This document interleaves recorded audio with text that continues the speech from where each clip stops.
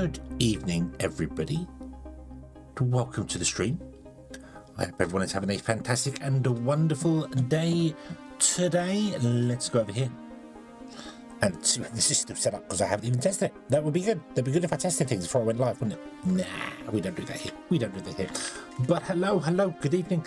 Welcome. I have been gone for a little while. Apologies for that.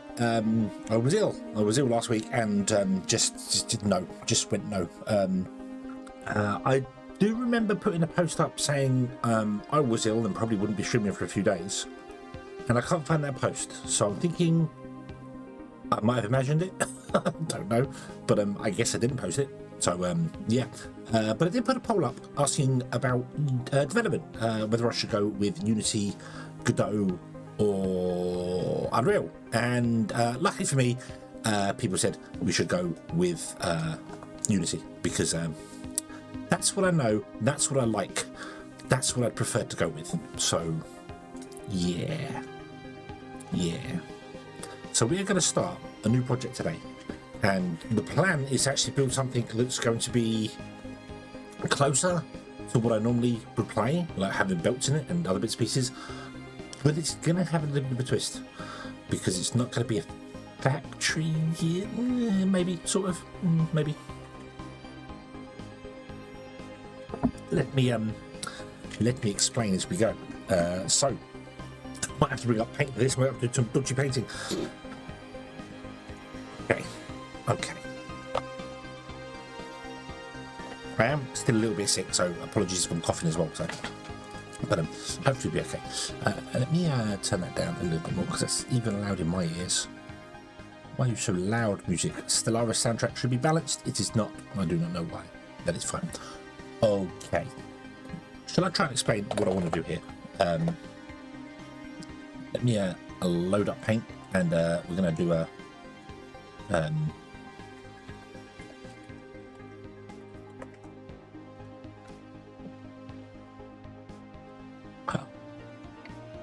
Let's do it. Let's go over to here. Behind me down here. We're gonna go to paint because Pirate Software does this and it works pretty damn well. So why not? Oh no.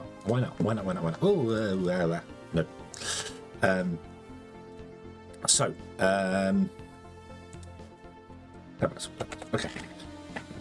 So, what is my plan? What is my plan for this game we'll do here? So, I want to do a factory game that has belts and other bits and pieces in it. But let me move my camera so it's actually facing my face. That might actually help with the tracking. Shall we just do that there? There we go. Boom. It's no longer aligned. It's amazing how you don't touch anything for ages and it still goes wrong.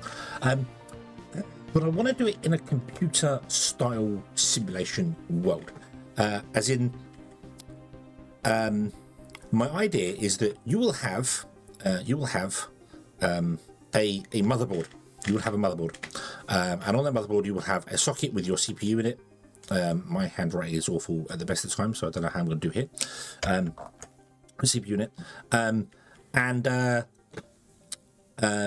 you will take contracts that will give you energy credits. Is the process. So you complete your contract and you gain energy credits, and those energy credits are used to run like your CPU, your devices, your bits and pieces. So like your first one might be something you would just do some math instructions, calculate pi to 10 digits or something stupid like that to start with, and that's going to take you, I don't know, 5 seconds to complete, or whatever, five units of time to complete, and cost you 5 energy credits, and the contract will give you 10 energy credits, for instance.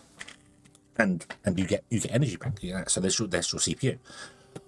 You can then, rather than take a contract, choose to do some research, which uses energy credits to do research, to use your hardware to do research, and that will unlock new things. So you will unlock the PCI slot or the ISA slot, because we're going to go right back in time to the ISA slot. So there's probably ones before ISA slots and PCI, I don't know, but the ISA slot.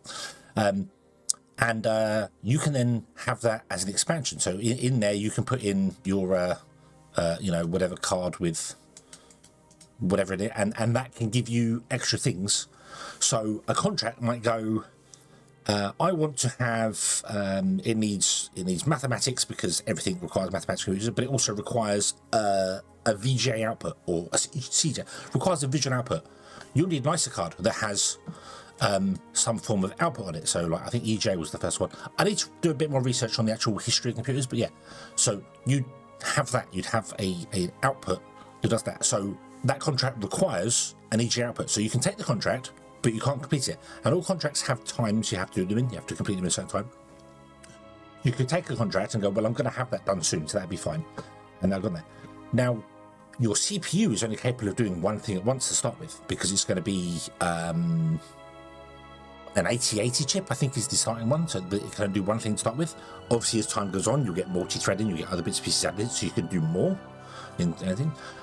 You'll be able to add other expansion slots to your motherboard as stuff goes. So you get ISA, you get AGP, you'll get PCI, as well as other ones and stuff going on there. So the only other thing your motherboard will have to have that isn't on a standard motherboard, or kind of is now, is going to be capacitors. So down here, wherever you want to put them, doesn't matter. You'll have capacitors. Yeah, and they store your energy. So if you complete a contract that gives you, say, 100 energy credits, and you've only got 50 storage of energy, you'll lose that energy. So you have to invest some space on your motherboard. Now, the belt thing comes in because your CPU is going to have to talk to your ISA, your AGP, or your PCI slots, or whatever. So you're going to need belts that connect to that and return.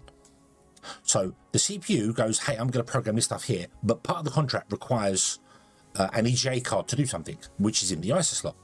So I need to send the data via the belts, which is your bus on your motherboard, to the slots. The card processes that and then comes back in and goes out and returns to the CPU. And the CPU is the bit that does everything. I know there are technologies nowadays that allow you to write directly to cards, like graphics cards things. So other thing you'd have to start with as well is memory. You'd have to have memory as well. So you'd have to have memory. And again, the CPU would need stuff going to and from the memory. So I'm not sure exactly how I want to do it. I don't think I want to do storage. I'm not too fussed about storage. I haven't that. So I think what's basically going to happen is when you take a contract, it gets loaded into memory. Let me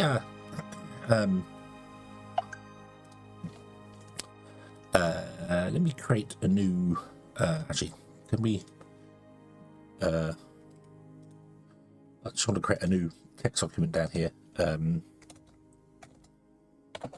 I'll call it watch.txt. There you go. Boom. No, don't do that. So,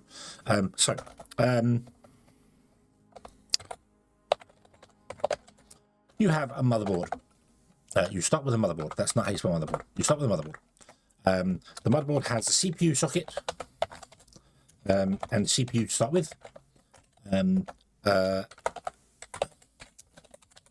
A memory socket. I'm not sure what the actual memory socket is actually called. The memory themselves are called DIMMs and things, but I don't know what the actual. I think it's just called a socket, a slot, and memory. So that's your start. Wow.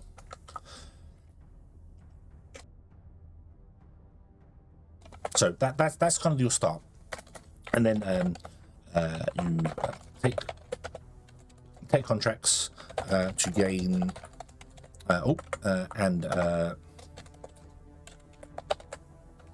Wow.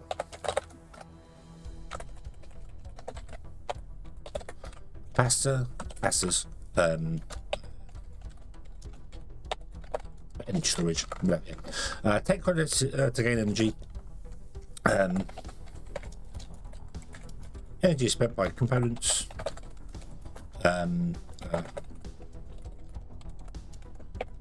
To process contract data. So that's the general idea of it. Belts.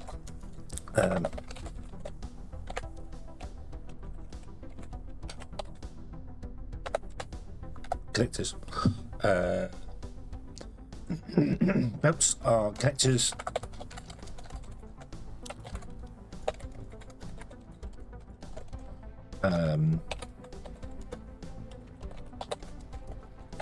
CPU to mem,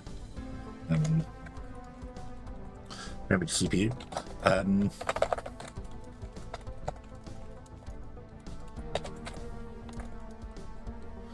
Contracts loaded to memory, and the data needs to be belted to the CPU and other components. Maybe.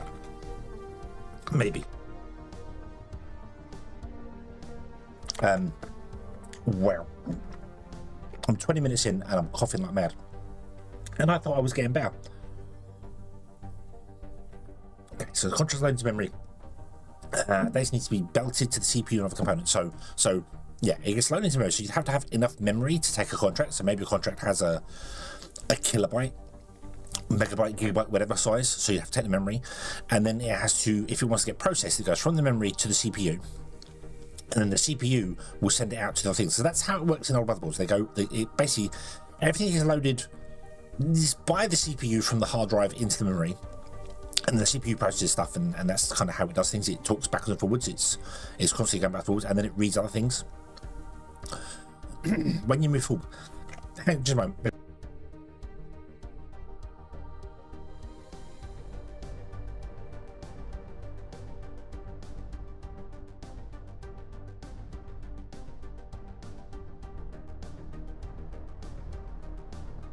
Right, I have my Jacob species, so now I won't be coughing so much.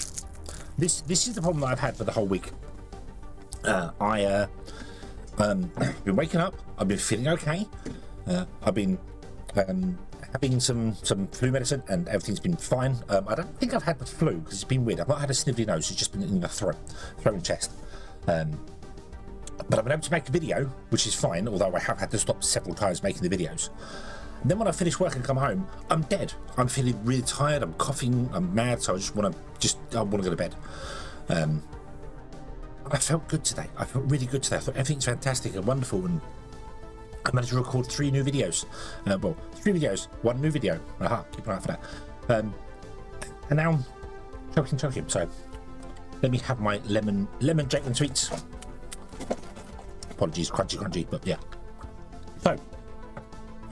So the idea would be you take a contract. The contract is loaded into the memory. The data is belted to the CPU and other components.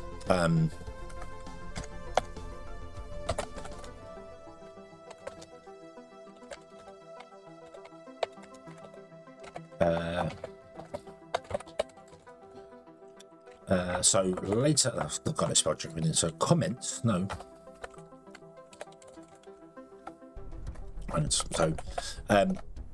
So in more modern computers, I don't know if they still do that, but modern computers have a north bridge and a south bridge, which can actually connect to the memory directly to things, and also you've got like PCI storage, which connects via a bridge to the CPU, and some go directly to CPU.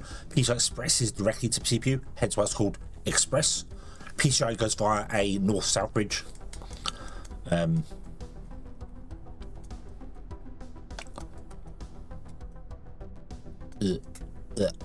Yeah, my handwriting's actually, this is better than my handwriting in real life. Amazing how I can use a mouse better than I can a pen.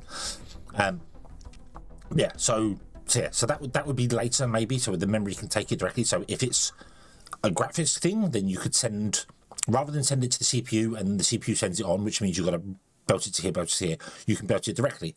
And you know, that wouldn't necessarily be faster in the game concept, wouldn't be faster, but it would leave this belt free for data to get to the CPU, so the CPU can process stuff, you see, and then the graphics card can process stuff, and then send it back to the memory, and when it's all packaged back up in the memory, the contract gets completed.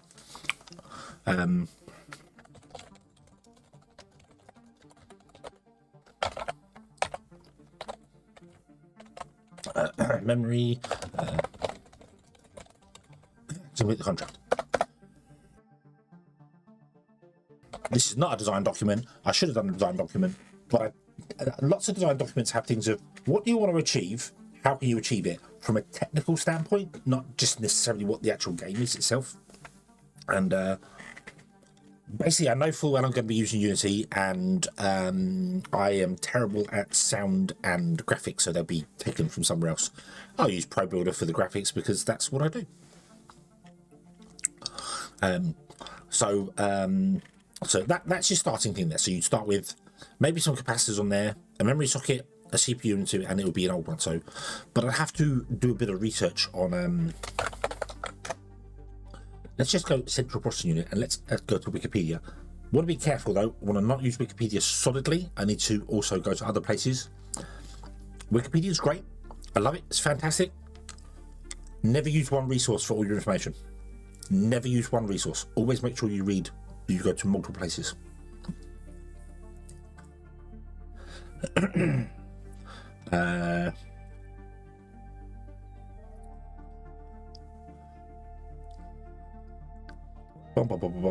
Have a quick show. Transistor CPU. This one.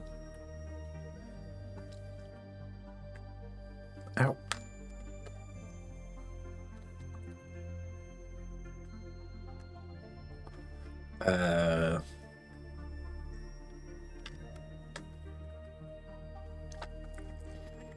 So IBM started with the System 360, apparently. So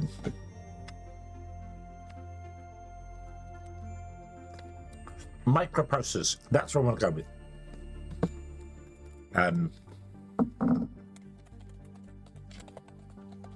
That's where I think we're going to start. Microprocessors. So the first one, apparently made in 1971, was the Intel 4004. In 1974 was the Intel 8080. That's the one that I remember being like the original, the old 8080 that had like 16 pins down either side, 32 pins either side.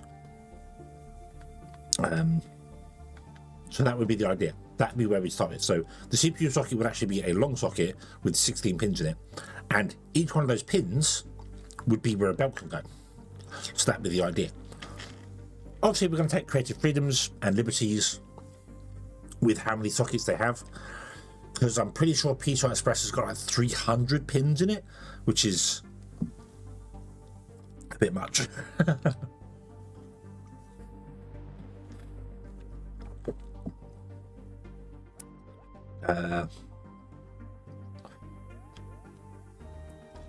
Yeah, because later on, obviously, CPU's got ridiculous pins. Back when I first started with computer things, there was easily 100 pins on a CPU. AMD K62. What was the K62? That was my first. Well, I say that. It was an Intel P100 that was my first one that I had, but the K62 was the first one that I ever actually built myself on the K62, and it was brand new. Texas introduced the Intel 404, the 8-bit designs, the Intel 8008, and then the 8080. I think the 8080 is probably where I'd start with.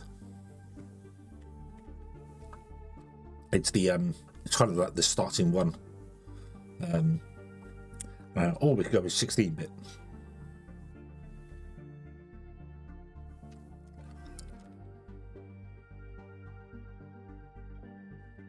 The x86 architecture. That's kind of where I was thinking.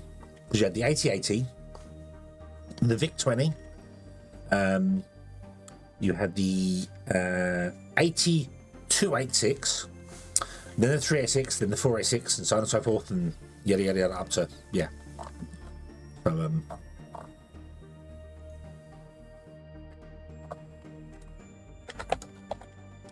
AMD K6-2.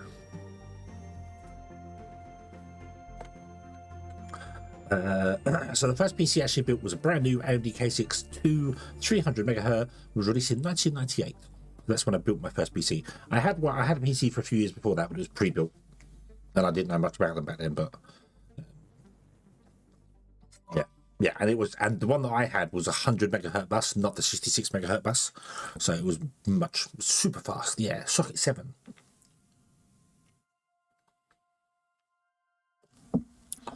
The socket 7 had 321 pins. 321 pins. Now they've got 1,700 pins, if not more. And of course, I went to slot as well. The K5 and the K6. I owned a K5 as well. K6 was the first one. So, okay. So I need to do a bit of research into what's going on there. But I basically start at the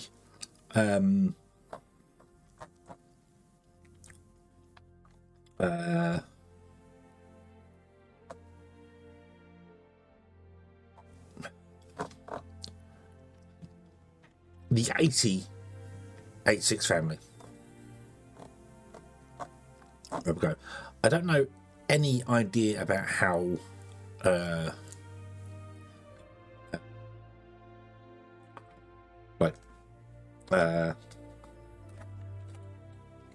so you got the 8080, then you got the 8086, and then the 8286, and there's loads more in there as well, which was just by that point 386. Then you had the 486, so on and so forth. But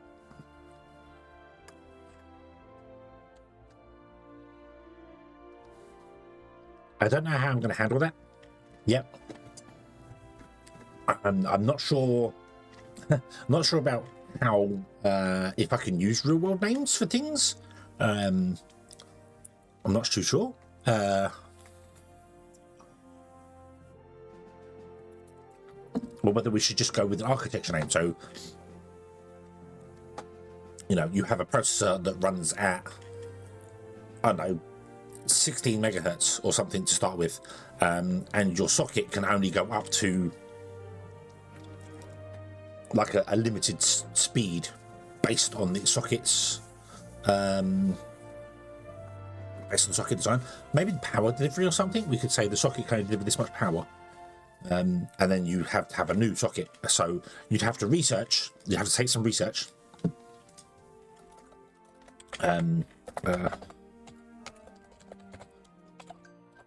Research new sockets, components. New sockets, components, add-in cards, but uses energy, but uses energy. So it uses energy credits. We're going to go with energy credits. So, or just energy, whatever, it doesn't matter. But uses energy. So, if a research thing goes, hey, I need, it's still like a contract. It will still be like a contract. The research will still be just like a contract. It will go, I need, I don't know, 10,000 units of data processed or something like that. Your CPU can run at so many processors of unit per cycle, per interrupt. So it's going to take, just for argument's sake, let's say it's going to take 10 minutes to do this research with your current setup. Do you have enough energy to complete that research? Because I don't know if I'm going to let you pause research. Maybe you could. Maybe you could run it in the background as a background task. CPUs could multitask way back. Obviously, it just depends on which data they're using at the time. So, providing you have the memory storage for the research, you could have it stored in memory, set it as a low priority.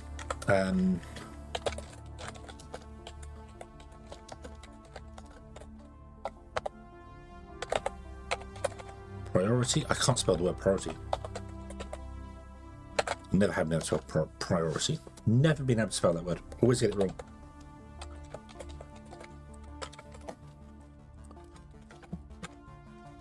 There you go, priority. Never been able to set a priority. And I know that for years and years because I've been trying to, whenever I do priority things in Windows, I always spin it wrong. So,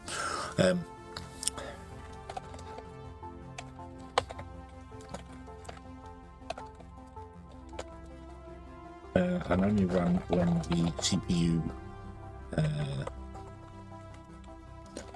is free.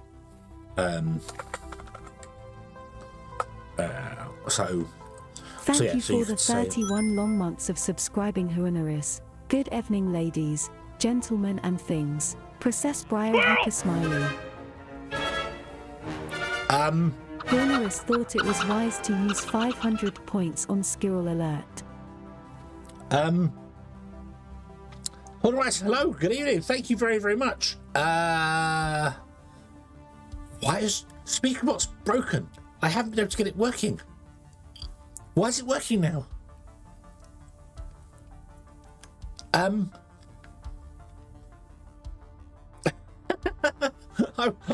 Hello, good evening. I hope you've been having a good day, and a good week or so. And thank you very much for 31 months. And yes, I have text to speech, but I haven't been able to get it working. All my testing, it doesn't respond to SpeakerBot. Maybe it responds directly to Twitch. I don't know.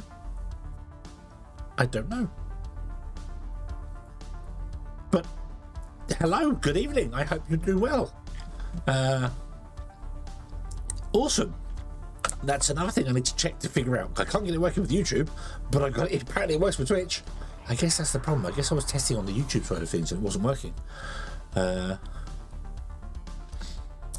Joe said this husband, possibly, yes, that's what it is. Maybe you've scared him into working, or maybe it just has been working all this time, and it just doesn't work on the YouTube side of things. Well, there we go. Okay, right, cool. So yeah, and that's why I didn't say anything about that working at the start of the stream, because it wasn't working, but now I guess it is. Okay, but yeah, but I hope you're doing well. I'm contemplating a new game, which I'm trying to make up, and I have fancy graphics, yeah, and lots of text, and a lot of coughing is happening, yeah. Okay, so yeah, so if we get contracts and you give them a priority, then the contract can complete. So you might get a contract that has a long time to complete, so you give it a low priority, so your processor does things and that, because you don't want your processor doing nothing, because the processor will still use energy when it's doing nothing. Maybe it'll use less energy, I don't know, but it will be doing stuff when so you want your components are always using power, and if you're not using them, then yeah.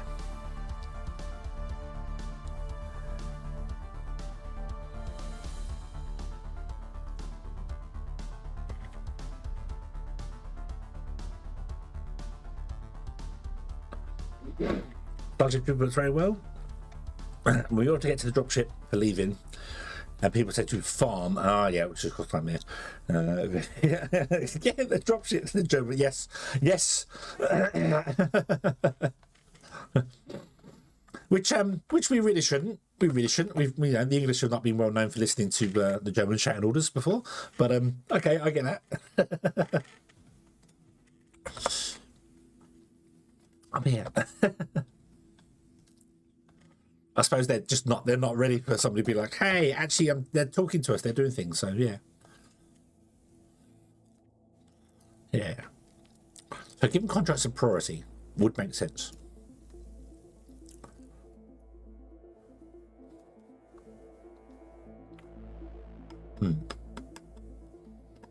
Okay.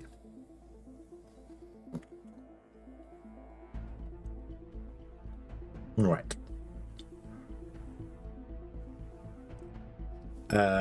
I'm not too fussed about your actual, because the idea is that you are a mainframe. You are a mainframe somewhere in the world, and stuff just gets added to it. We haven't got any I/O ports on the board.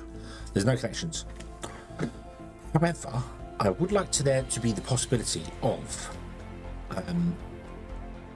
there being a second board here, and you could take contracts and you can choose which board to put them on, maybe even link them together. At some point, so you could have a second board with the links between them, and you can share loads. So you take a contract that requires modern day example would be crypto mining, which but that requires a lot of graphics cards. So you could have multiple graphics cards and then another one more graphics card, and you could share the load between the two, and it just has to go back into whatever memory it was accepted on. It could share data between the two. That's maybe a thing, and then you can have like another motherboard over here and another one over there, and maybe we're limited to 9 maximum. But that's for way in the future. That's for way in the future. So yeah. But yeah, that would be the idea. That would be the idea. And maybe you could purchase a second slot, and obviously there's a rental cost on it, an energy cost on running a second board.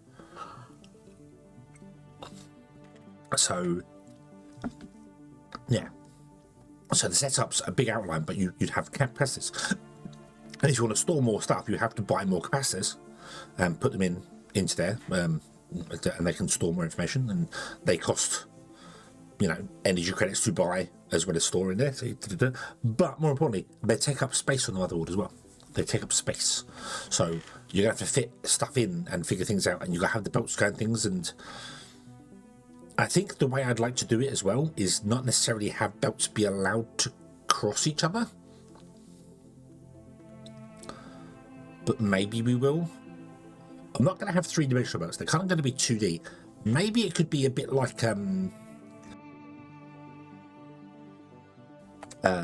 the Factorio, where you can just go underneath another belt. So this could come along, go underneath and go up to there, so you can jump underneath them. But that would be it. Like, there's only 2 layers. Modern day motherboards have got multiple layers in them. Like, I'm not sure how many layers a modern day motherboard has. How many layers does a motherboard have? PCB with a large motherboard can go up to between 6 to 14 layers. Ooh, 14 layers. You can have 14 layers. So yeah, but you can't really you could go down along and come back up again. You can't really go down in the motherboard, although they do through holes on motherboards, but that would be very complicated to do. I don't know. It's a 6-layer PCB bed.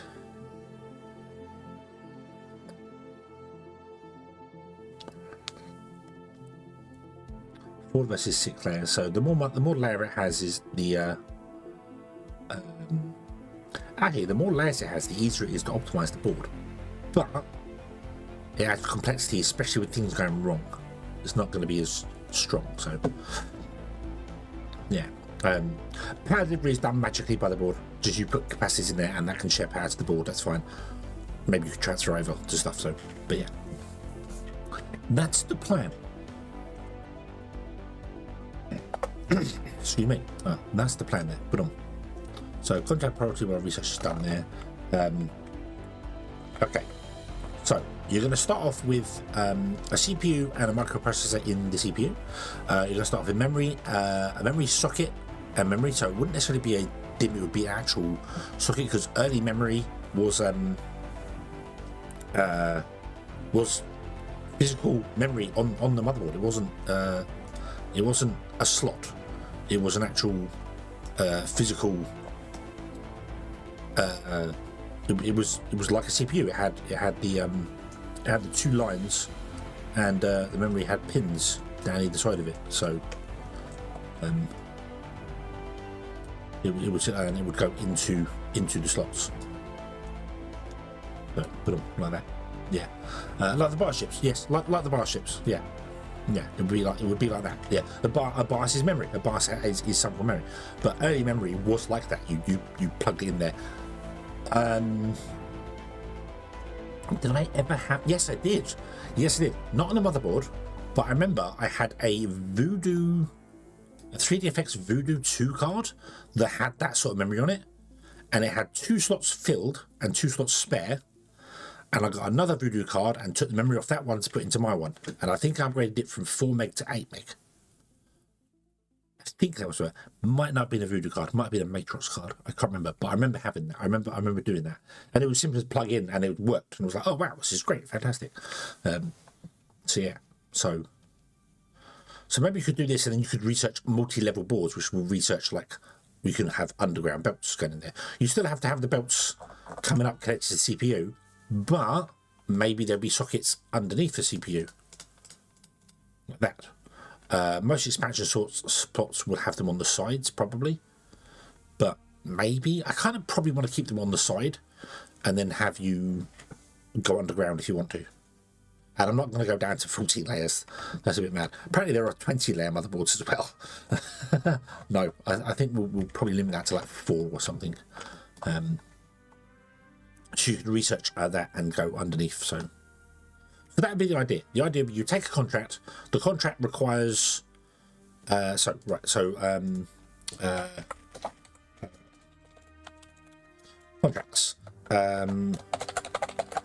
requires memory space. I said I'm not redoing hard drives. I'm not worried about storage space. I know you load from a hard drive into memory, but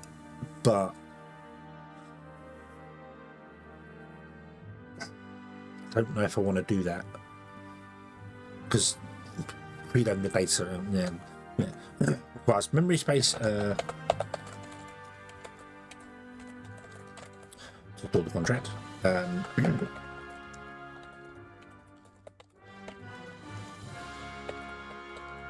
Requires processing on a component, CPU,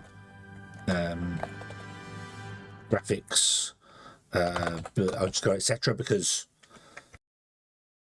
there might be other components, like you can get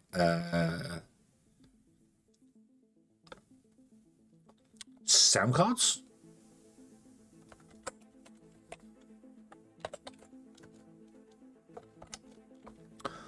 What else can you get from? I can't think what else you can get for PCI stuff. Graphics. Yeah. Graphics, sound.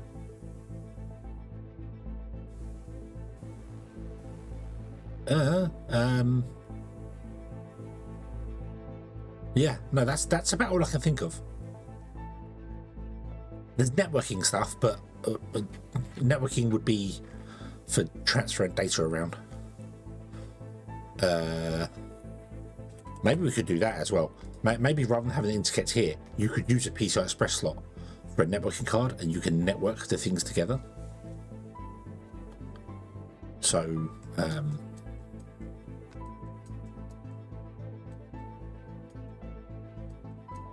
you know, Pyro Software's right. This works really well. Drawing white on a black background works really well. It's like like having a blackboard at school. So yeah, you could network them together. So you'd have to have a PCI Express slot with a network card, and then this one would have to have a PCI slot and expansion slot because you had ISA network cards as well. Do that and then connect them together. Not really going with onboard components, so there'd be no onboard sound, onboard graphics, onboard whatever. That's all going to be in expansion slots, which isn't realistic, but that's the way I'd rather go with this. So the motherboard is just sockets and CPU and then belts everywhere. Is the idea. And then your North Bridge is, yeah, the North Bridge would also have a small amount of cache inside it, so this can take data and send it back again. You know how it goes. It's like a it's a bridge. Yeah. So north-south bridge. I don't know what the difference is. There's a North Bridge and a South Bridge. I think North Bridge is memory controller and South Bridge was storage, was for SATA and IDE and stuff. I think the South Bridge was. I think so. It's a bridge. It's a bridge. It just, yeah, it's designed to. It can take stuff in from memory and then go to multiple places. So this could connect to multiple expansion slots and have one input, and then it could auto spread it out to all of them. So yeah. Okay.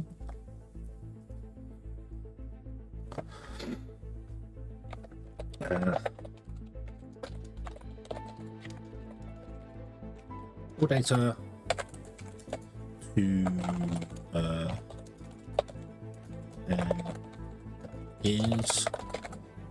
is complete. So that's the basics of a contract. So it requires a space to store the contract and requires processing on a component. So it just needs two things.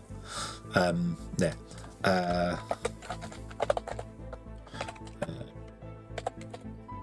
Energy.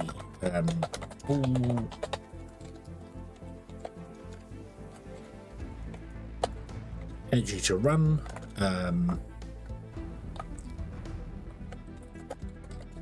More while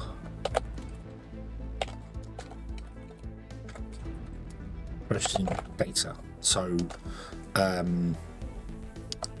maybe they can all clock down when they're not being used to, like, I don't know, 10%, and see how that goes. Claybone, hello, good evening. I hope you are having a good day.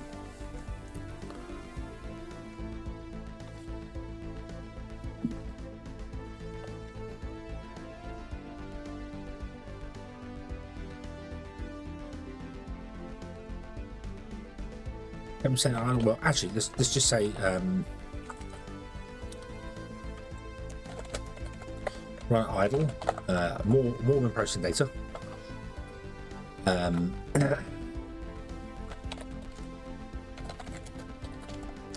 Processing speed.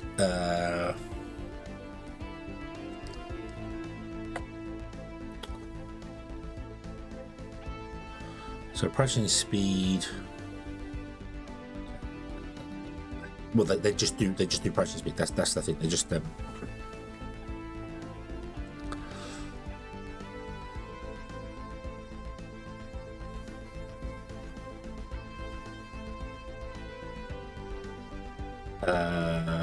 processing speed.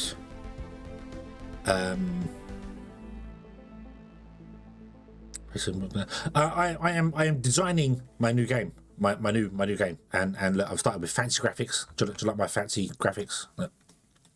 So let me explain it as well and see whether. And I don't think you was here for the start either. But the concept of the game is you are a mainframe. You have a motherboard, and on your motherboard when you start, you will have some memory and a CPU. You take a contract which requires the contract will require so much storage in memory and so much processing time. The stuff goes into the memory. You then have connectors between the two, which is where your belts come into it. You belt it from the memory to the CPU. So there's my factory game thing. There's the belts. The CPU processes it, ships it back to the memory. When the contract's complete, you finish your contract, you gain energy. Energy is stored in your capacitors. All your components require energy to run, so you need to complete contracts to get that. In order to upgrade your stuff, so you want to get expansion slots or better CPU or more memory storage or whatever, you will have to do research contracts, which obviously use energy and don't give you energy back. So you've got to save up some money, save up some energy, use the energy for research, expand your motherboard to get better and better things going on there. Contracts will require certain things, so like the first contracts will just require mathematic instructions, so your CPU could do that. Later you'll get one that requires visual elements, so you need to get a graphics card of some description.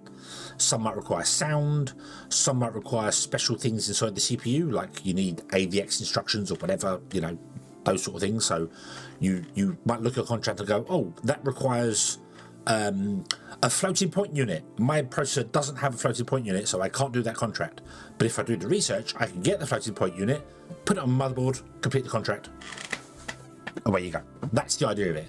And then later, you could purchase a second motherboard and network them together to either complete contracts on one or two, or spread the contracts among them, do two separate contracts, upgrade through time through processors to get better multi-threaded processors, that sort of thing. And that's the idea of it. So it's a factory game inside a computer. Here's the idea. The belts go around and do things, yeah. It would be expanding Factory Town style. You get more and more things that come up and require different things. So you get to a point where at some point the crypto boom happens, and suddenly people want Eh. Oh, no, damn it.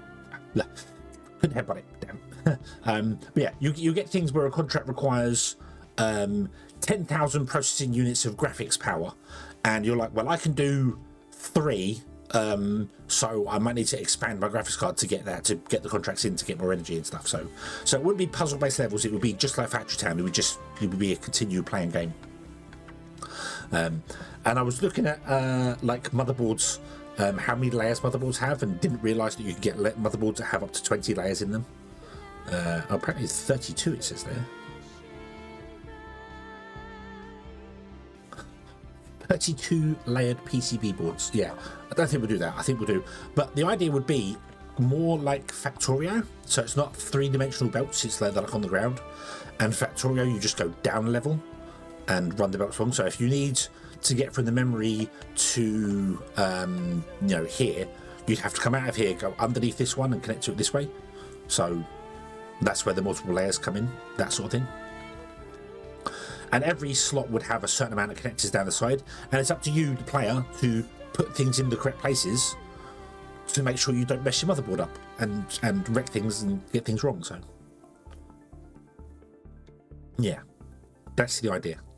Obviously, when you research like a better CPU socket, you'd have to get rid of your CPU socket, put a new one in and a new CPU.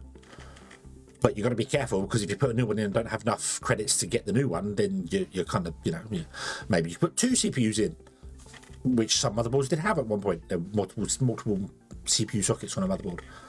So, yeah, and you can build it whichever way round you want, and yeah.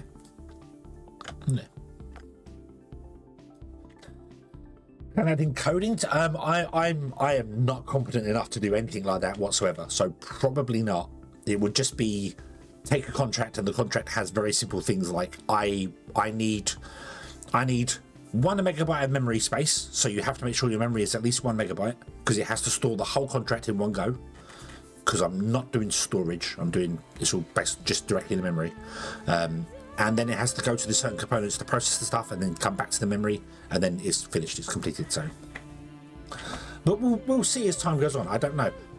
The expansion cards, I kind of figured that you just buy a card and be like, oh, that's it, rather than maybe you research a new card or something. But I hadn't really planned on doing anything. There is a possibility there where you could also go to an expansion card and it becomes like a mini motherboard, because they are really any expansion cards are miniature motherboards. So so that's my idea for it. Whether it will work or not, I don't know.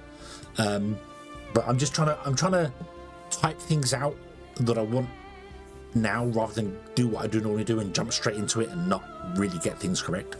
So because I want to try and figure out at least the basic framework of what I need, rather than build something and then go, I need this, and now I got to tear this all apart to get this into it. So that's what you'd start with. A motherboard. You start with one motherboard, a CPU socket, and a microprocessor, and it would be this style processor, because obviously they were like this to start with. They had the pins, they had the legs. They look like little bugs with legs, so it'd be one of those. And you start with a couple of capacitors for energy storage. You've got to be careful when you complete your contracts, because if your contract gives you 100 energy and you can only store 50, you'd lose the energy. That's the idea. So you have to make sure you have a decent reserve going. Which it would, I'd have it so it warns you, if you complete this contract now, you will lose energy. And when you're doing research, obviously you're not getting energy in, because your components are in use for doing research. So yeah, and the research contracts will become more and more complicated as time goes on. So you can always research the next thing, but you might get to a point where it's like, well, I can't research the next thing until I build this thing, because I need, and I don't know, I need AVX instructions, and I don't have that yet, so I need to build a new CPU before I can get this. And yeah, so and every component is going to require energy even when it runs at idle, so you'll be always ticking down on energy. So you want to make sure you're taking contracts in all the time. You don't want stuff just sat there idle. There's no point in putting your brand spanking new graphics card in your computer if you've got no contracts for it, because it will just sit there idle, wasting energy for you. So yeah, more processing data. I don't know. I think about processing speed. I don't know whether I'm going to do anything like overclocking or something. Maybe, but then you could have component failure. I would kind of like a factory game where you can actually fail at it. Factory Town is definitely one you cannot fail at the game, which has its own perks. You know, so you can't really utterly fail on the game at all. You can go bankrupt, but that really doesn't stop you playing. I suppose there is a way to fail at Factory Town somehow. Factorio, obviously you can die, but you respawn, so yeah. And Satisfactory, you can die and respawn. You can't really fail those games.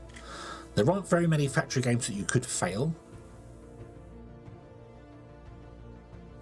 But I kind of would like the idea of having the ability to fail. Obviously, if you run out of money in some factory games, that's game over. So that's going to be the basic thing for us. If you run out of energy credits, that's it, you know, game over. But maybe we could do... Maybe there could be component overclocking and you run the risk of breaking things.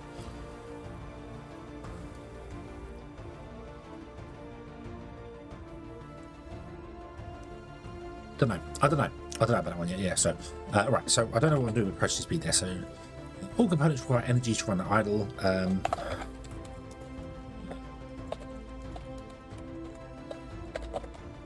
Capacitors. Please excuse my spelling, it's awful. I know. Loads of words here are spelled wrong, but whatever. Interval capacitors. If a contract is completed and there's not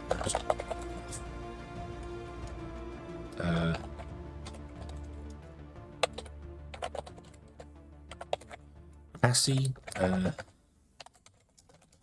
the energy is lost.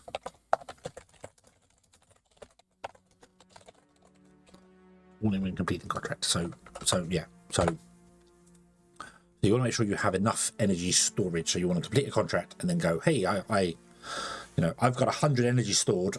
Complete this contract's going to be 50, so I'd want to wait for my energy to drop below 50 before I complete it to get the most out of it. But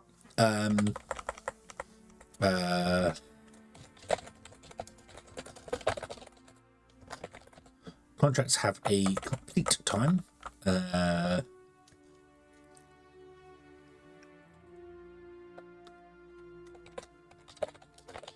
Bonus for early finish. Question mark on there because I'm not sure whether. So you could fail a contract. iOS updates make some components outdated. That is true. That is true. Yeah, I think the way I'd handle that would be that contracts would eventually get to the point where, like your processor, I don't know the exact things about, but your processor can do, it can process 1 byte of data a second, just for instance. So if you get a contract that wants 100 bytes, it's going to take you 100 seconds to complete. But eventually you're going to get to a point where contracts are going to want to be doing like 1,000 bytes of data or 10,000 bytes of data. So you could go, hey, I'll put that on my processor. It's going to take this long to complete. But that's longer than the contract is. You know, the contract has a timeout on it.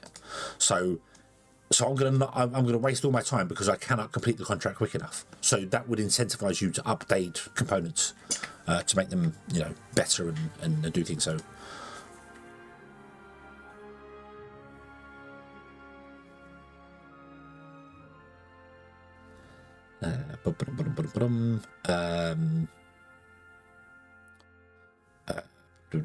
but yeah, no, you're right. Yeah, OS updates could do that as well. So I mean, there are technologies coming out there. Like to start with, you could take contracts that are I don't know 8-bit. They're 8-bit contracts and need an 8-bit processor. So as soon as a contract comes along and goes, hey, this is 16-bit, so you know the world's moved on to 16-bit, your 8-bit components are of no use anymore. You can't even load 16-bit stuff onto 8-bit components. So yeah, you'd have to go. That's it. So yeah, and I'm not sure. I mean, you could do that very easy when it comes to graphics and stuff because you can do what's it called? Shader.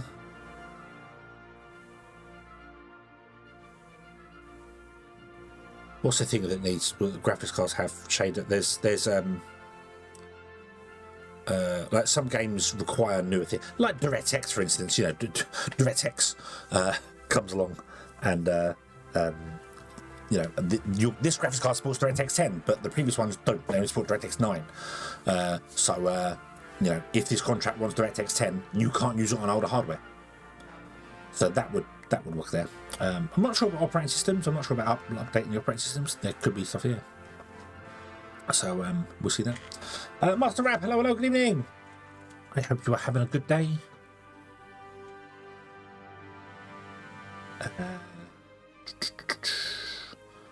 Bum, bum, bum, bum, bum.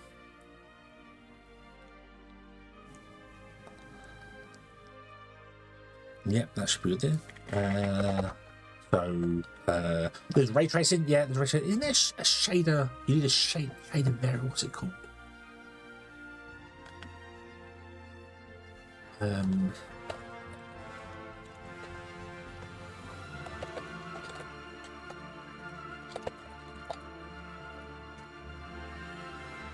Shader model.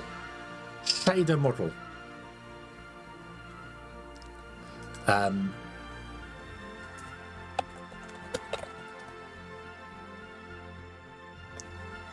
Yeah, so like the graphics card has certain shader models and stuff in it, so which is linked to DirectX, surprisingly. So yeah, so shader model 3 was DirectX 9, and if a game requires shader model 4, you need DirectX 10 graphics card. So yeah, but ray tracing come along as well. This thing might need, you know, this contract requires ray tracing, so you need a ray tracing compatible card.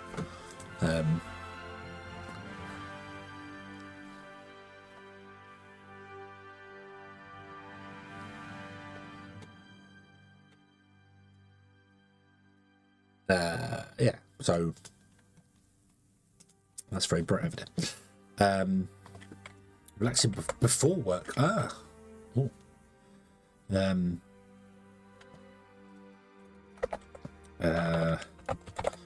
8-bit, 16-bit.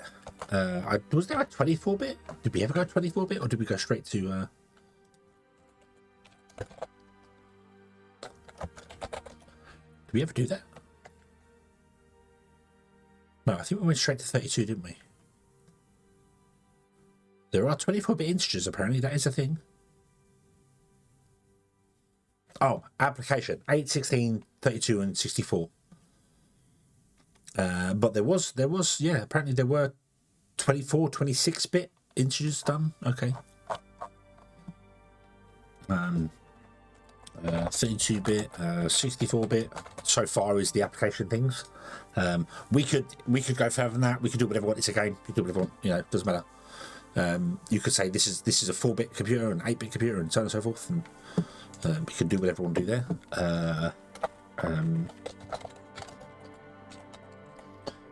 Shader model.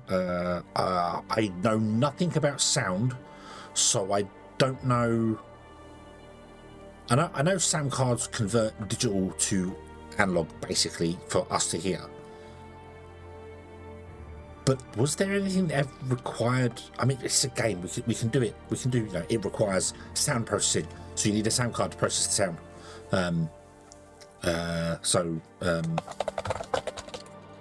Which isn't realistic, because sound cards would just they didn't do anything like that. But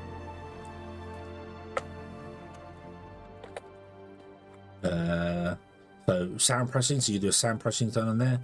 There's loads of other technologies and stuff I wouldn't mind throwing into to do with it, because there was right, so I've got the whole thing. So the microprocessor technology, the x86 microprocessors, which is kind of where I think I'd start this, was the Intel 8086 and 8088 processors, which was 16-bit but had 24-bit physical address space.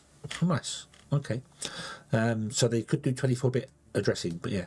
And then we went up to the AMD AM386, so on and so forth, which had ISA components. I'm not sure what ISA stands for. Instruction Set Architecture. And then you had FPUs, the floating points units, which some processors had and some didn't. You have to have a second processor for doing floating point units. So yeah. What? That's not his way of floating.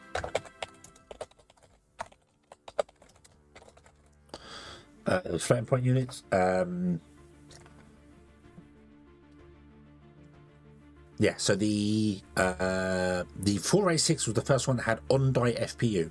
Before that, you had independent FPU. So I don't know if I'm going to follow an actual timeline of this, but I'd like to try and keep it roughly in line with it.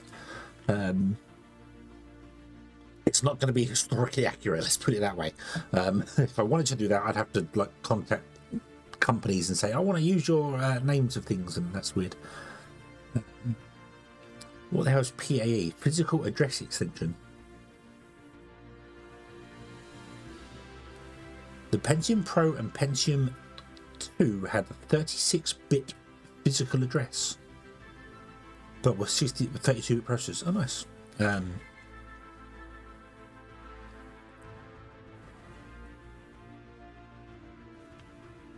Oh, I got there's one that's that one is 3 now. That is it's defunct, so I don't think anyone's going to moan about using it. But that's the thing. And then you've got MMX.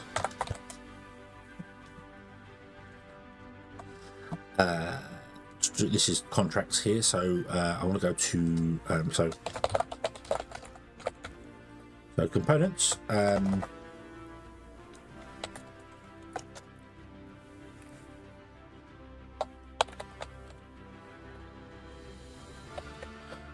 Legged CPU memory is the best way I can do that. Socket CPU, slot memory, slot CPUs were a thing. Didn't last very long. Right, okay. Let's go here and see what's going on with the other stuff we got here. Let's see. So MX was a technology. I think that's an Intel technology, so I'm not quite sure about that.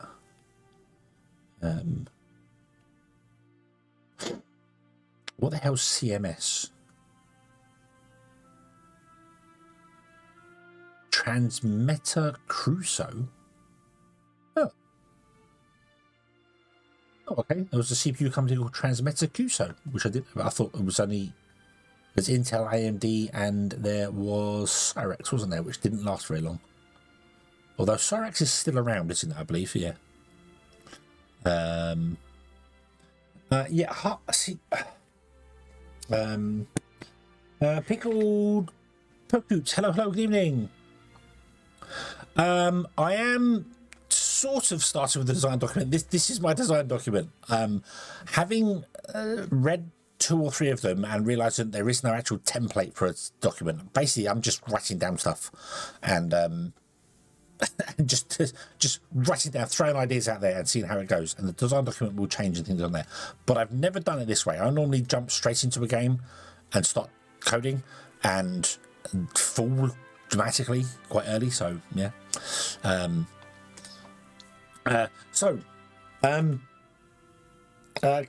also, I hope you're having a good day, Pickle. I hope you're having a good day.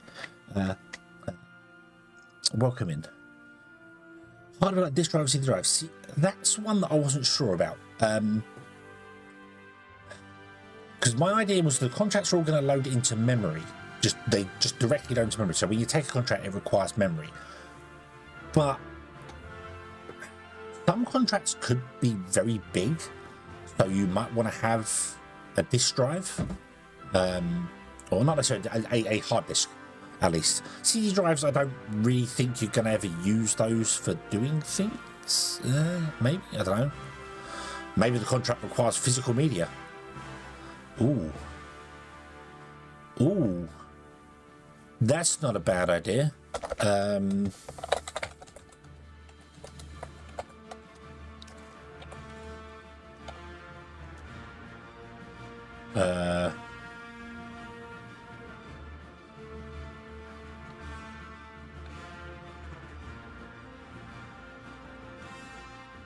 maybe the contract requires physical media, so you take the contract and it requires you to burn it to disk, for instance.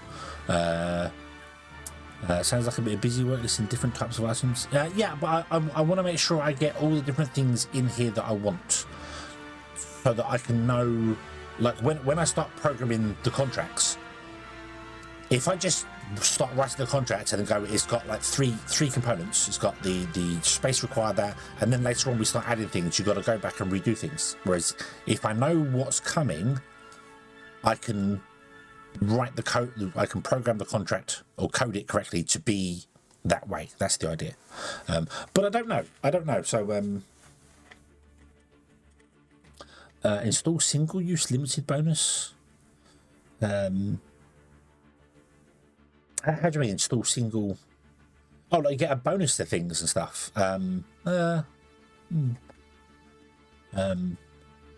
like the idea of maybe having a contract later on that requires physical media. So you could say this requires a CD or a tape or something. You know, that like when you take the contract, they want you to process the data and then ship it back to them on disk, rather than send it back to them over the magic of what's going to be the internet.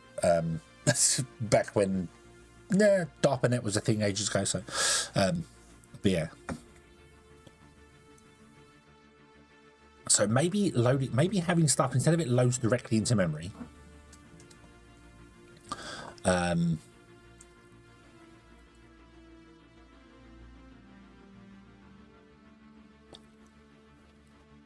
a program and contract loads memory, but the inputs and outputs the contract require physical storage. Yeah, I mean, I like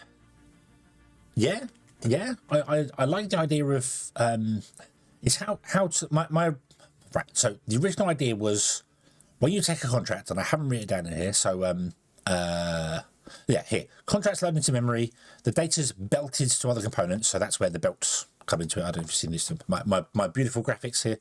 My beautiful graphics. So the idea of the game is you build belts and the memory goes to CPU back. But then we could actually have physical storage that has to load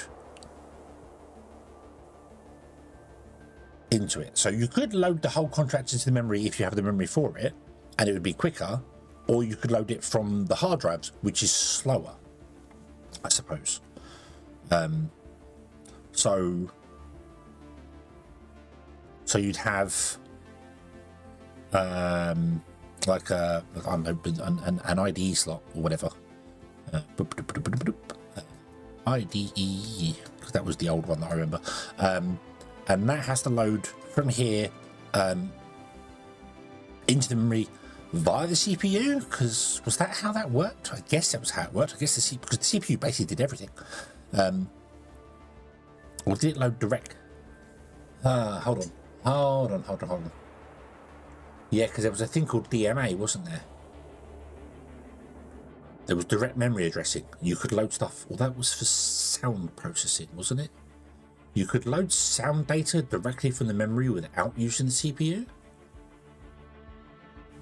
Was that a thing? Am I going mad? Because well, anyway, what I'm getting at with this is that maybe rather than loading directly into memory, that stuff used DMA. Yeah. I suppose direct memory addressing was a big thing, and then they brought it back more recently, didn't they? They'd done this whole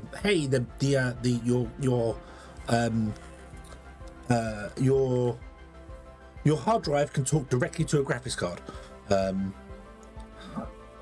I remember reading about that technology and going, didn't they have that years ago for sound cards? Wasn't that a thing? The other one configured was sound cards. Yeah. So instead of it being loaded directly into memory, then obviously the stuff would come in on a hard drive, would have to be loaded from the hard drive to the memory, and then when it's finished, it would go somewhere. Because when you complete the contract, you just have to complete the contract. It's not going to be like it goes off into the ether. It just gets completed. Good job done. So it doesn't necessarily have to go back to the hard drive. It has to be rewritten to storage. But I do like the idea of physical media. But maybe contracts later on could require so much space, like it requires terabytes of space. And most people don't have terabytes of memory in their machine. And that's where stuff like the direct to component. So instead of it going from the hard drive all to the CPU to the memory and back and forth there, the memory and CPU talk to each other. Some of it loads onto the graphics card. Some of it will load into the sound card, whatever, you know, that sort of thing. Some of it loads into, so it goes to different places. So everything would come from your storage slot.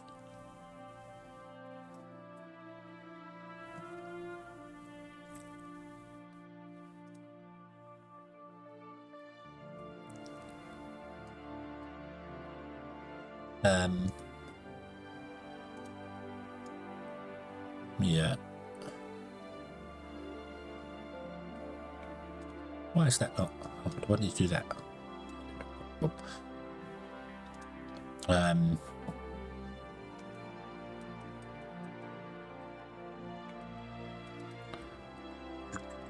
Storage.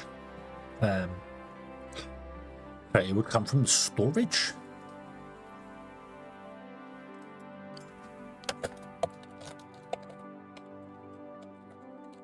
Storage needs to be belted to the CPU and other components. Actually, that would be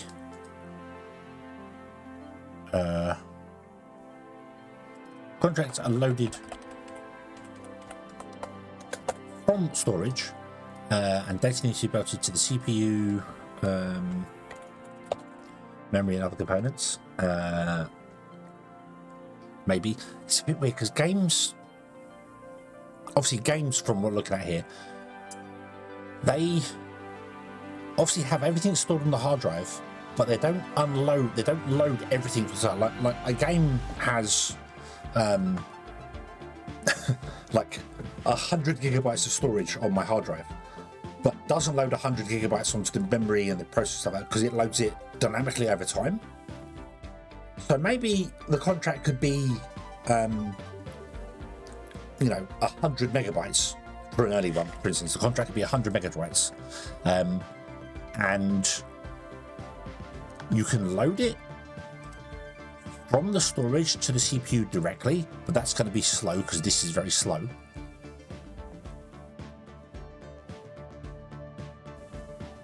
Or you load it into the memory, but then that's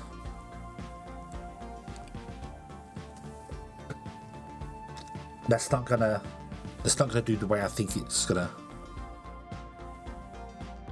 Not going to be the way I was thinking it was going to be, because because if it's slow from loading here, because that's the whole thing of loading times. Loading times are from the hard drive to your components, and then as you're playing stuff, it's going.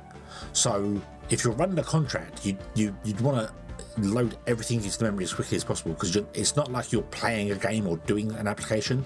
You are purely processing data to be shipped off somewhere else. That's the idea of it. It comes in from the ether to your computer, gets processed, and then goes back to it, and that gives you the reward.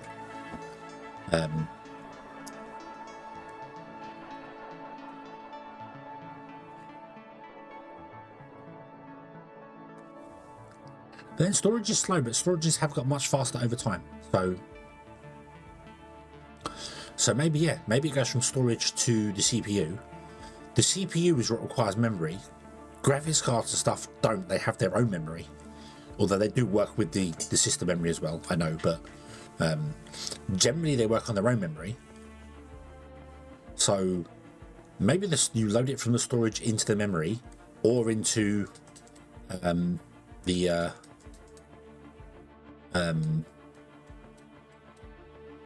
memory, and then the CPU memory does all that, and then when it's finished, it goes back to storage and finishes. And that's the contract complete. So you might want to have many connections from the storage to different places. Like you'd have 5 or 6 going to the memory, and then one from the memory to the CPU and back again, one from the memory to the expansion slots, depending on where it needs to go to. So this has many inputs and outputs going to different places. So this is kind of like the North Bridge, and then later you can get technology that loads from here to there. That's what the north bridge was for memory components, wasn't it? And the south bridge was for storage components. So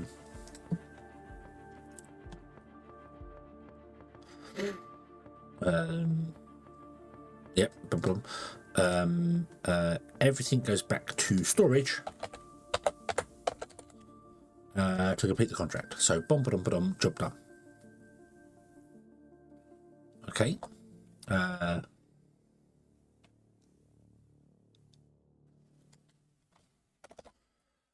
don't know what sort of storage plugs there were.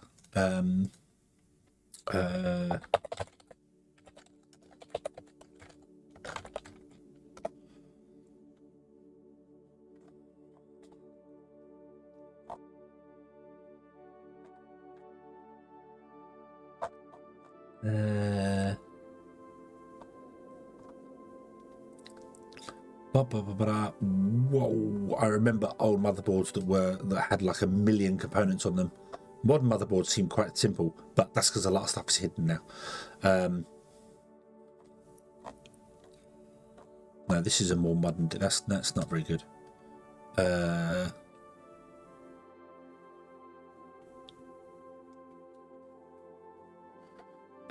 I don't know.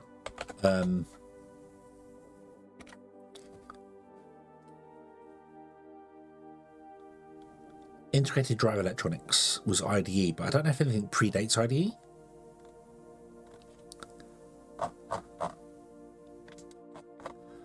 I don't even know how to find out.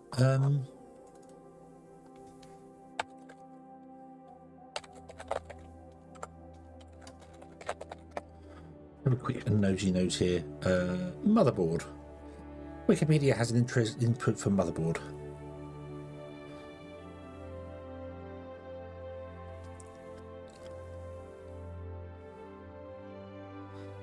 Peripherals. That's not very good.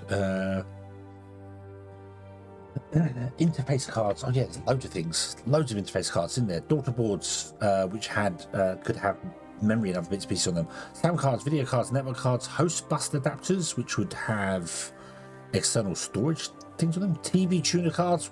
Wow. And IEEE 1394 stuff. Forgot all about those.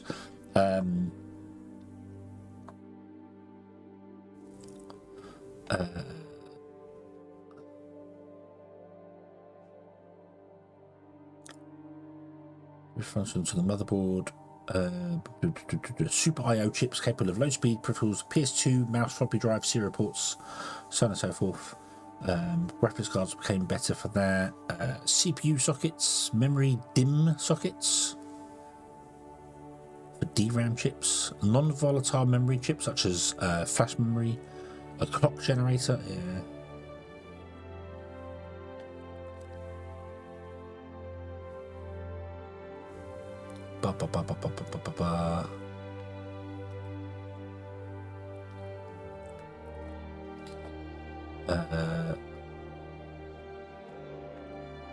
Integrated peripherals, yeah. So you got North Bridge and South Bridge. That's the one I was looking for. So the North Bridge does the high-speed things like the AGP, PCI Express, and memory, and the South Bridge did the slow-speed stuff and the storage. IDE, SATA, USB, that sort of thing. Cool. That's what I wanted. So the disk controller. What were the disk controllers? What were?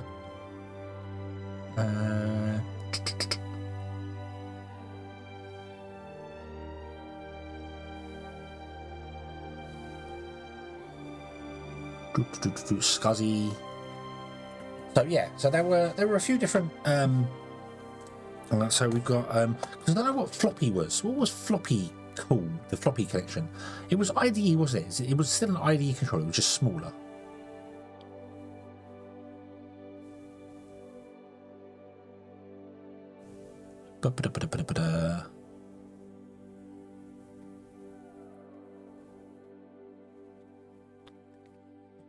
Yeah, you had Scuzzy, yep.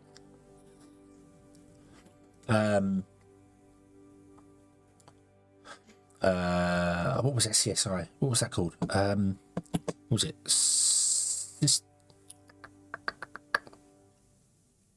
It's right in front of me. Small computer system interface, SCSI. which is basically mini IDE. Fiber? Huh. Yeah. So you got IDE, SCSI, SATA, which is the next one, and then PCI, PCI Express are the only controllers that I know of.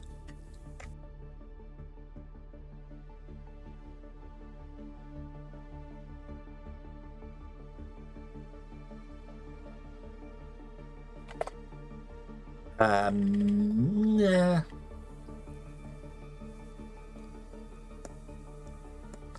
I don't think USB was ever considered.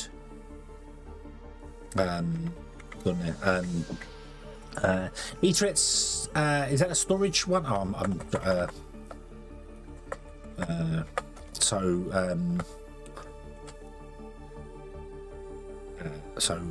that sockets. This is storage. We're going to have expansion slot, the expansion cards. I think network adapters are going to be used for internal between the two, between motherboards. So you connect this one to that one via Ethernet.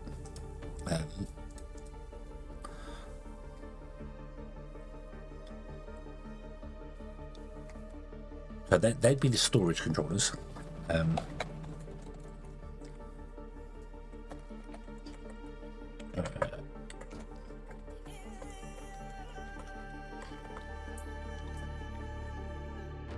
So, got leg CPU memory, socket CPU, slot memory, slot CPUs.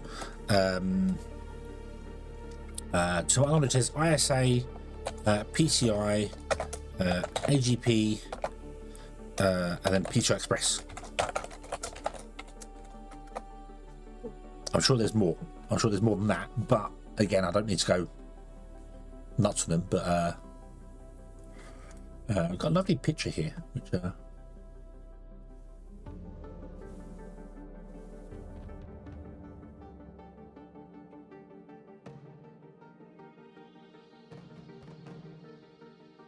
high-speed graphics bus, AGP or PCI Express. Yeah, I don't know whatever happened to AGP. She got taken over PCI Express, I suppose.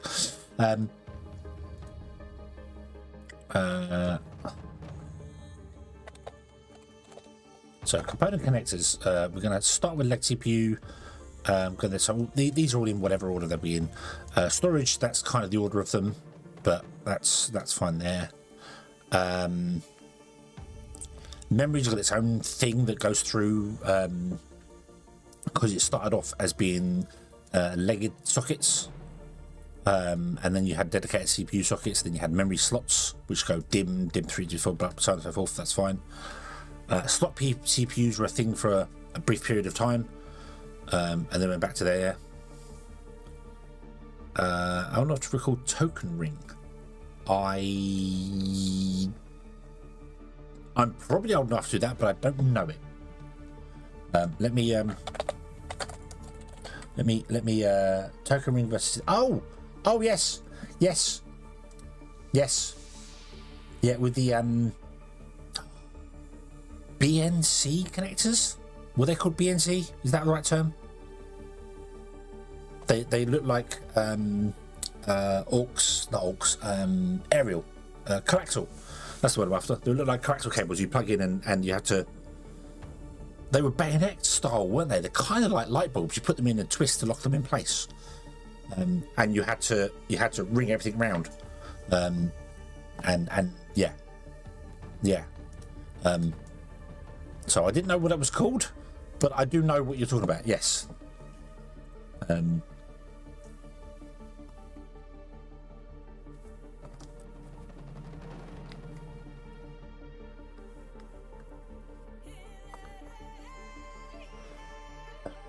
Token ring. Standard line says IEEE 802.5. A 3-byte frame called a token, which is passed around locally into servers.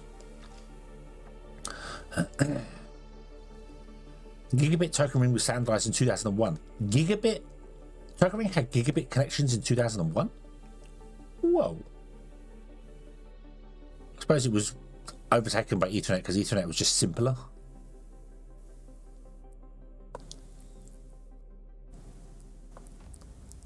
Locking clips off that. Oh, that's got different connections than what I'm thinking of. The one I'm thinking of is it might have been token ring as well, but I remember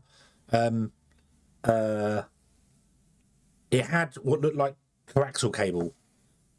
Basically, it had like a thick copper cable inside of it with an aluminium core around it, and you plug it into the card and then like lock it in place. So it would twist like a bayonet cap into place to hold it in place. And if you were doing it when the machine was on, you could get a shock from it. Not a dramatic one, but it gave you a shock. And then the network adapter had two plugs with it. It had an input and an output. And you had to loop them all round, and you had to make sure you made a ring for the system to work. And any computer that was on the incoming side, your network adapter processed all that data. So for instance, if you had the loop always going like clockwise, anybody that was on your right hand side, all their data would go through your computer, through the next one till it gets back to the host.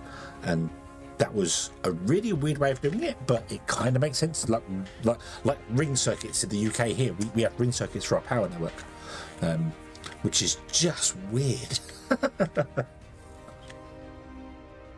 Just weird, but yeah, that was established back in 1981. Yeah, the RG6U coaxial cable. Yeah, that's the stuff. That's the stuff I remember. Yeah, nice.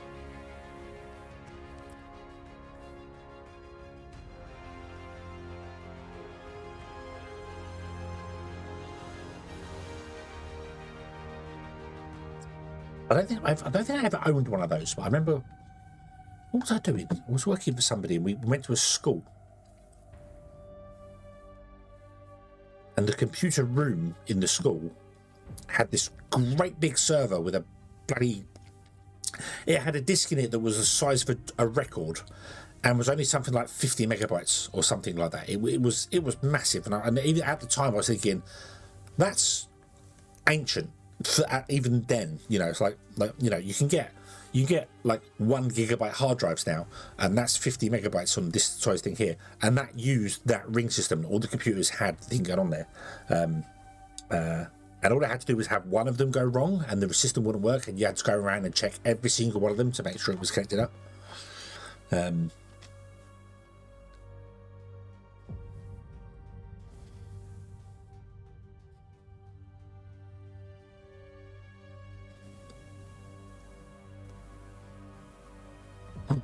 Yeah. Right. Okay. So right. Let me narrow this down here. Sorry. So let's go with CPU. So we've got leg socketed slot.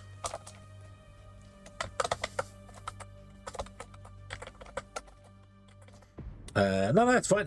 It's fine. I like learning, so I like yeah. I think for this game it would just be called Ethernet, and it would be networking. You can network them together. So yeah. So CPU you can have the old leg style ones. I don't know what they're actually called. They've probably got a proper name, but yeah, leg socketed slots. And then it went back to socketed again, which was very good. There's then LGA, PGA as well. Got to remember, they are two different technologies. They're the same technology, just where you put the pins, but that would be different if you researched a PGA socket. It would have the pins on the motherboard, and you then would have to make sure you research the CPU that goes with it, I suppose. I'm not sure about buying components and stuff. Like you technically you could have a bin of old components just at your head that you've taken off your motherboard, and then later go, hey, I'll buy a second motherboard. So you know, I've built this and I've upgraded it all the way. I'll build a second motherboard and I'm going to build a retro gaming thing. And you might get retro contracts that come down that pay lots of money for having the ability to process 8-bit data or something like that. I don't know. And be like, hey, I've got that. I've got a retro one. We can do that there. Yeah. Yeah. So that's as far as CPUs go, I believe. I think that will cover everything.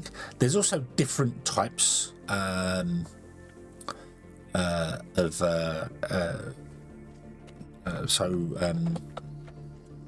8, 16, 32, 64 bit, but then there's also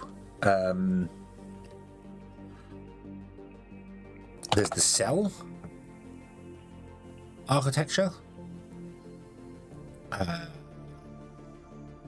There was another one that I've just got out of my brain. There's many different architectures, I'm sure of it. So there's not just those. I know Cell can support x86, but the way the Cell processor that was made by Toshiba, IBM, and Sony, the concept behind the Cell processor when the PlayStation 3 came along was an absolutely brilliant, wonderful concept, and they kind of killed it by making it do x86. If they hadn't and forced people to write directly for Cell, it would have either been the next best thing or buried. So they picked the middle ground and let it work on x86 as well. So, but the idea of the Cell processor is that it's supposed to be decentralized processing. Like one Cell processor doesn't do everything.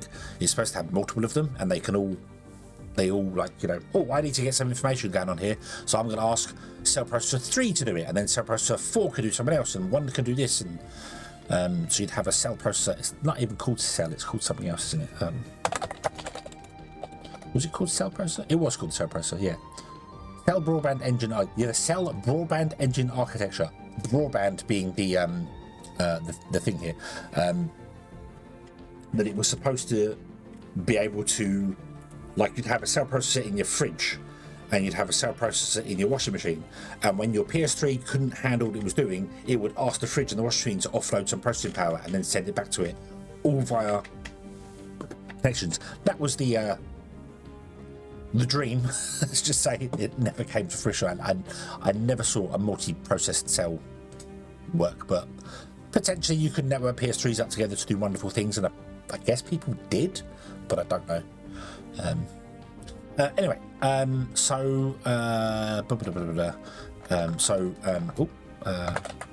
memory. We have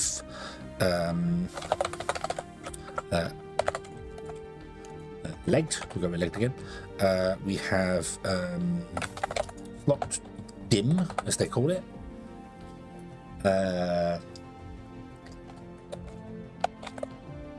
Expansion, PCI, so PCI, you do that there.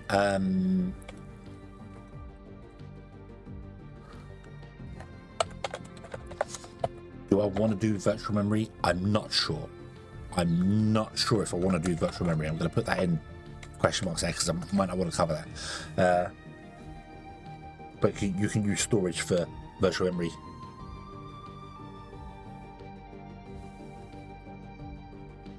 Which is slower, but will allow you to take contracts that are more than the memory you can handle. So maybe. Yeah, there's slot DIMM, and then it goes. There's SD memory, DDR 2, 3, 4. There was an Intel one called, I think RD it was called. Was it called RD? RD RAM, yep. RD RAM was an Intel thing that never took off. It was replaced by XDR RAM. Rambus, yeah. Rambus was Intel's version of DDR, but because AMD made DDR3, I might be wrong there. Hold on. I'm building the standards wall with the alternate technology, DDR RAM, quickly lost ground because of its price and performance. DRD RAM was no longer supported. Yeah.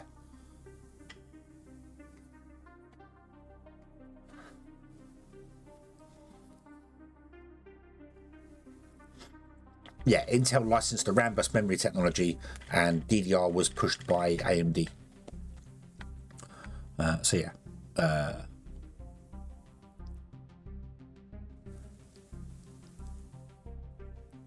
But yeah, there's all sorts of stuff there. So slot memory can just go faster and harder and quicker and whatever there. I'm not fussed about timings and stuff. We're not going to worry about that.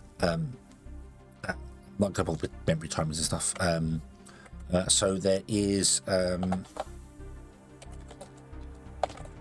that's not how you spell expansion.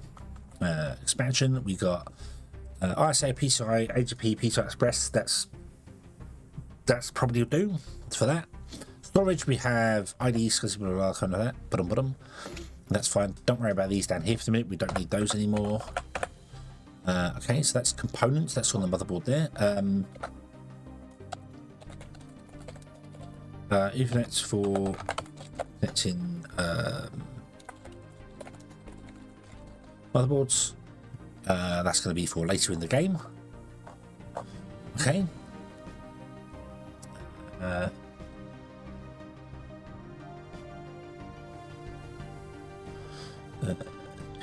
Belts here. Contracts loaded from storage. Data needs to be belted to the CPU, memory, and other components.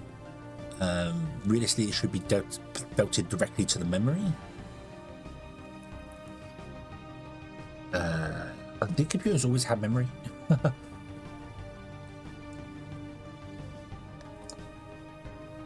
I would think so. I would think all computers had some form of memory, even right back in the day, before hard drives.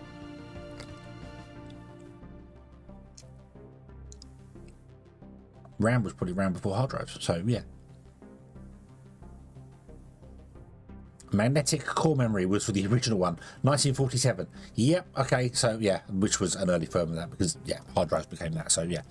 Okay, everything about storage is complete there. Research for new sockets, components, adding cards, but uses energy.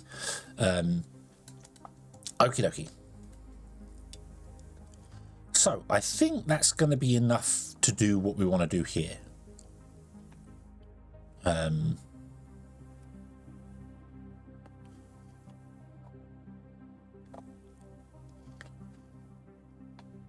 So yeah, I do like the idea. It's a good claim. That's a good one. Having physical media for some contracts will require you to do things. So you might want to have a connector for an external CD drive. I don't know how we're going to represent that on the motherboard.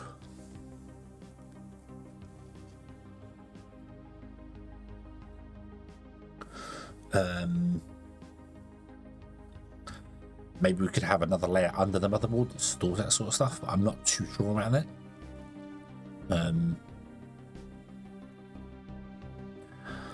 I'm also not really sure if I actually want for you to worry about storage. Like that's the storage could actually be, that's your input point. That's where data comes in to your place and goes out. So the contract, when you accept the contract, it buffers here and then you have to deal with it. So that's your entry point and exit point from there, and it loads storage into whatever's on there, blah blah blah, job done, that's it. And whatever contract you have accepted loads into it. So if you have one contract and then you switch to another contract, you might fill your memory because it's still got the previous contract in there, so you might have to click the memory and get rid of it. So it would still be in storage, it just wouldn't be loaded into memory anymore. You get rid of it. So yeah, not sure about this here. We'll have a look at doing this. So yeah, anyway, so that's the actual physical side of things, isn't it? Yep, that's the physical connections here. So the contracts, Yeah, it requires memory space to store the contract, so we'll keep it like that. So it will load from the storage into the memory.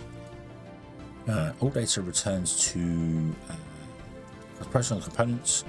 Once process complete, all data returns to storage, and the contract is complete. Contracts have a completion time bonus for early finish. Maybe if you complete it earlier, then they might go, yay, well done. So contracts will have, they will require a bit. They will require a shader model if it requires graphics. Might require a floating point unit, might require 3D now and MMX technology. I don't know whether I'm allowed to use those terms.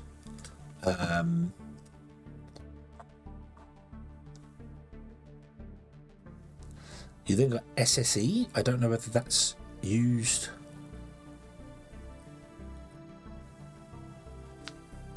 Enable to perform vector processing of the floating point vector operations using vector registers.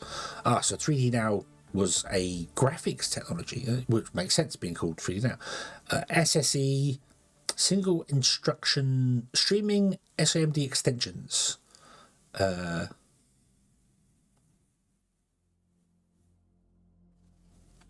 So there's SSE as well. I'm not sure whether I can use those actual terms. I can use the full version of them, or a version of them. So, but hold on. Let me get these in the correct order here. So, we had the FPU. Then after that came the MMX. What is 32-bit ISA?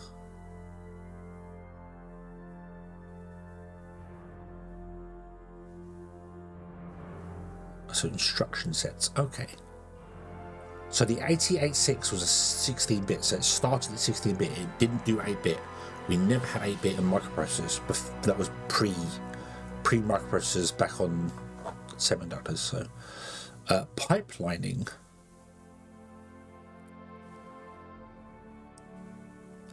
Okay. Let me use some stuff here. So hold on. Let's come down here and go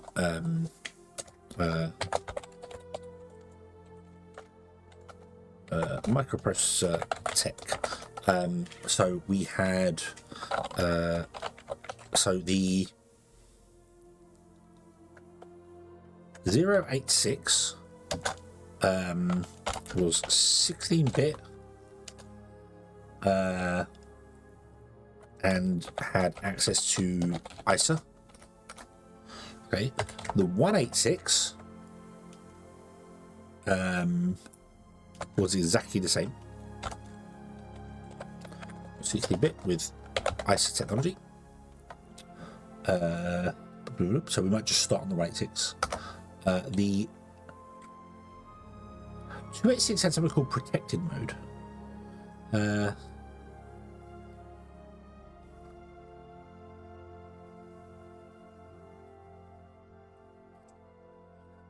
Okay, so protected mode allowed the system to use features such as segmentation, virtual memory, paging, and safe multitasking. So the 186 couldn't do multitasking, it could do one thing at a time. So the 286 was 16-bit, had ISA, everything had previous, so I don't need to worry about it right now, and had protected mode,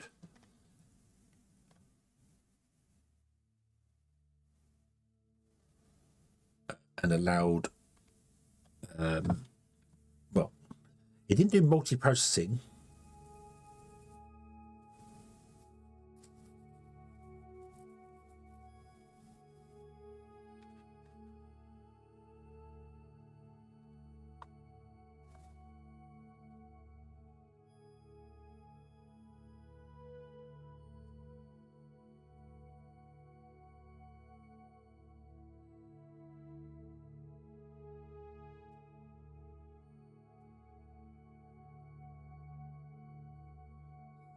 segmentation, virtual memory, paging, and safe multitasking. Right, so I'm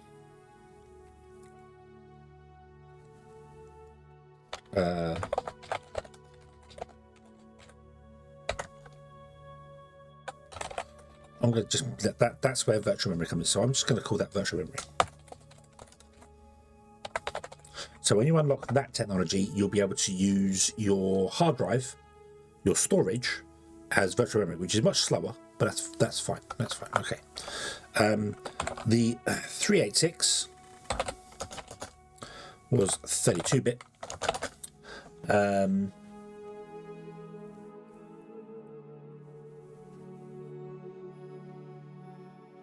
I don't know what paging. It says it has paging, but there's no link to it. So paging, page file, which was virtual memory anyway. So yeah. 386 was 32-bit, and obviously had everything else above it. So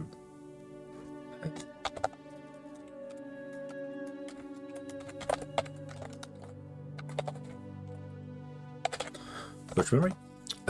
The 486. The reason I'm writing everything down here is so that it's easier for me to find it later.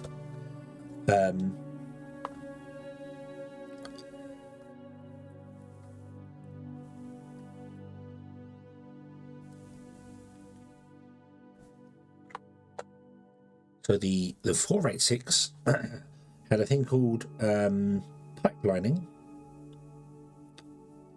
So this had multitask. So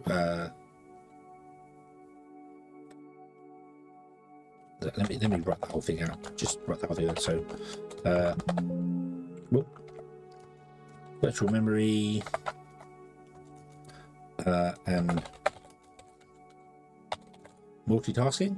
So it could do more things at once, and also had the ability to unlock on-die FPU, whereas before you didn't have that. You have to have a separate floating point unit. Okay, so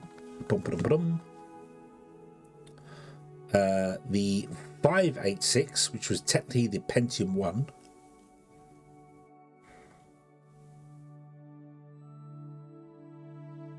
Thank you for the 6 long months of subscribing, Mr_Moerk. Half a year already. Thank you very, very, very much for 6 months, Mr. Morky. And it still surprises me that voice thing works when I didn't think it was. But it is working. Thank you very, very much for the 6 months. I hope you are having a very, very good day. Welcome in. Welcome in. We are going through a brief history of everything. So the 586 is the same as above.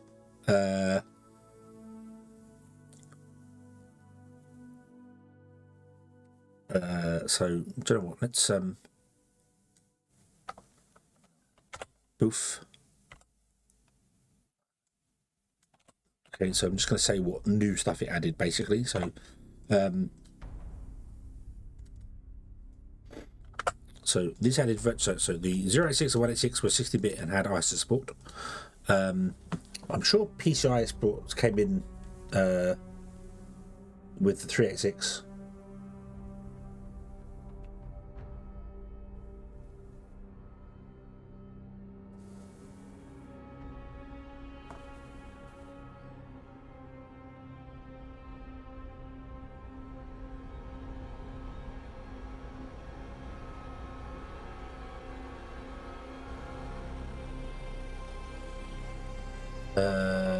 PCI 80.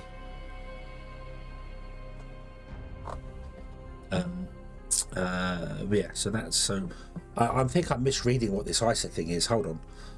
Instruction set architecture, abstract model that generally defines how software controls the CPU in a computer or family of computers. A device or program that executes instructions described by that ISA.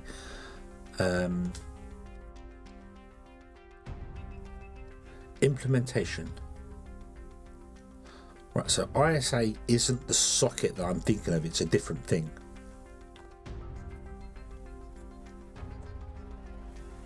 Okay, that's instruction set. So that's a different thing completely. So don't worry about that.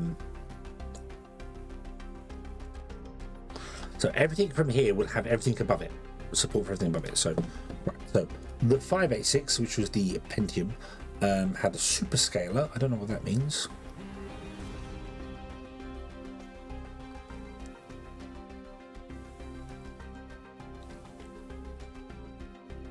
Oh, the superscaler can do more than one instruction set per click. Hold on.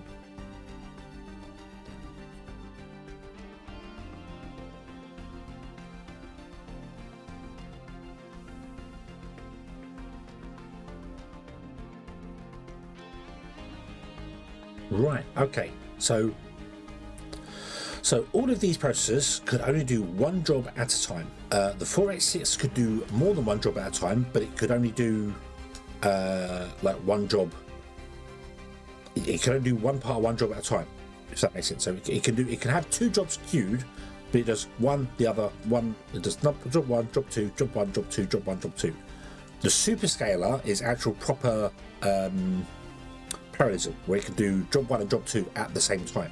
So hyper-threading, technically, this is hyper-threading here. Although hyper-threading, I think, is called is a super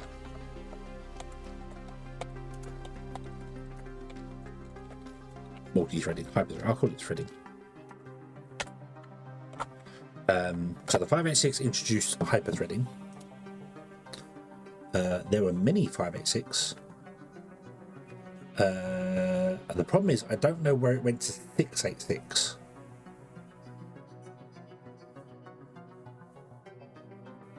What the hell? The Intel Titanium was a 52-bit processor. Ooh.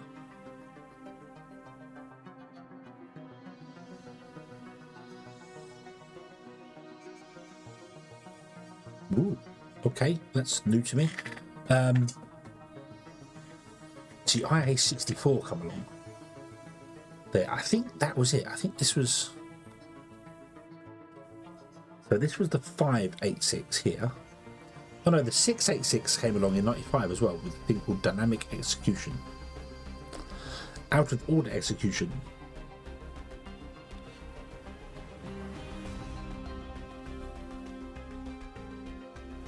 So it could deal with data that was fast enough, yeah.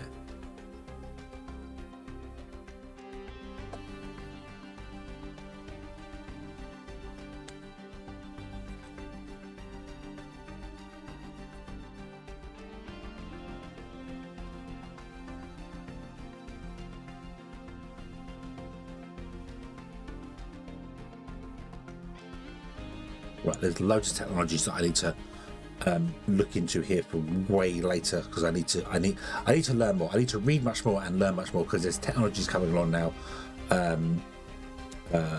Like obviously MMX is a technology that I know what it does, but I don't know how it does it. There's something called Advanced Programmable Interrupt Controller.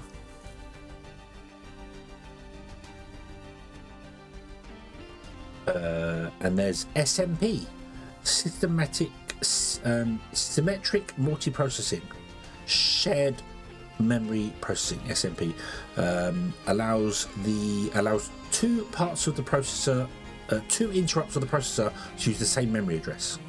So yeah, that does other stuff that's coming there. So yeah, then there's dynamic execution and stuff which I don't understand. So yeah, so the 6th generation. The 686 technically was the Pentium Pro or Pentium 2, and the K62, which makes sense because the K6 was a 686. Right, so this had hyper-threading and also MX, but I don't know if we allowed that or not.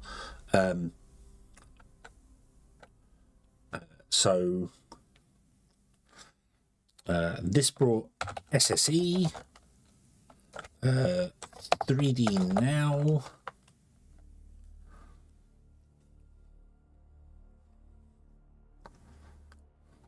something called PAE, which I don't know what that is.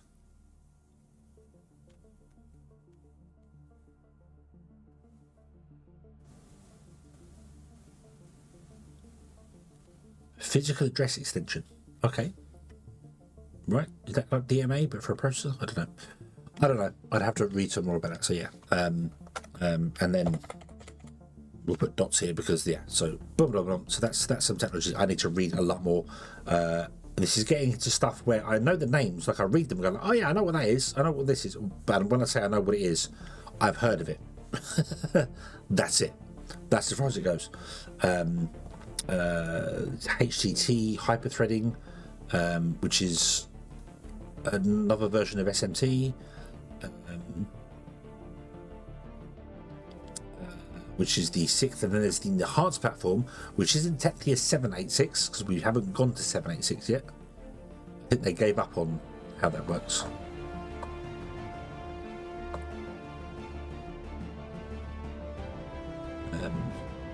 So yeah, the enhanced platform. So they didn't go 786, which is weird. I don't know why they didn't do that.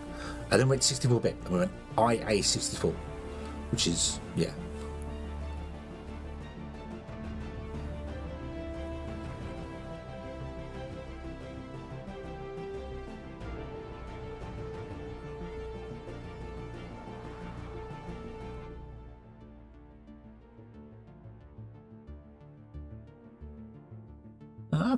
Okay, so IA64-bit is a true 64-bit.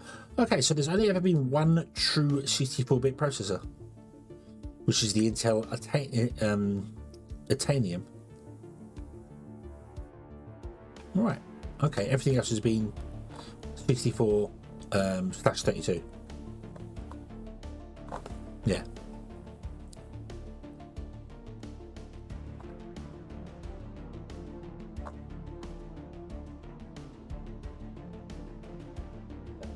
Oh, AVX didn't come out until...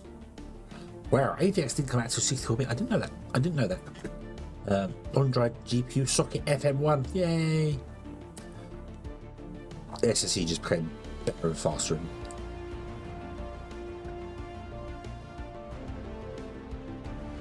Yeah. Okay.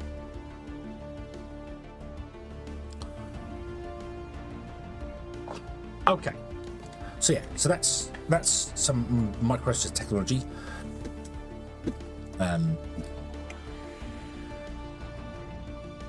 Right. So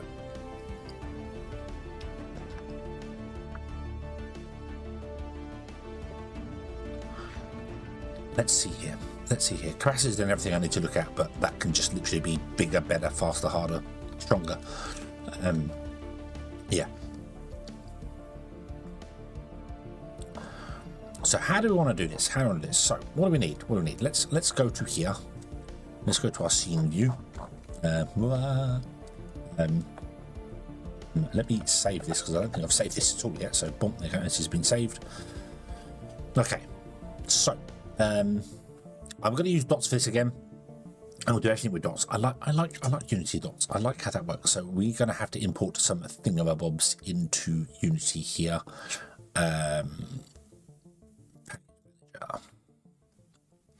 Right, there's some stuff I also want to get rid of as well. Can I multi-click things in here? I can. Right, what do I want to get rid of? Right, air navigation can go, JetBrains can go, the multiplayer system can go, the light transport library, I think let's do multiplayer.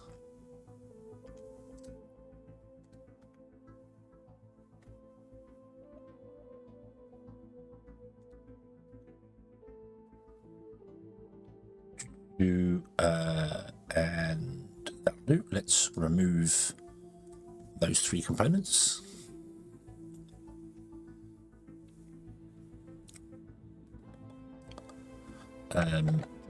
Everything and update everything that's there. This will be because I am using a slightly older version of Unity. We're on 0.36 now. I'm on 0.23. But that's fine. Some of these things I don't even need either, but it doesn't matter. It's not important.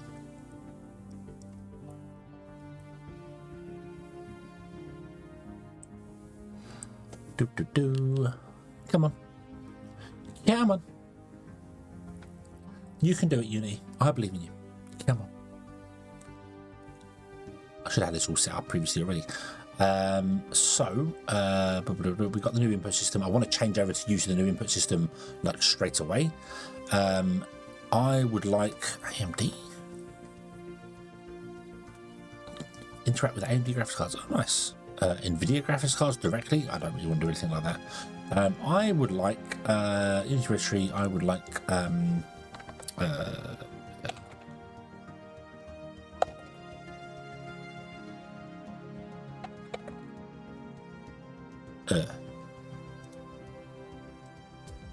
what now?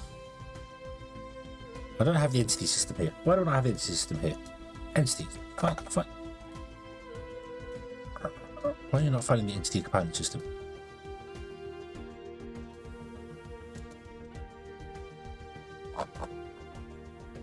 There. Oh, because it's called entities. Oops. Okay. All right. So entities. I want entity graphics, and I also want. What's wrong with that? Read the package details. Oh, that's multiplayer stuff. We don't want multiplayer stuff for this. Don't need that. Don't need netcode for entities. Don't need netcode for game objects. We're not doing multiplayer. I would like Pro Builder. I like Pro Builder. Scriptable build pipeline. I don't know what that is.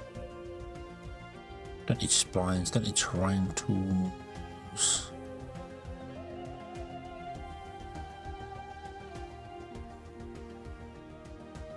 I don't think I'm going to need physics, but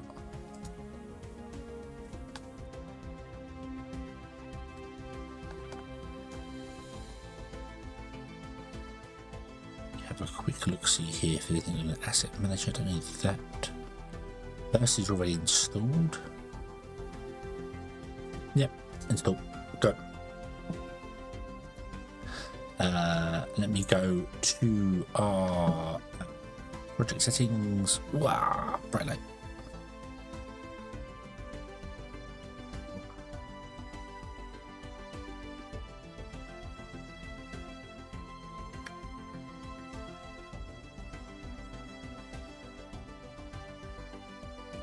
I can't even get rid of it. I can't even move it.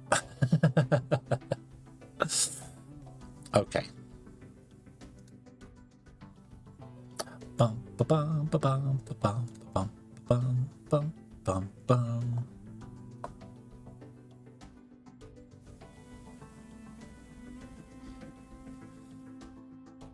Bum ba bum bum.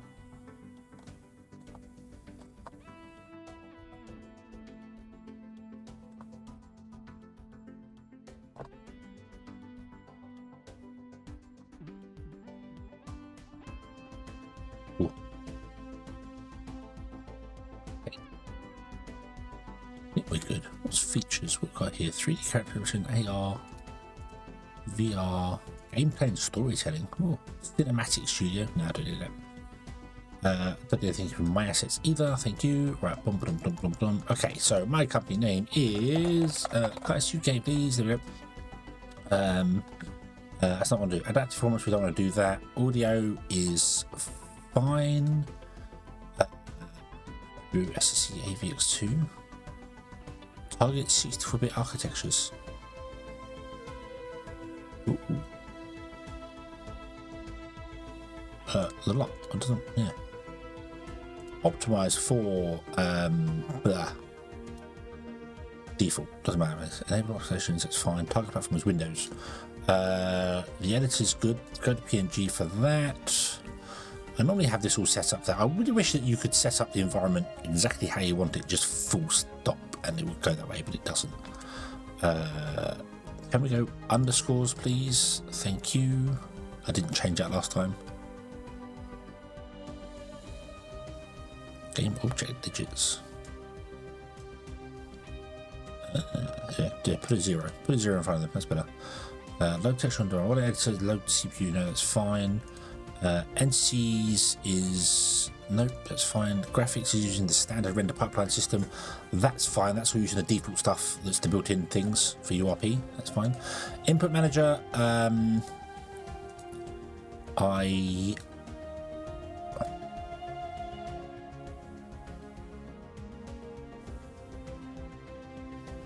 want to use.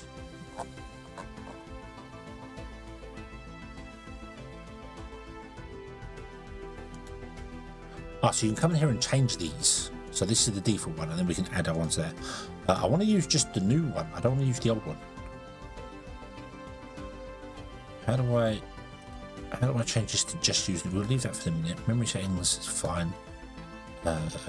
Physics is fine. Oh, I might need to install the physics stuff. Reset manager quality. That's fine. PC mode. Yes. Okay. So I haven't got all the weird stuff that I had in the last one. All right. Imported the wrong thing, like an idiot. No, shader graph is fine, that's fine. Import Text Mesh Pro, let's import Text Mesh Pro stuff. Use the default things, that's all fine. Fixed timestamp, maximum timestamp, that's fine, we'll leave that for the moment. Default frame rate is going to be 60, yep. UI Toolkit, I want to use UI Toolkit.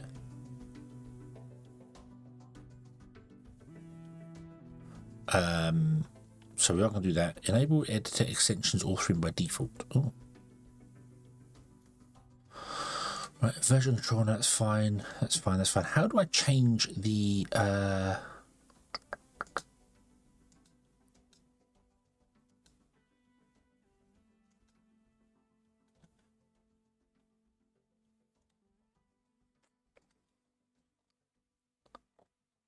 Was it in here? No.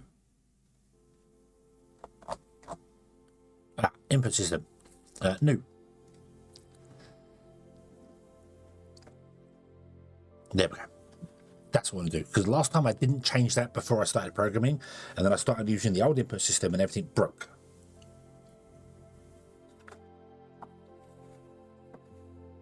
Because it will let you mix the two, which is fine, but I don't want to mix the two. I want to make sure we're only using the new one.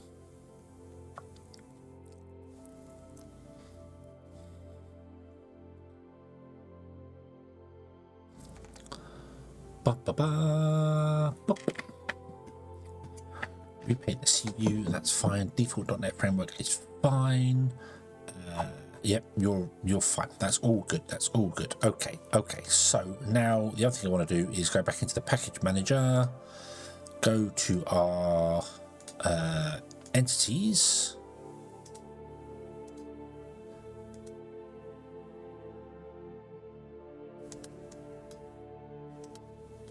Nope, not entities then. What was it? What was it?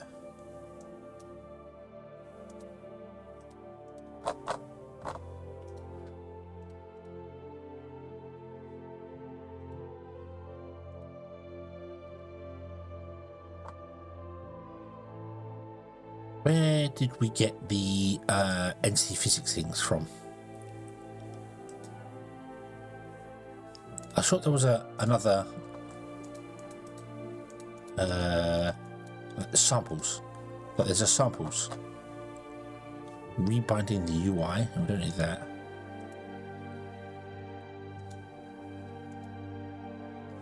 Scripts that integrate functionality appropriate editor window, no, we don't need that.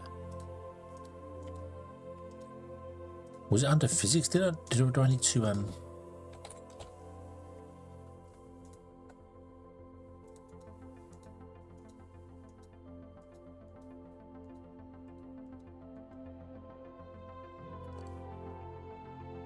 entities is installed.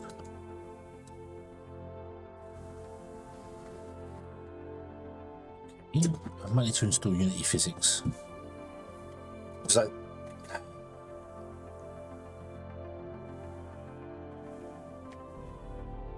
I don't know if I'm going to use physics for this, to be honest with you.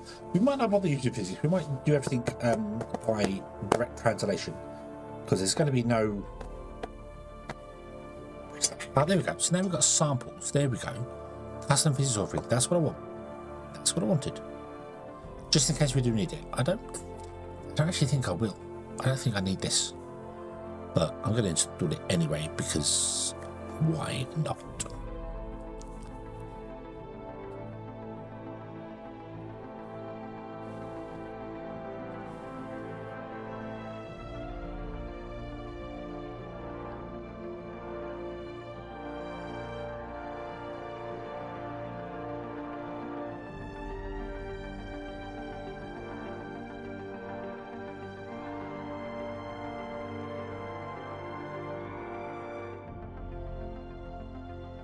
Okay, cool. Right, now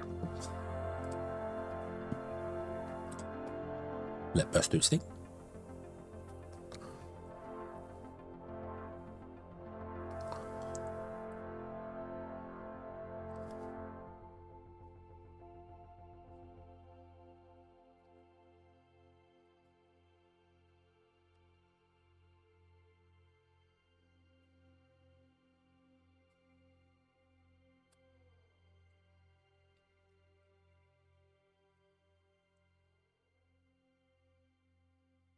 Come on. Come on, I'm going to run out of fingernails to bite. Bum, bum, bum, bum, bum.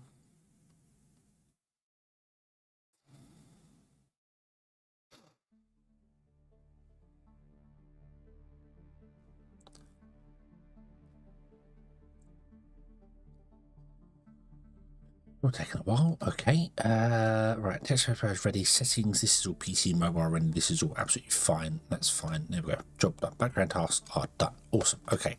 So I would like to go to entities, systems, and put that in there. Okay. So we have access to that. The main camera. We are going to change this from rendering the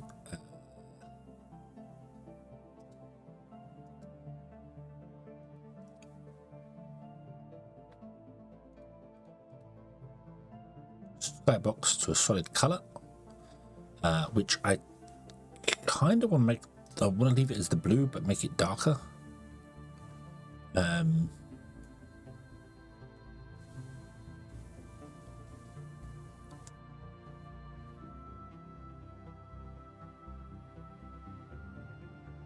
gonna get something like 0, 40, 80, something like that. There we go. Oop, okay. Use pipeline different, that's fine. Audio listener is fine. We have a universal control on the camera, that's fine. Good, okay. Directional light is, I don't even know directional light, that's fine. Which way is our camera facing? Okay, so let's give me a plane, please. Okay, so we want the camera to be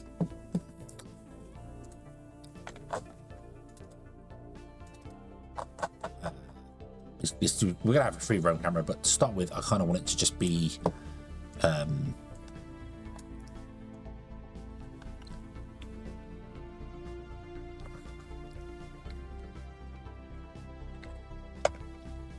45 by -45.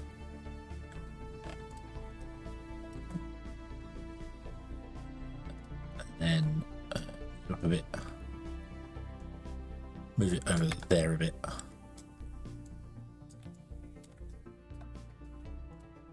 So we go 5 by 5 by -5, like that. Okay, and that shows us, but just that. There you go. That'll do. That'll do for a minute. We'll have the camera move around, do the things like that. I will sort camera out later.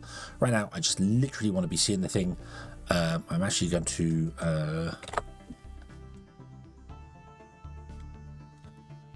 -45 by 2, 22.5. I love that you can type stuff into there. I love that. That is fantastic. Absolutely fantastic. Let's bring that over to 2 like that. Okay, and let's make our plane.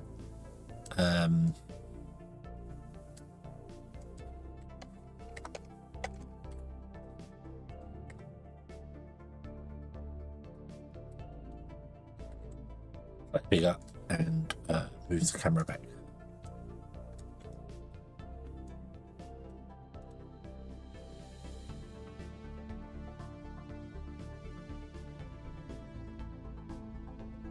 Doesn't matter. That'll do. That's fine. That's going to be our motherboard. Not going to be our motherboard, but it's going to be our thing there. So directional light, for some reason I don't want it to be filtered. I want it to be a solid color, if you do not mind. And honestly, I would kind of like the light being facing directly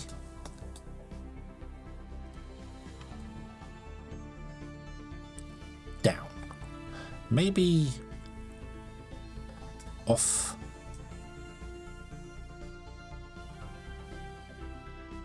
a little tiny bit, so 75, and then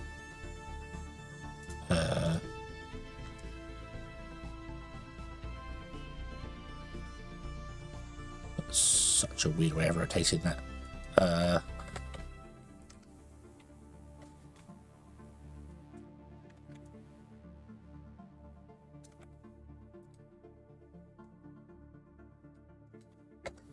That doesn't make any difference whatsoever.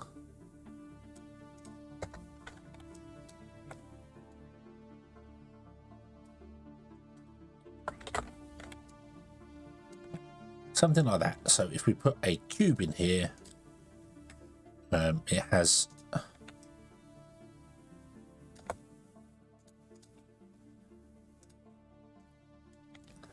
a shadow of some description. Not a great shadow, but it just, you can see some of the difference on it. So when you move the camera around, at least we'll have some form of shadow. So yeah, so if we move around, we can see. Yeah. Okay, normally I have it at 45 degrees. I kind of don't want it at 45 degrees for this one, but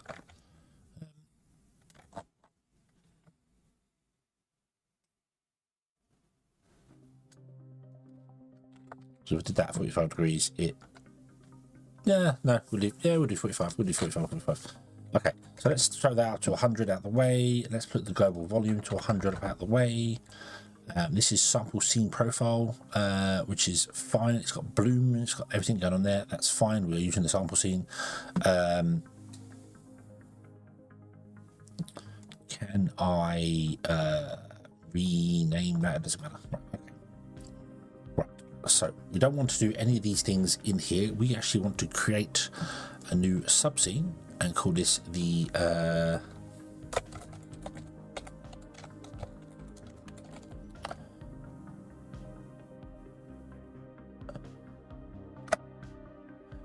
entities subscene. There we go. Awesome. And our plane's going to go into here, and our cube's going to go into here, so it can render on there. And if we go to systems now, hey, we have everything here doing the thing we want to do. So if I save this and hit play,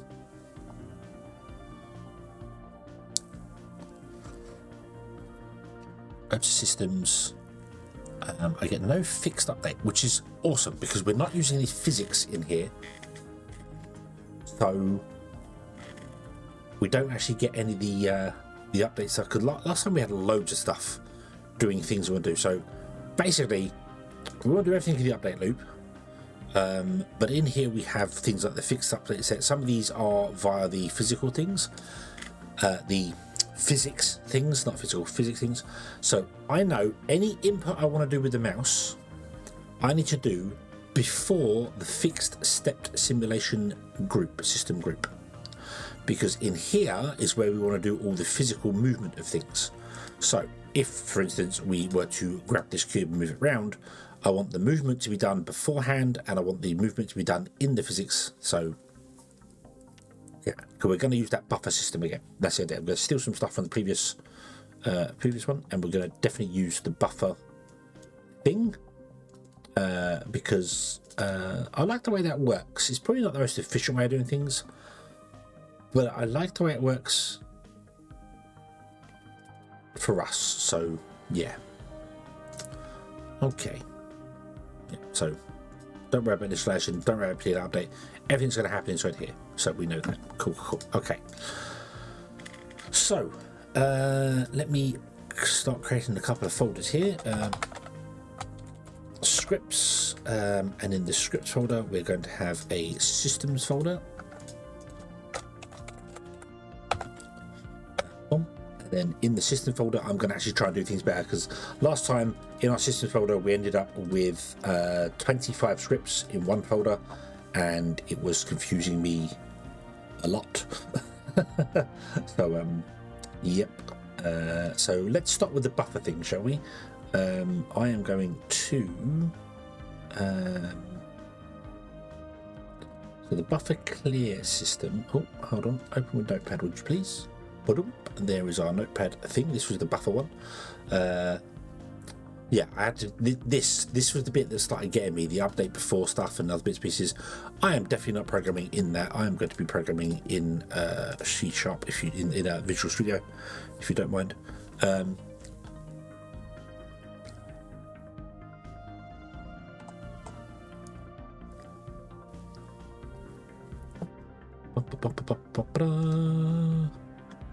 Enjoy Visual Studio?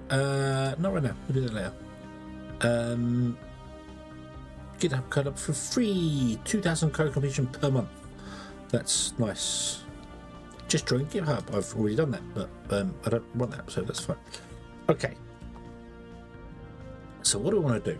What do we want to do? Well, first and foremost, let me change this plane. So let's create a new folder and call this the art folder, because that's the easiest way for me to do things here. And then we go materials and textures, if we're going to use any textures, sprites. Sprites are different textures, so that's fine. And then in here, let's create a new material. Blah, I can't see where material is.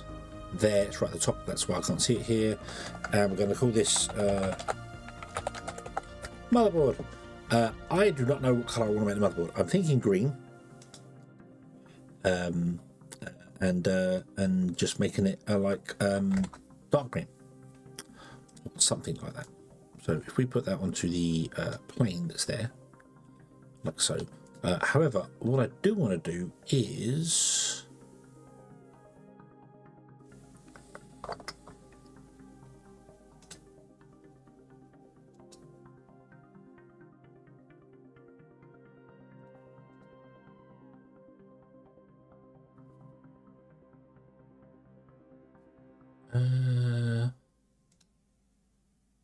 now you can receive shadows, spectacular highlights. Nope.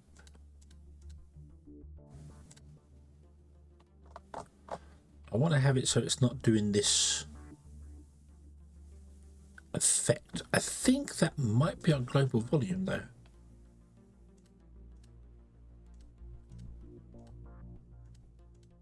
No, it's not a global volume.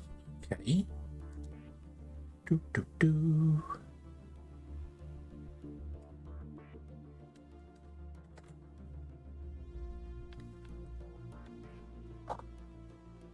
Because it's got a weird. I can't remember how we got rid of that last time. I can't remember how we got rid of that. We did something to get rid of it, and I don't remember what it was. It was in the global volume. It was something in here we did.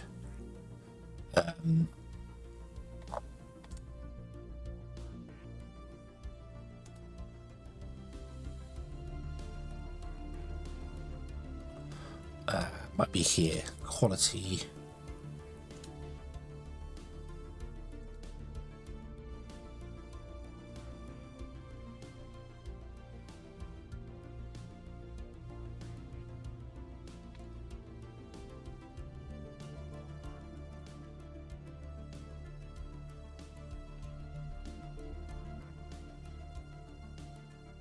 Dynamic range will probably help us a little bit. Floating point textures. Ah, okay.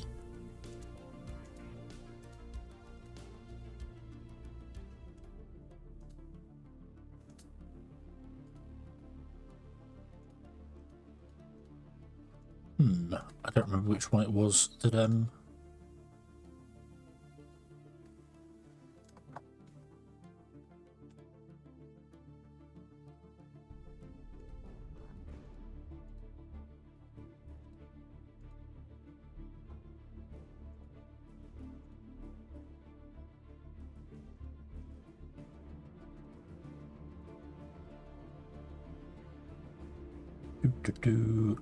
main lights per pixel.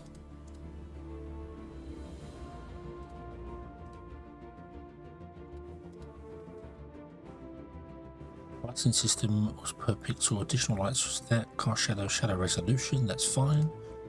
Color high. I don't remember what it was that changed, that got rid of that grain effect. I don't remember what that was.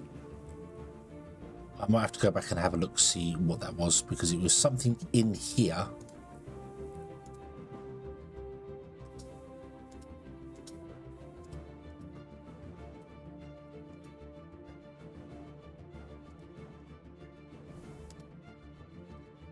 Yeah, but I don't remember what that...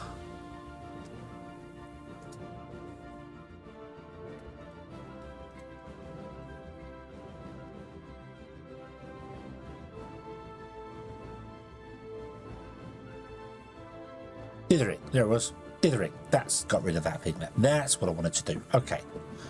Okay.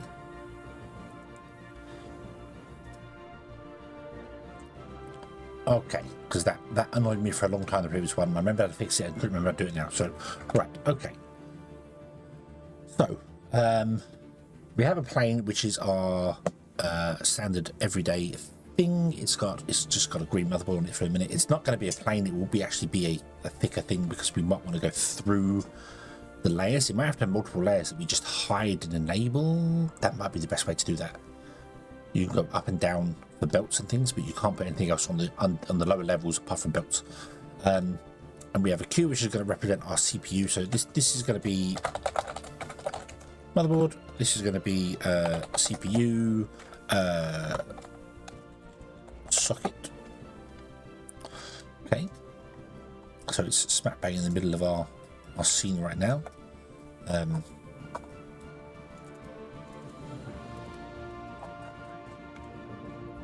Doesn't matter, it's cut through, it's fine. Let's shrink this down to like 0.2 or something. So boom, there you go. Okay, and we want to have a CPU. So how am I going to get the locking thing? So I need to learn new things because what I want to do is I want to have just create another cube. This is going to be 0.8 by 0.2 by 0.8. Okay, goes to the NC system that's here, and that's going to go into this CPU socket here. So we want to snap that into there. So let me create a new material and call this the socket material. Let's call this CPU socket. And we will make it grey. Okay, and the CPU can be just white for the minute. So we'll make it like a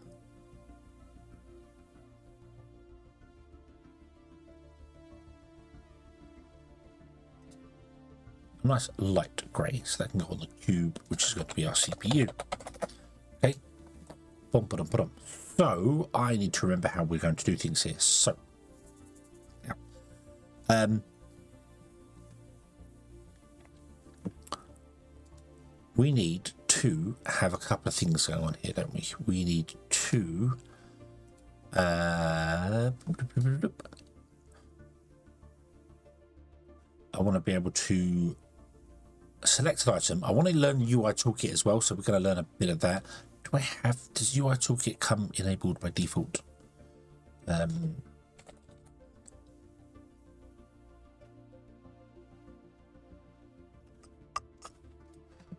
Create a new UI toolkit comes by default. Okay, cool. So we're going to use that. Yeah, so I want to have the ability to click on a button, have the CPU selected, and click on this, and then it will snap into there. And yeah, so I need to do that, which also means I need to figure out the oops, I closed the wrong project.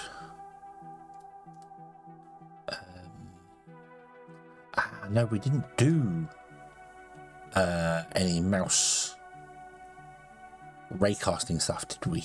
No.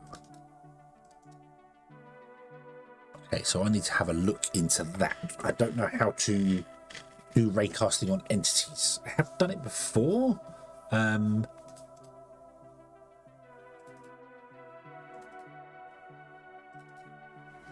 was a long time ago, though. I don't remember how to do that. Scripts.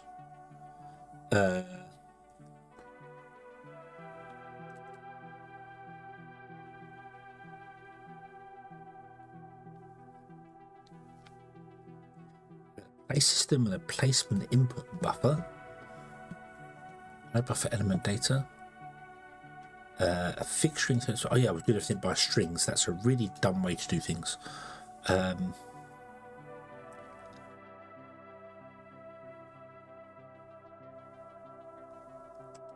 Is connected. Then we had a place system. Yeah, because I was using a 2-string system. I want to replace that with a enum system because that was easier.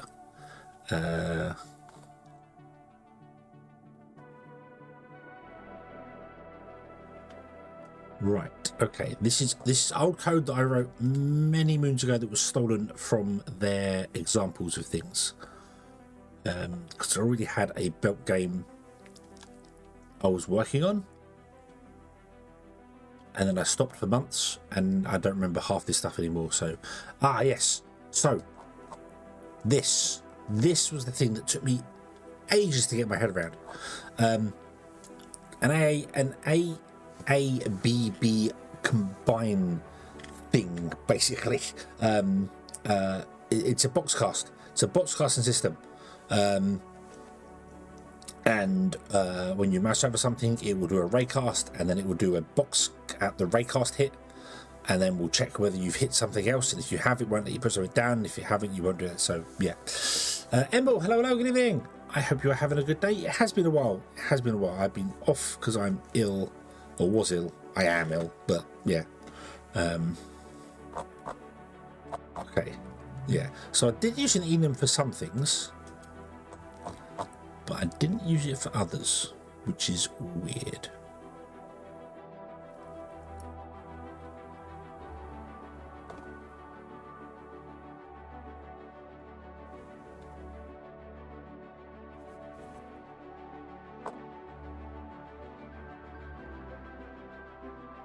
Okay.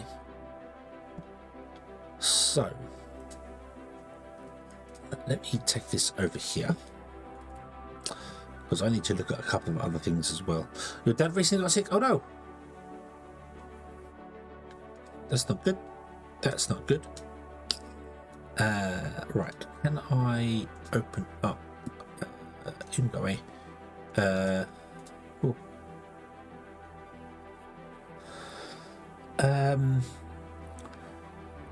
Right. So, I'm going to need to create a empty game object in here, and this is going to be our game manager. Let's throw that to the top for the moment, and this is going to have all our components and stuff on there that are doing the things that we want to do. So scripts, systems. Let's create a new folder. It's bakers. I can't remember the actual way I did things in the old one, but we're going to do bakers. Yeah.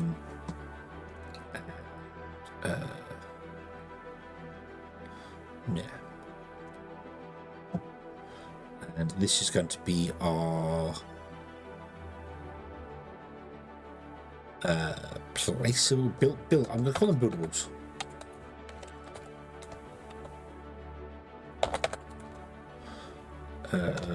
Buildable items baker. Okay.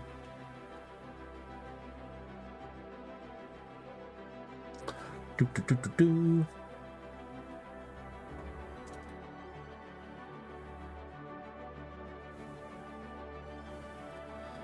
Okay, modified outside the environment. Has it? No, it hasn't. But we'll reload it anyway. That's fine. So we have buildable items baker, and we have buildable items baker. Ah, that's why you don't name them baker. Okay.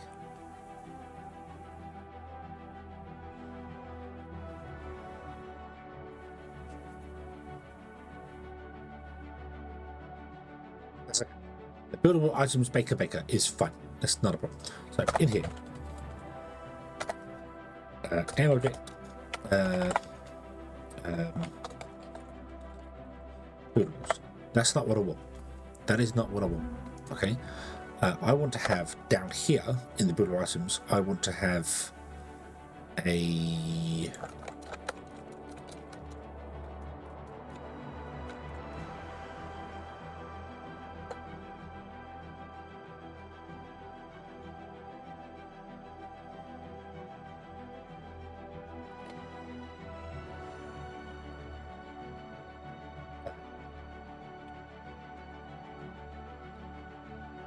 buildable item, and this wants to have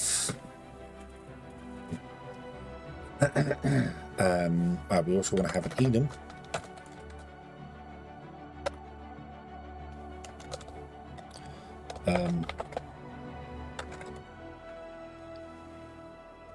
buildable, and this is going to have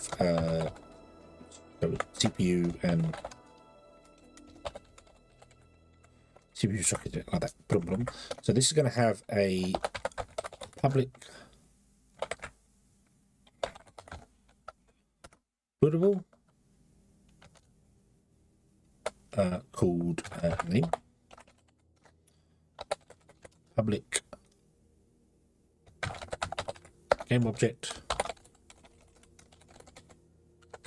prefab, and you are going to be a buildable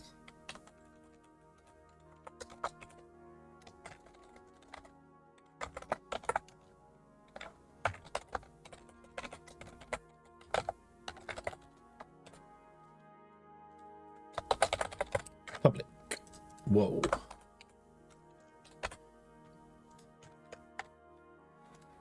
Okay.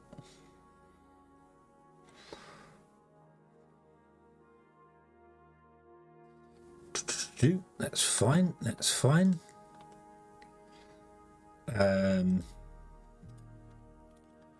Here I'm going to create a new. Actually, do you know what?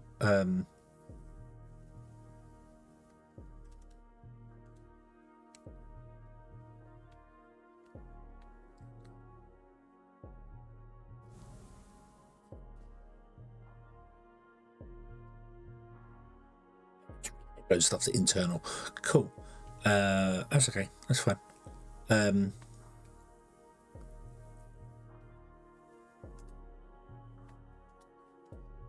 Let's create a new folder and call this buildables. Okay. Let's close this guy and let's form things better. Let's put this into here. And I'm not going to have the bakers or the systems. Each individual thingamabob is going to have a folder. So the buildables, we do this here. Buildable item baker. I would like to take that out into its own class. Can I do that in Visual Studio? Can I extract this?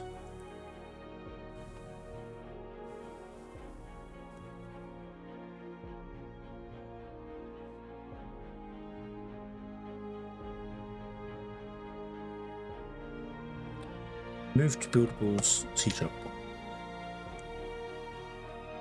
Where did you put that? You put it in the same. Awesome. Cool. Right. So same thing here then. Oh, what was that? A shortcut? Control and dot. Move to buildable items. C-class. There you go. Boom. Do that. Cool. So they all become their own scripts, which makes life easier in the long run. A buildable item,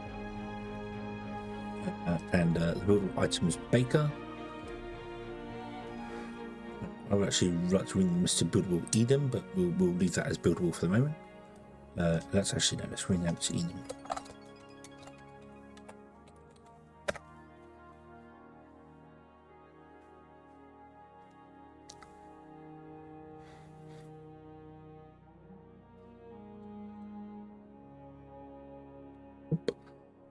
Let's create a new game object here. Call this buildable items. drop it underneath the game manager, drag that to there. There we go. Okay, right. Why did that not work? Because my buildable item here is not maybe it's not public. Let's try public first.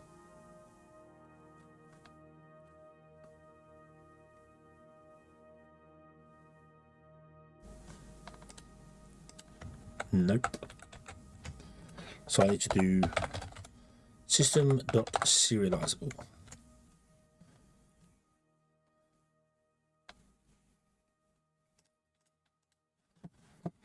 And click on build item, and there we go. Buildables are there. Awesome. Cool, cool, cool. Right. So I want to add a new buildable to this. Element 0 is going to be CPU, and the game object is going to be this one here.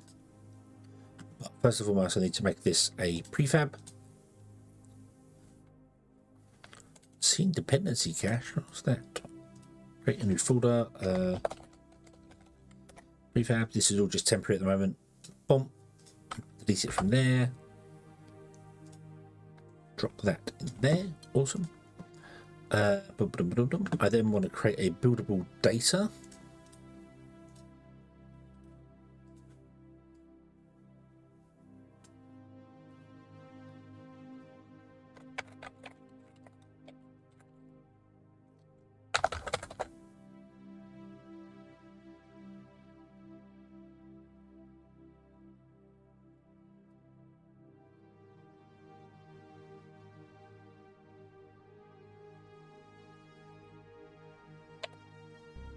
This needs to be a buffer.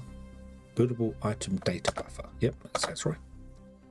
It's going to be I buffer element data. Okay. And it needs to have a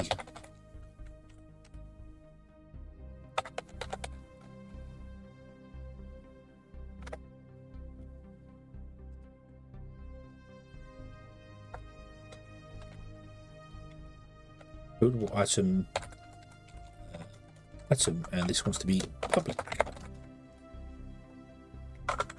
P.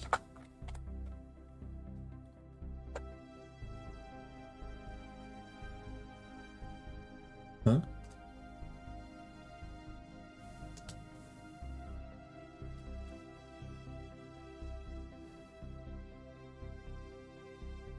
Buildable item is less accessible than buildable item data buffer dot item. Oh.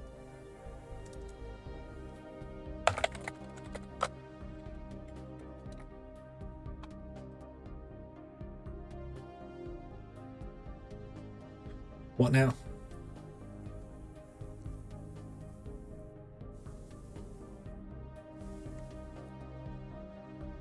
Oh, no. So this needs to have right.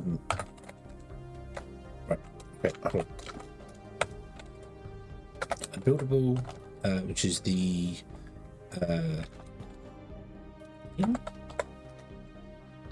public entity,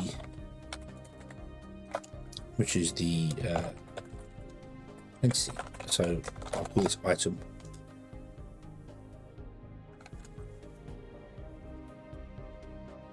Inconsistent accessibility.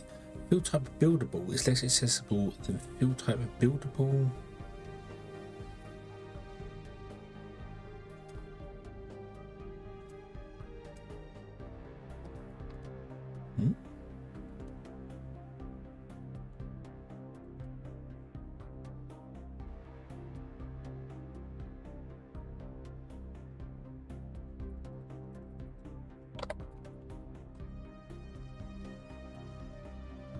It has to be public. That fixes it. Okay, that's the problem. Right.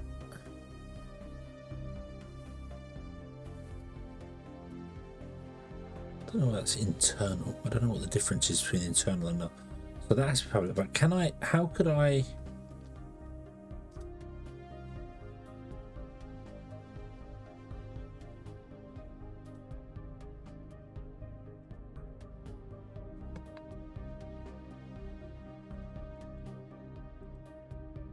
blah, blah, blah, this one here. So we're going to go back to the baker, this one here. We'll go for I equals 0, I equals authoring dot buildables dot length.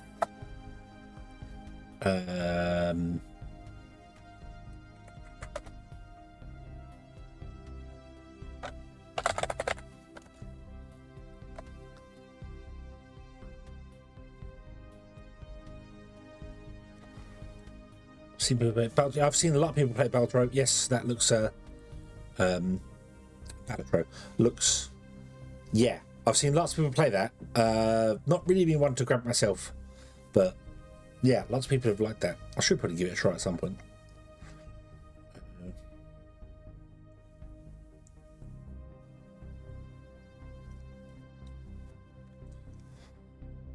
Right, brain.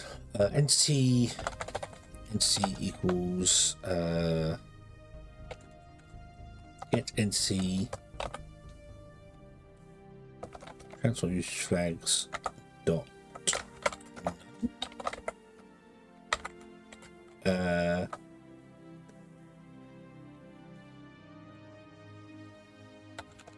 add buffer entity new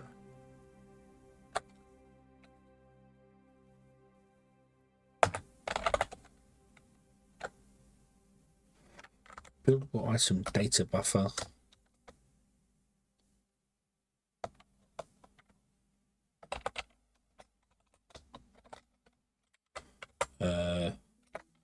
item equals authoring dot buildables I dot name entity equals authoring dot buildables I dot prefab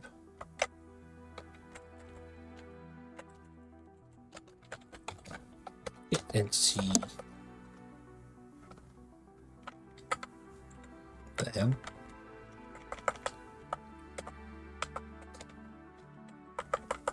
the hell wait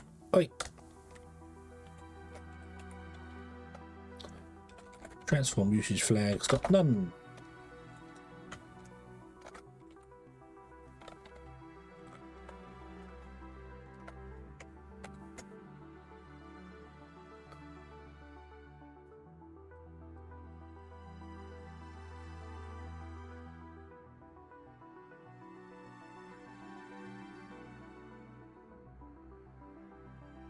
Add buffer is depreciated. Okay, so how do we add in a buffer?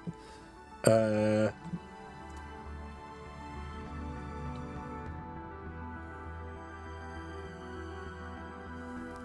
replay buffer. Oh yeah, the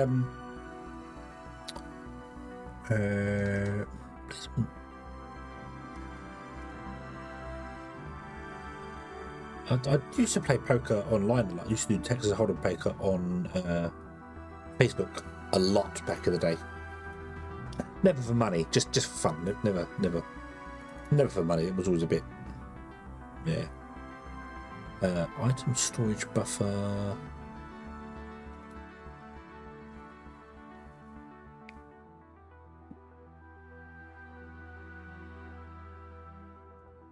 I'm trying to remember where I did the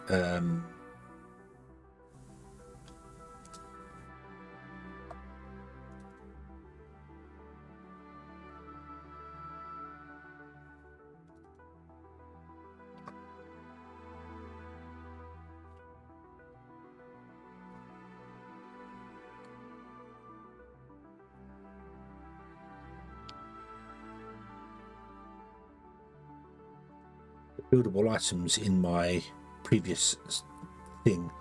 I don't see where I did it. Buildables, that's probably where I did it.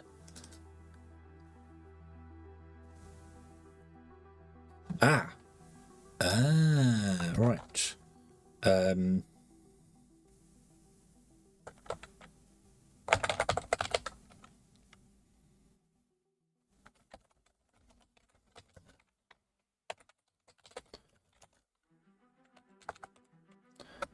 was add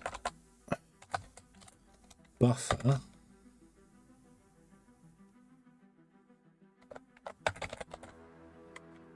equal item buffer entity. Okay, and then here we go buffer dot add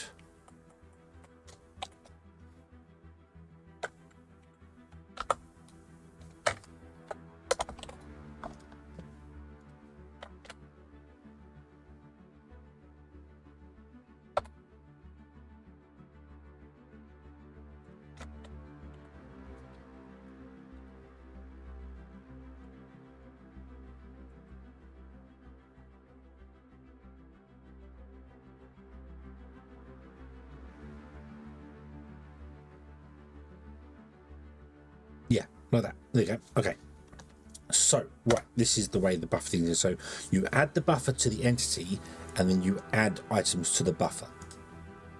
So if every buildable we have, we will create a new item here for the item. The buildable item data buffer will be filled with every buildable we have. So everything we add to this here, so right now we'll add one element which is called the CPU, which is awesome. Cool. Okay, and that's the buildables here for the buildable item buffer there. I'm looking at my other folder, and buildables has got a load of stuff, and I don't know why. Why has it got loads of stuff? Because I think I made them scriptable objects, which might be useful for later, but we're not going to do that now. Yeah, okay.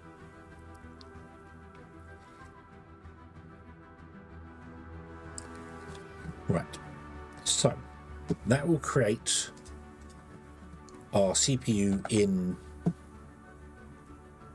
physical things, in physical world space. Okay, so now I want to have a create a new folder. Call this the placement, or just call it the placement. Okay, and in here we need to have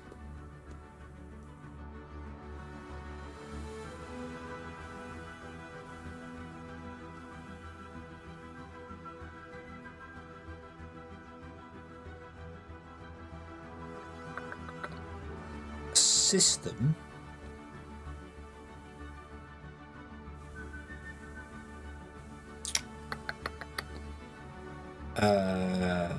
what do we need here? I need a system that's going to register where the mouse is.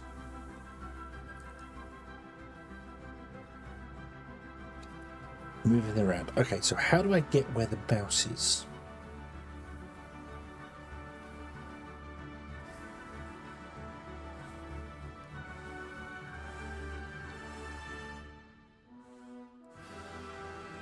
How did I do that in the other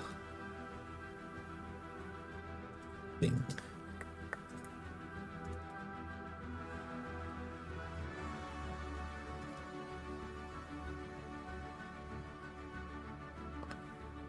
Oh, good lord.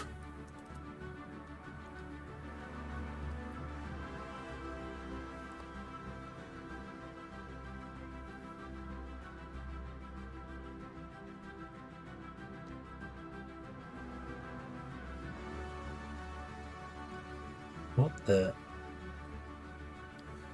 Oh, you love when you look back at code and be like, I do not know what I'm doing. Excuse me.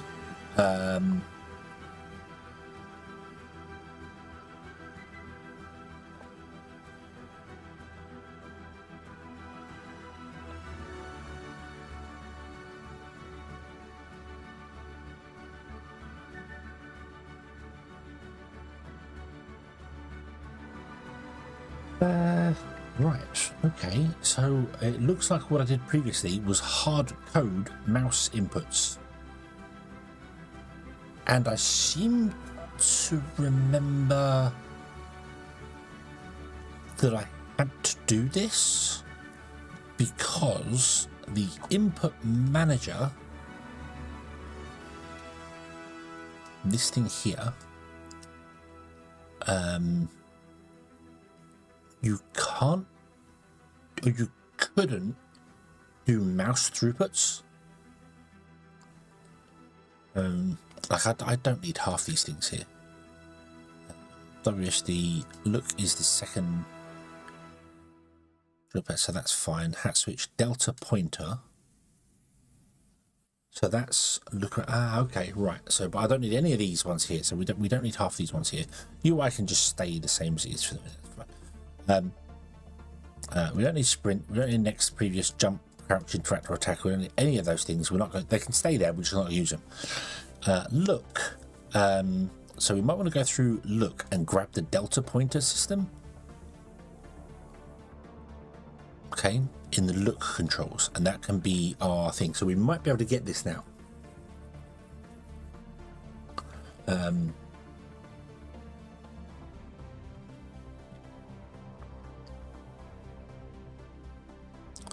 So yeah.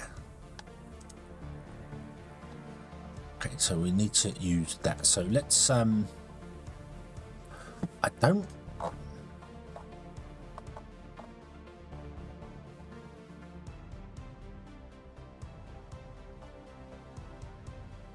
don't know if I can do this with an I system. Create a new folder. Call this the input. This is going to be the input thing. Yeah, I think I'm trying to remember the reasoning behind it. I remember there was a thing that you couldn't get the mouse delta position via the input action system. Because it just wouldn't do it. It wouldn't let you. When you were moving the mouse, it wouldn't register. It only registered when you clicked and did things.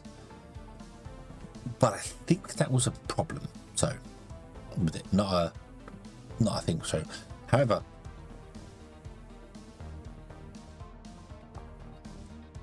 I need to get my input actions.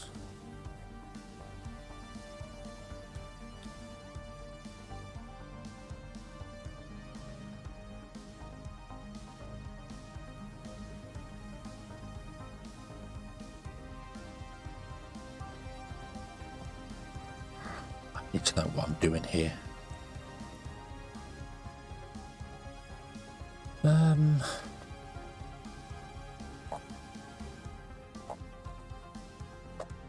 See a lot. Right. Okay. Let's try this in a system. Let's try this in a system first. So let's do an I system. I call this the input system. Okay. I don't believe this will work because I don't think I can add managed stuff here. So I can't have a control scheme in here. I think that's what you got to use a system based. Wasn't that what we did in the previous one? We did a system. Let me go back to the previous game. Hold on. Breakout. That's it. Scripts. System.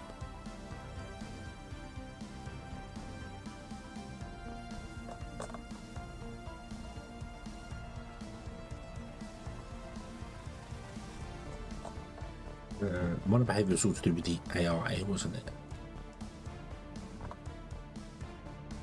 What do we call it? Do we call it player input system? We call it player input system.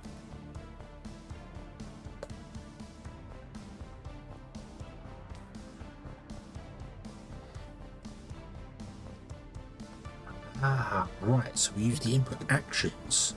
And in the previous game that I did, I used a control scheme.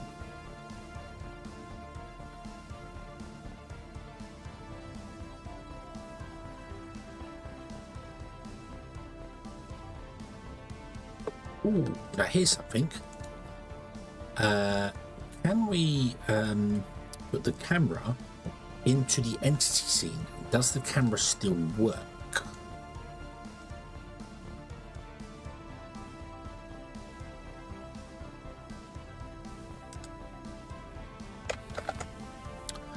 Unload that, no cameras displaying. Unload that, re-import, unload, play.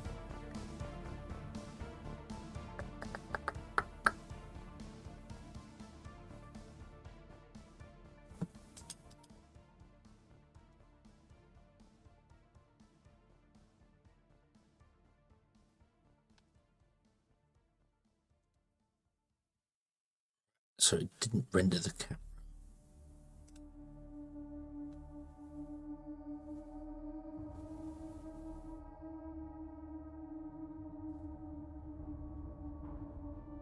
Lenses will take a few frames for available on next one. Okay, so close. No cameras are rendering. Okay, that's fine. How do I see the entities? Okay. Play.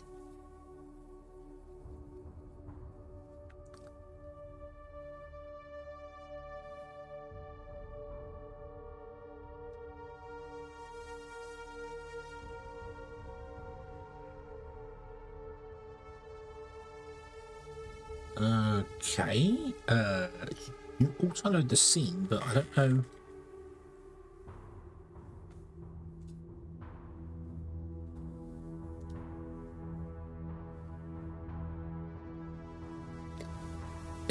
It's not right. So it's auto loading the scene, but when I hit play,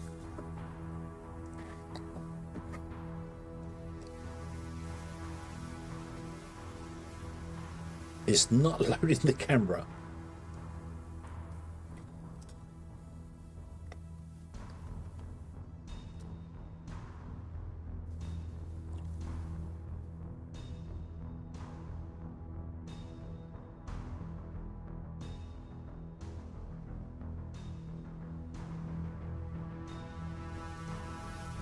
There's 5 items in there. 1, 2, 3, 4, 5. Why does the main camera not load?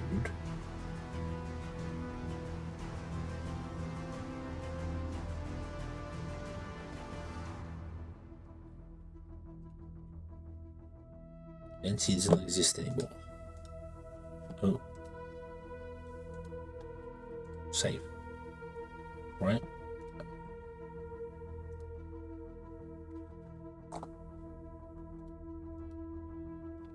You've got a physics collider.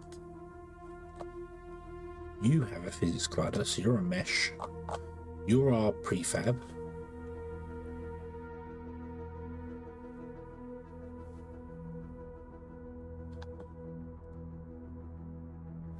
And you're some things I don't even recognize.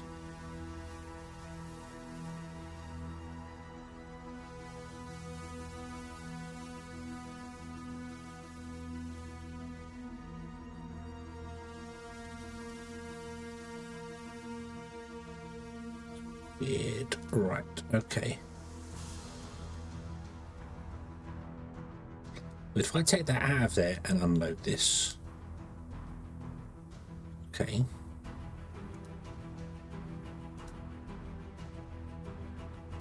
And hit play. Auto load scene. Ah, okay. So can I not make the camera an entity? Because that means I wouldn't be able to move it. That's very awkward.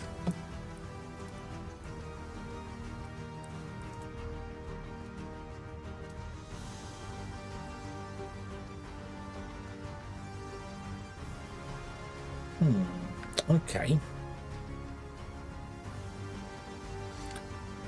Okay, because if we can make the camera an entity, that means I can move it so much easier, so much simpler.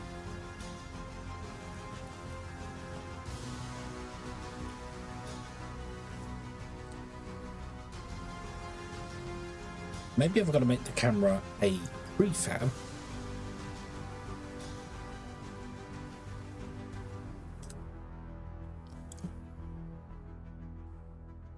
and then have it create the camera.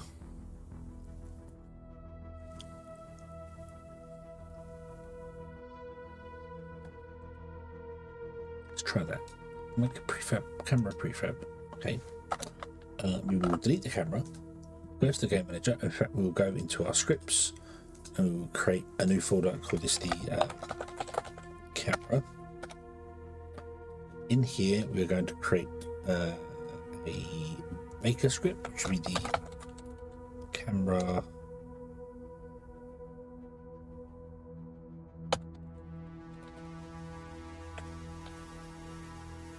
creator maker. I don't know if that's a good name for it or not, but it will do.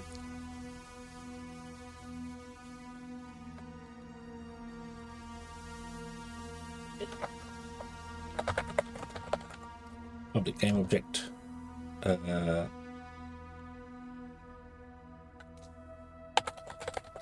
Camera. Don't want to make it a camera. Might as well make a camera. Entity.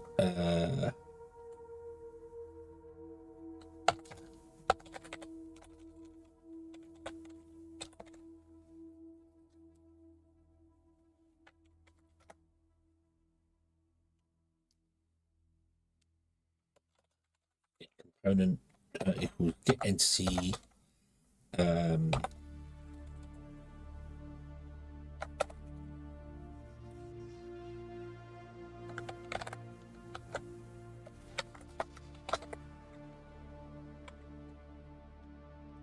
down here I want to create a new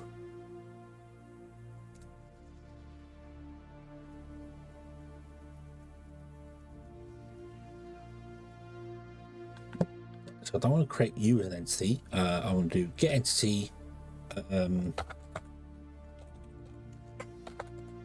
authoring dot camera. This wants to be dynamic because we're going to want to move it around. Good. Okay, so we get, and then I want to add a tag to it. So let's create a new entity. I'll call this the camera tag.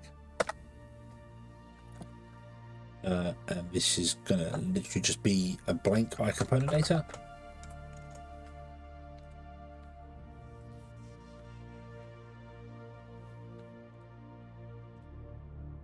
And in here we go add component entity, comma, new camera tag. Oop.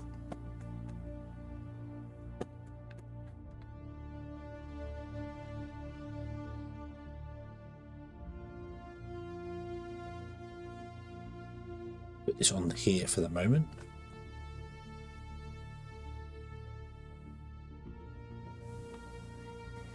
Go to the prefabs, drop the main camera on there.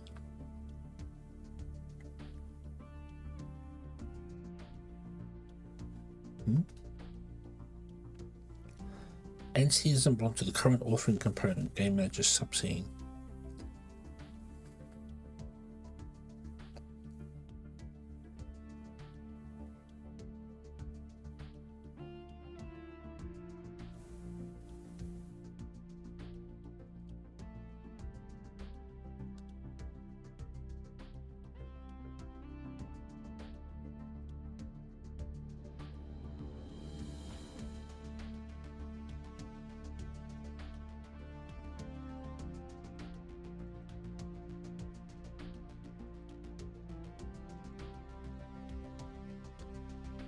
It doesn't belong to the current authoring component. Game manager in subscene. You're right. It doesn't. It has to be instantiated.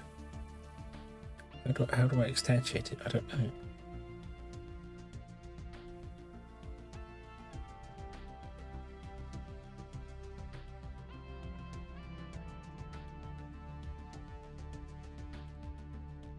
Can I drag that into here?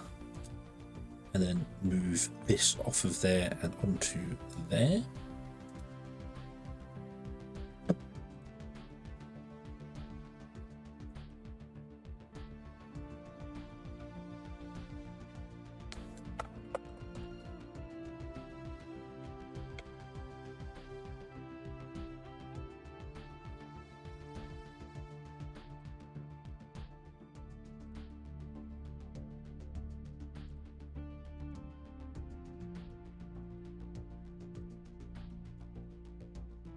Okay, yeah, that's fine, that's fine, that's fine. Play.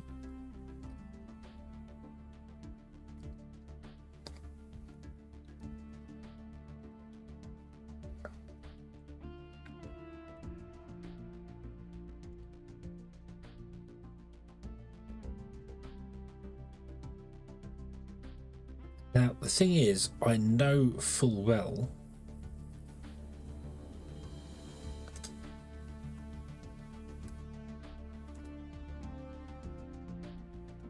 that our main camera is being rendered, is being created.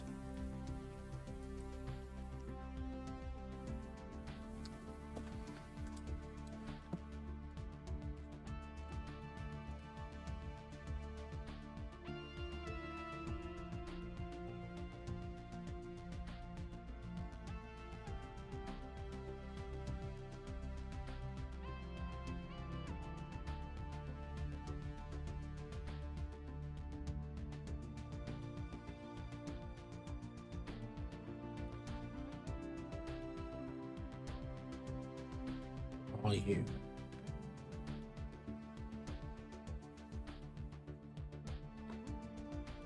You're the camera. No, shadow casting is on. Hold on, render filter settings.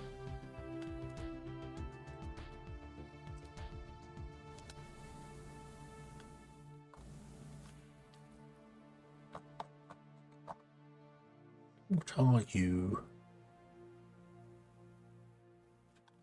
You've got to be the camera.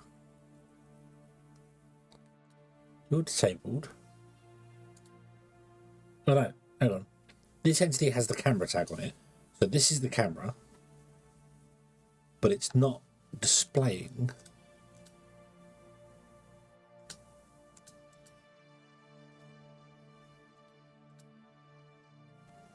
Is this an editor thing?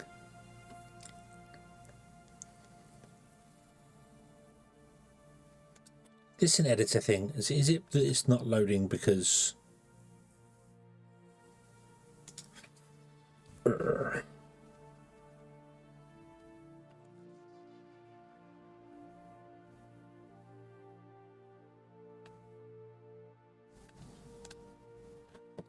Let's ask the Google. Let's ask the Google. Unity. Making the camera an entity.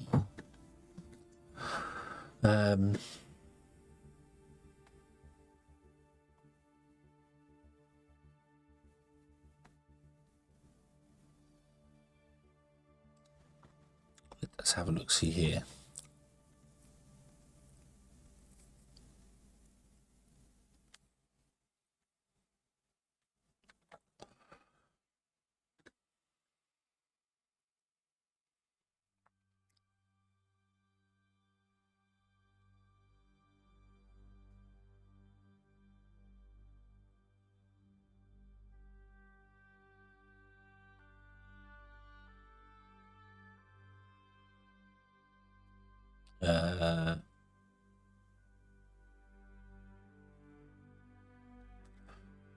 Do.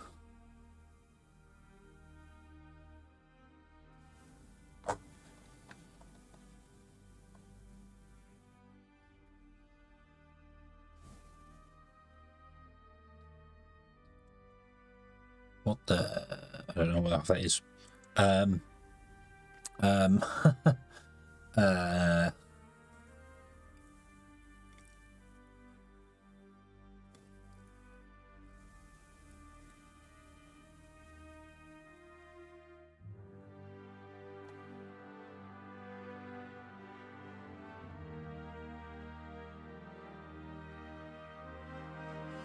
Anything with singleton? What?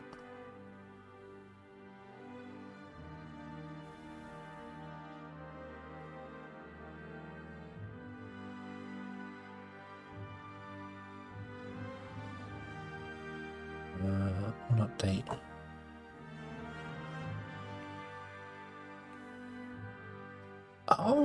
Oh, a managed eye system. Right, that's what that is. That's why I'm very confused as what's going on there. Okay, so you got the camera cannot be an entity. Okay, the camera cannot be an entity. That will not work. Okay. Prefab, unpack, get rid of the camera. Here we don't need that. So the camera cannot be an entity. The camera has to be generic and is fine. However, we can use an eye system to get and move the camera.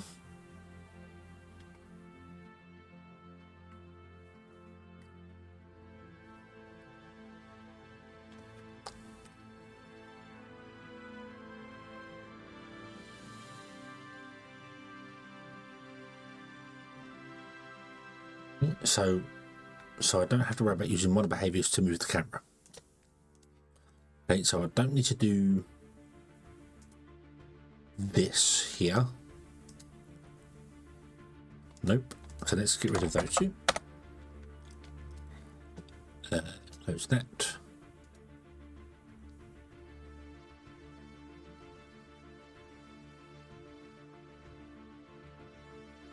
Close the buildable, close the buildable, close that for a moment, get rid of the camera tag, that's fine.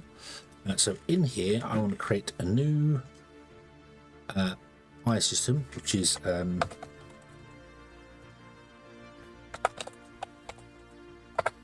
camera move system.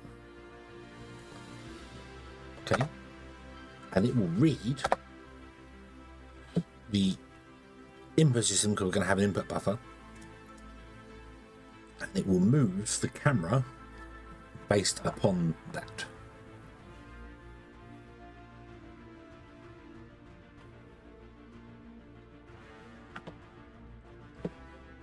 Systems, so I want to move this in here, that's fine. Boom.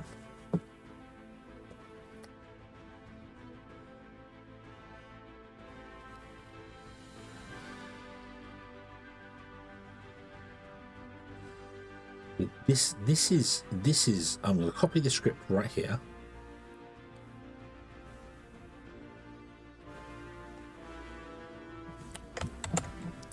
because what they've done is they've come into an eye system and paste this here. Okay, now this has got stuff in it that I can't access just yet, so that's fine. So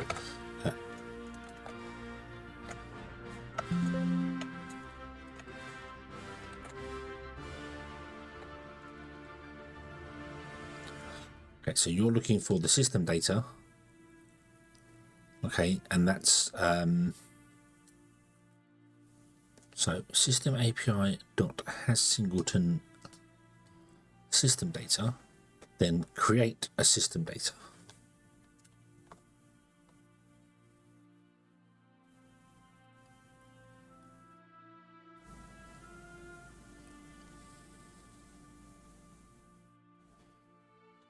Okay, so I need to create a new I can't do it. I'll call this the camera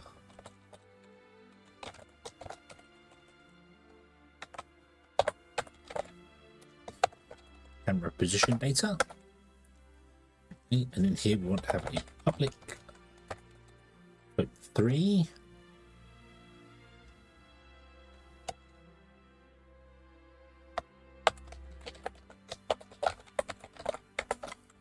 Now, why did you put a question mark there?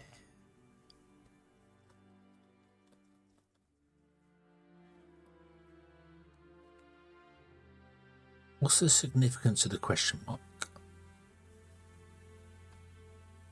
I'm going to leave it out and find out what works and what doesn't work here. So, put on. In here, this wants to be camera position data.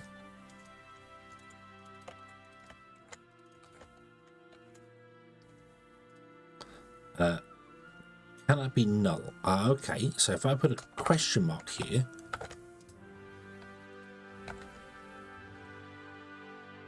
it now can be null.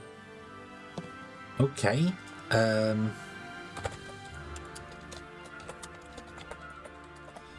need to learn how to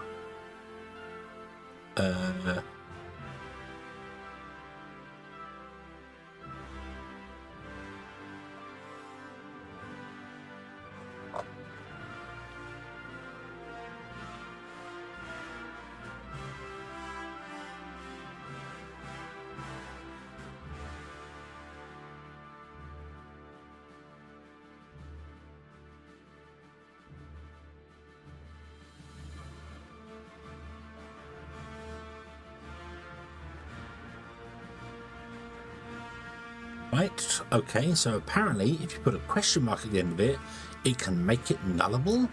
But then isn't that invalid data?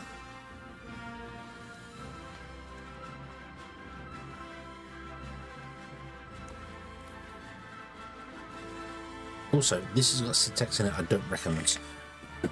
Camera.main, I know what that is. That's the main camera. That is that is, this one here is tagged as main camera.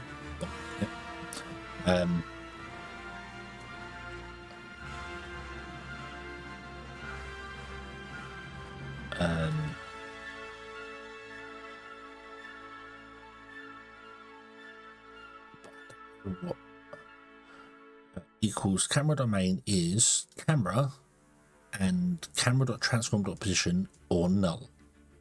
So this is an inline if statement, and I don't understand it.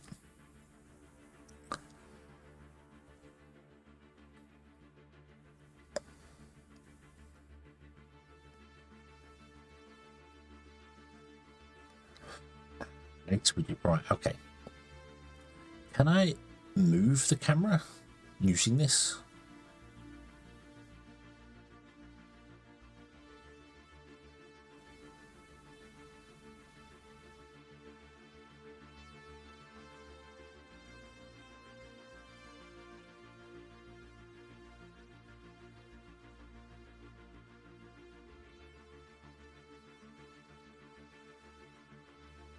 Also, I mean, I understand what this sealed means.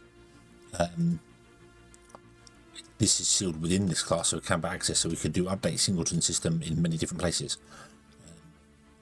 But this is updating our singleton with the camera position.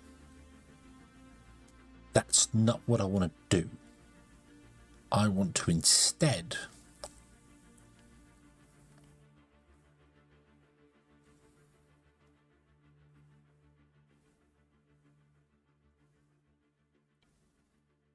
update the camera with their position.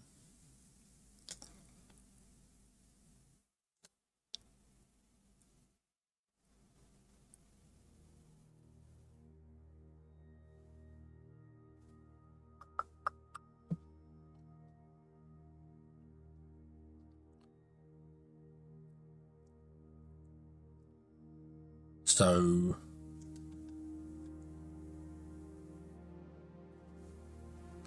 can I access this iSystems data from within that class there? Quote 3.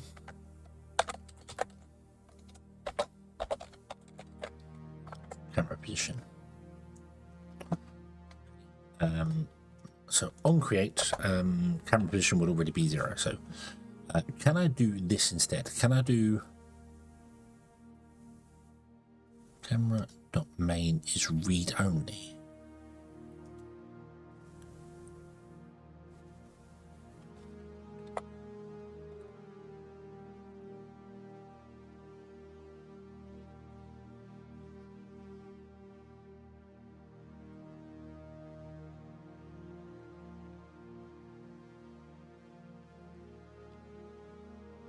No, can't access that from inside here.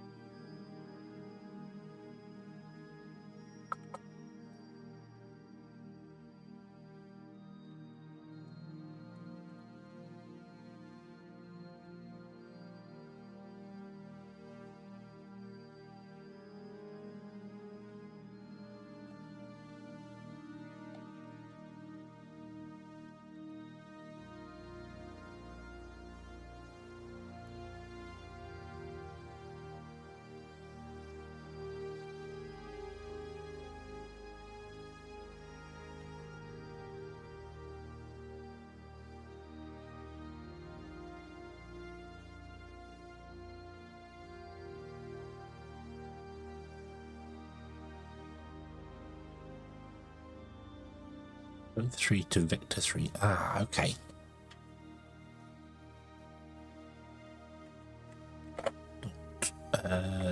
Value? There we go. Docked value is transferable between the two. Okay. So I do not want this to be.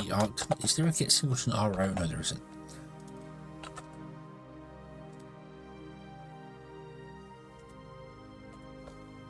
Dot.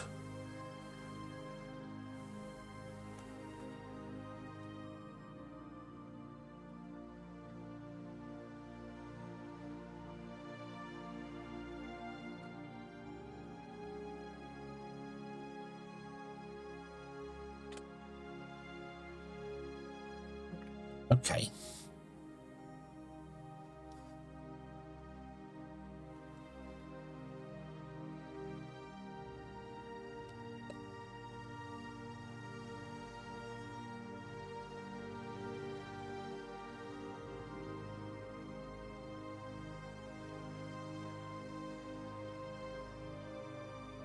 You're getting this and you're constantly updating the camera position. Does this work? Let's find out. Save everything. The camera should move to 0 by 0.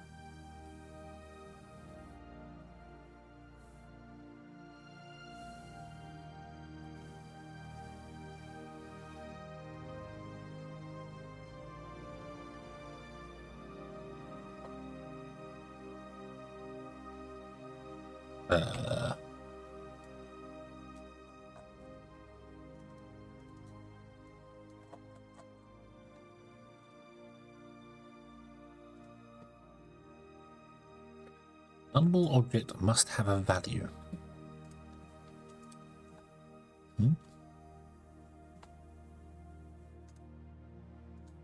Oh, can I unnullable that?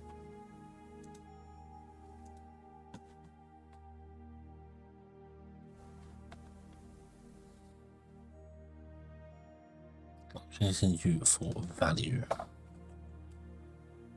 Oh, there you go. Okay. So if it's nullable, it has a value. And if you haven't assigned a value to it, then it will be null. So I want it to be non-nullable, so that'll be fine. So, okay. Okay. The camera has indeed moved to 0 by 0 by 0. Excellent. That is excellent. Okay.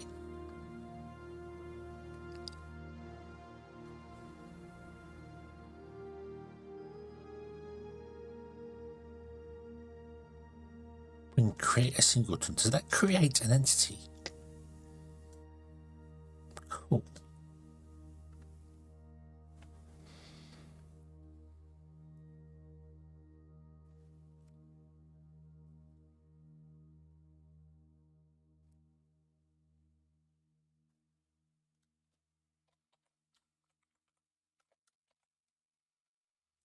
Create singleton.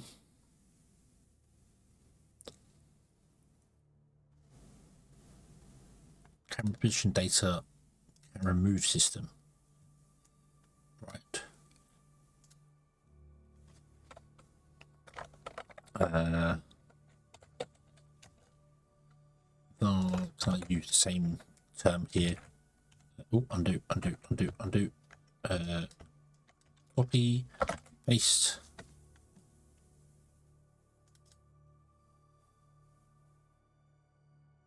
And then let's use that square. Okay, so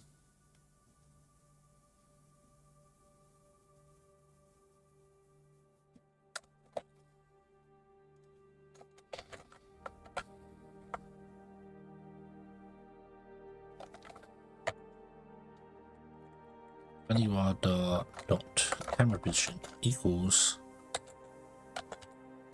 camera dot main dot transform position. Okay, so we are going to, if it doesn't exist, we guess it and we set it to its current position. So wherever I set the camera will be its default position.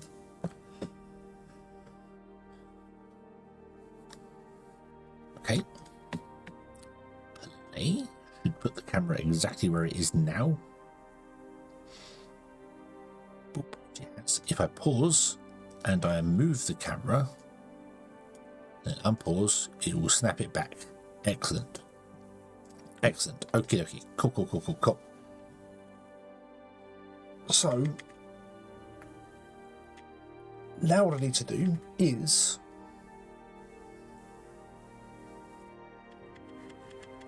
in the onOpdate function, I need to get the input buffer, find out if we pushed W, A, S or D, and move the camera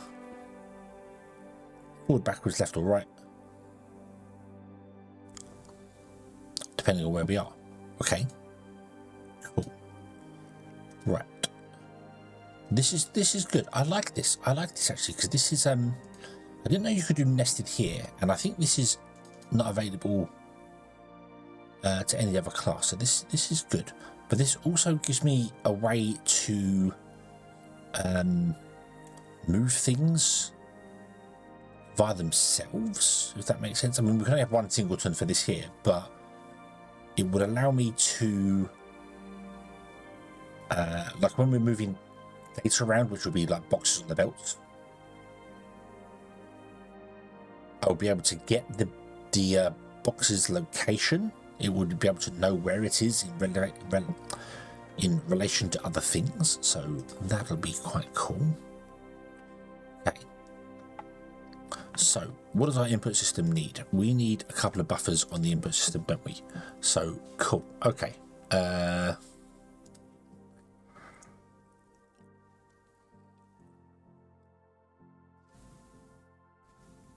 need a control scheme and stuff as well. I don't think I can do the control scheme.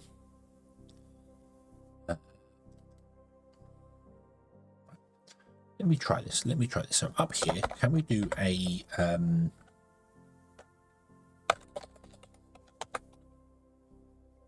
not a canvas control screen?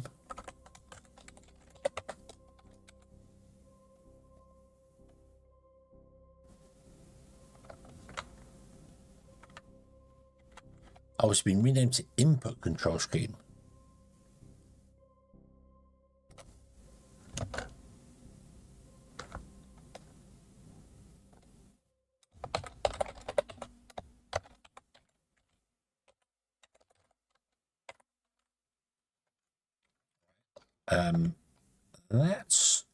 That's a light green. Maybe our system can use this. Ooh, interesting, interesting. Okay.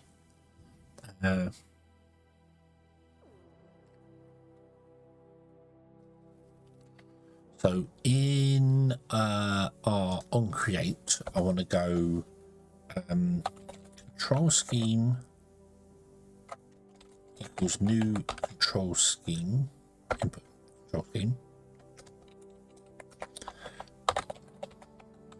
Control scheme dot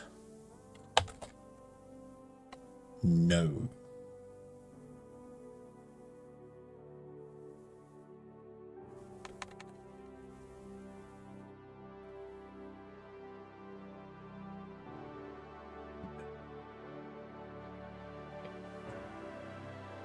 Wait.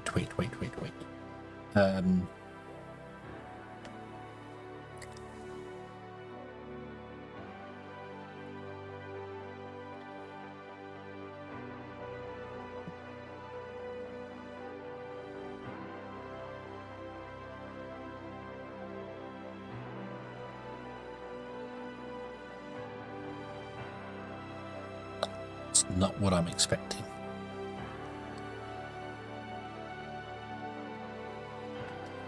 I want control scheme. It's a managed type. No, it's a managed type, so it's not valid. Okay. Okay, so it's not valid in our system. This is not valid in our system. Which makes sense. I think this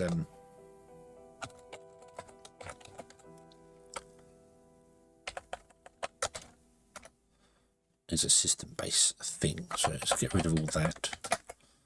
Let's go hello.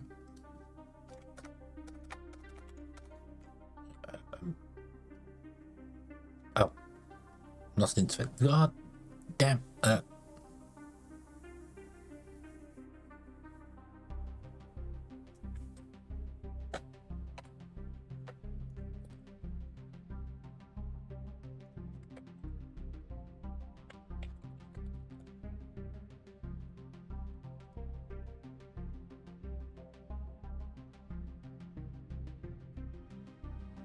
create list.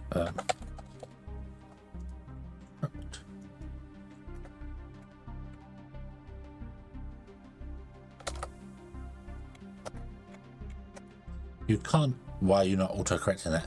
Type system base in interface list is not an interface. What the hell's a system base then? If it's not a what? Is it just a partial class?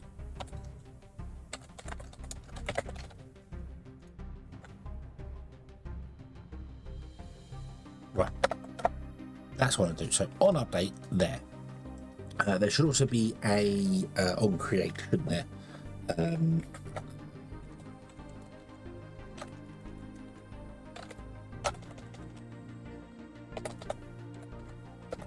Protected, override, void, on create. Thank you.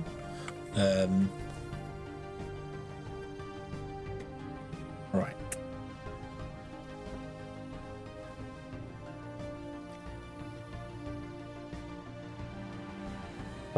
I want to do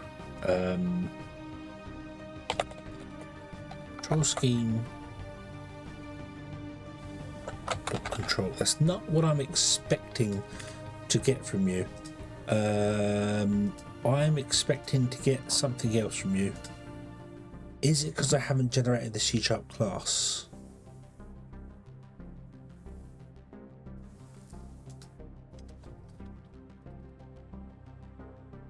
Might be that's the reason behind it. Okay, do I can't set it in as data because it's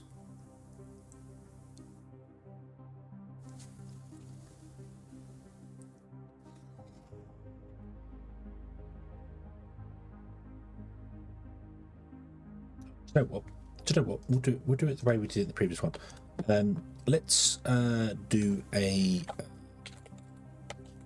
action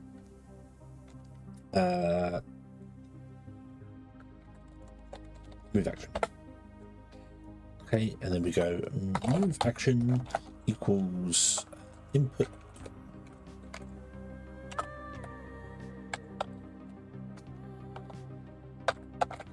system dot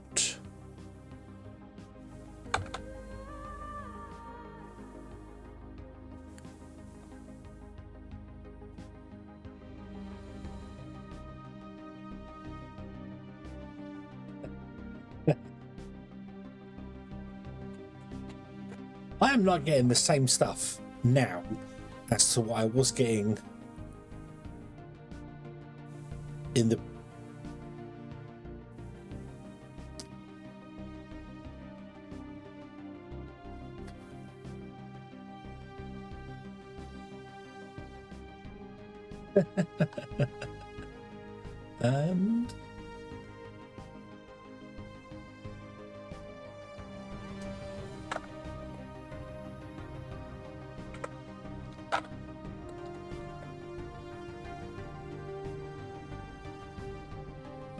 yeah, that's not giving me the same thing.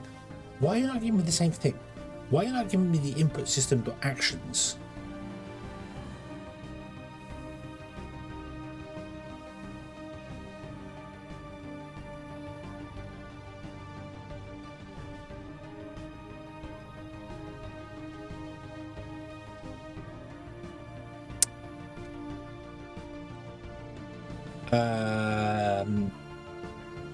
What am I missing?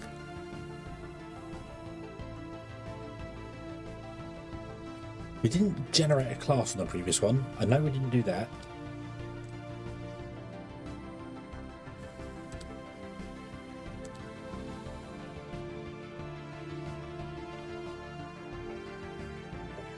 Is it a different input? System underscore nope.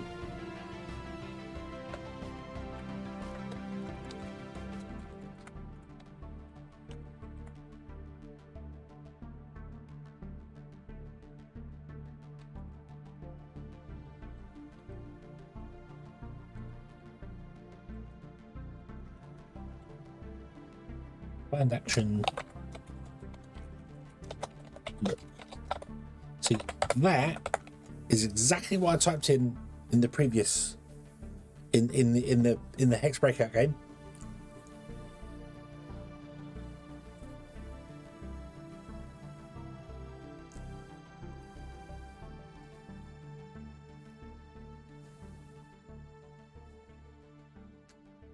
I've called it input system. I've called it input system. There we go. I called the class the same thing as the previous thing. I did that last time as well. Can I rename you? You must rename identifier. I want to rename the class, please.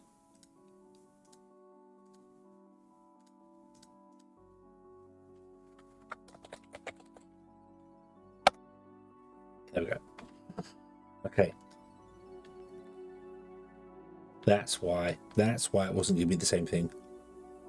Okay, I am confused as to why it wasn't giving me the control scheme one though. That was weird.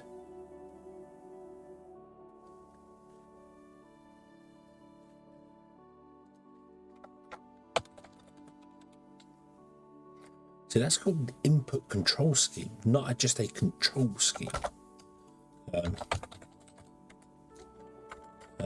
Here, stream dot.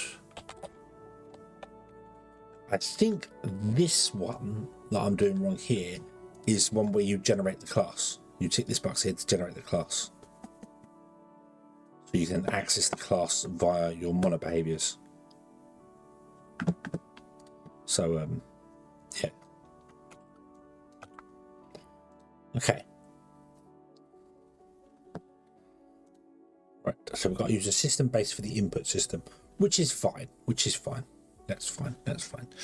So this wants to update before. It wants to update before the fixed simulation system group, because this is all the input stuff. Okay. So on update, we need to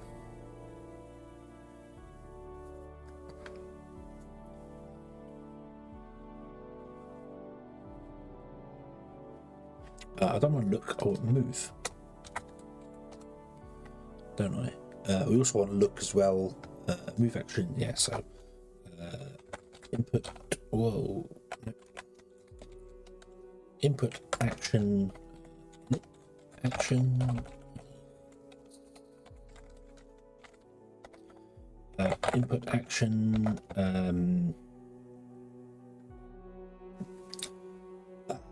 I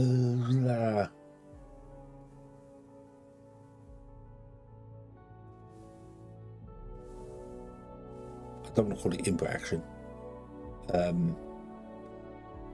That's what it's going to be though. It's going to be an input. So we've got a move, which is WSD on the keyboard. We have a look action, which is going to be the mouse moving around.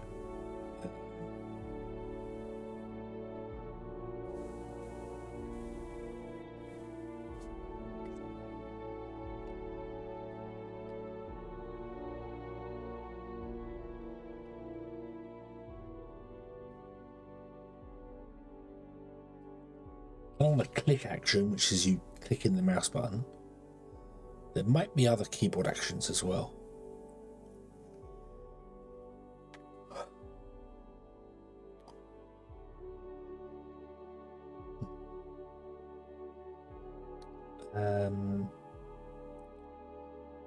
Really not sure.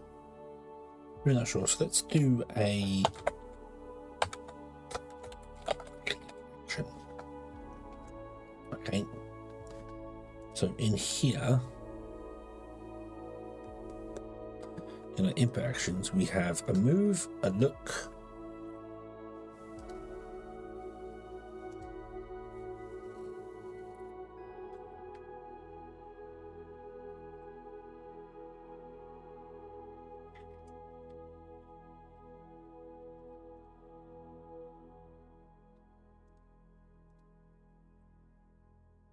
hold.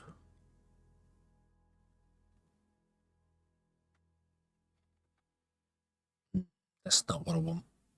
not what I want. I want to do a modifier.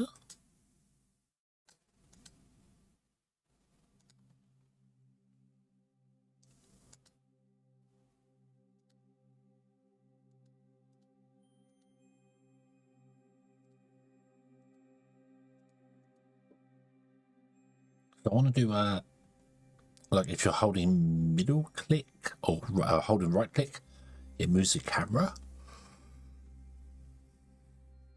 I don't know how to do that yet. We'll do that for a minute. Right, okay. So let's go back to our, right, so that's good. That's good. Let's go back to our input.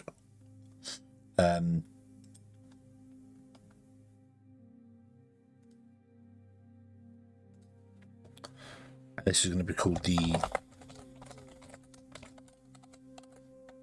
player input buffer. Yep.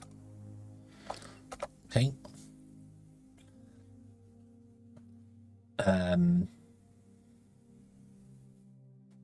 Be damned if I know what this is going to store in it.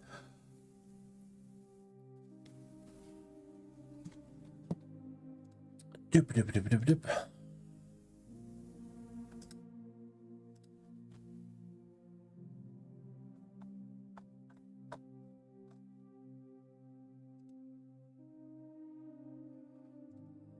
Data, let's go and see. We have input buffer data. What do we store in input buffer? Oh, we had two different types of them. We had the movement buffer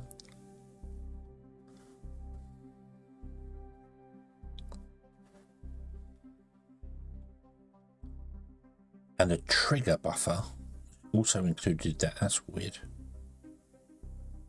That is weird.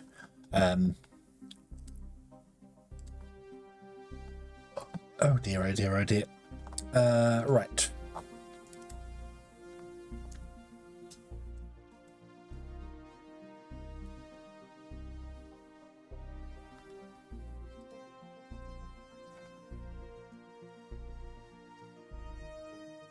Digital normalized. Okay. So we want to have a movement data. A mouse pointer data. No, because I don't.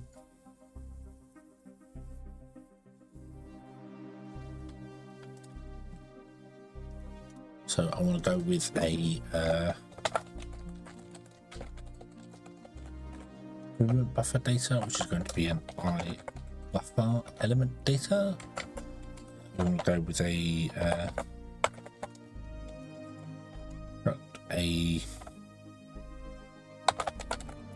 camera move buffer, which is an I buffer element data,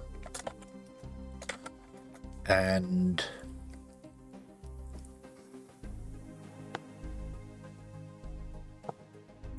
then I want to go with a just an input buffer, which basically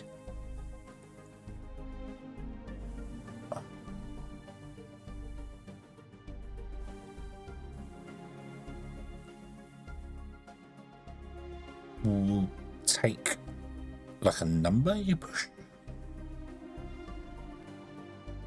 1, 2, 5 to open up the different. I don't know. I feel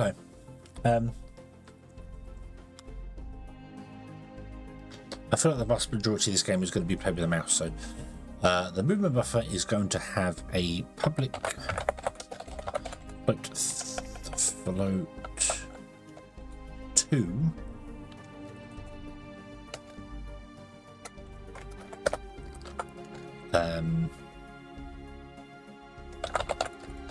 movement vector. Okay, movement vector. And the camera move, no, this is going to be the look. Let's call this the look buffer data. It's not the look buffer data. Oh yeah. Public struct.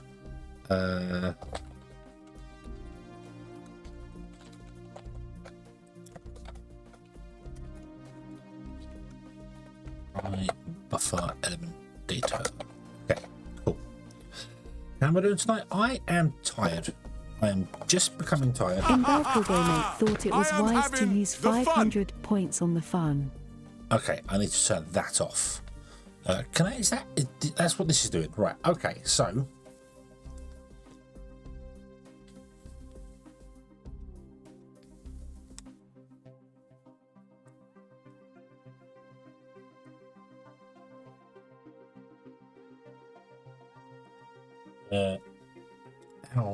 Ow. Yeah, it should go the fun, but it shouldn't do channel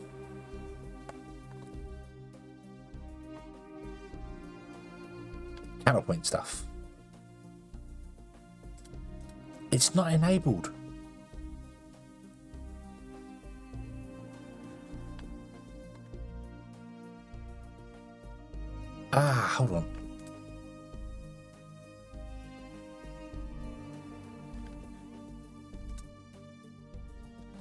Hold on. Hold on. So, yes, I have a text-to-speech thing that I was playing with and have been playing with on and off for the week I've been ill. And I'm going to be honest, I couldn't get it working. I couldn't figure it out. And then today,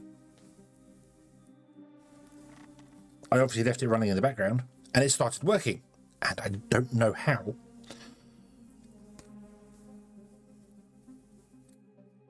So, yeah, so I'm not prepared for it doing its thing. Let me try and do... I can't do the fun because it's on cooldown. How dare you? Let me do that one. Oh, I hate that hedgehog. There we go. Now she doesn't speak. No, randomly, Horner Eyes turned up earlier on and resubscribed for 31 months. And she started speaking. Microsoft Sonia started speaking. And I was like, I don't even remember having Speakerbot running in the background. Like, I don't even remember leaving it running. Apparently I did. And she started speaking. I think it's only linked up to Twitch and not linked up to YouTube. And all my testing I was doing with YouTube commands. So, I guess that it's it's reading the Twitch events and is working perfectly. So all the setup I did works perfectly well, but for some reason it's not picking up the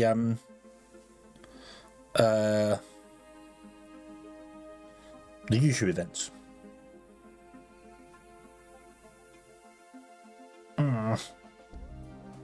Oh, I'm really itchy here. So yeah.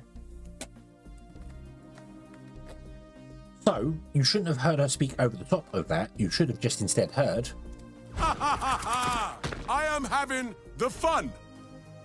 The fun. We are having the fun. Yay. Yay. That's what it should be. She should not speak on top of that. There we go. That's better.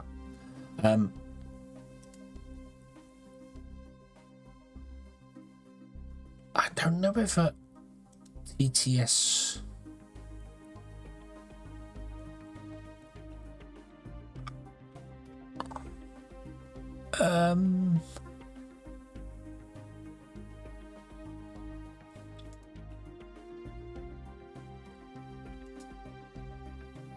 No, I don't know. I don't know. I was mucking about with it, but I don't know enough about it to yeah. Okay, so right. Right. Flight 2. Do I need to flight 3 for the look buffer? No. No, I don't. Flight 2.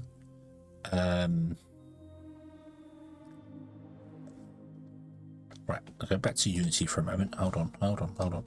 So, X and Z.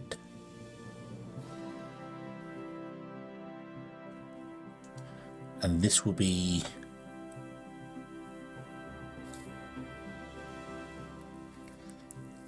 I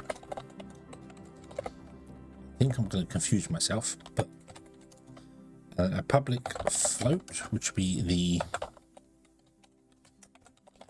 zoom amount. Okay.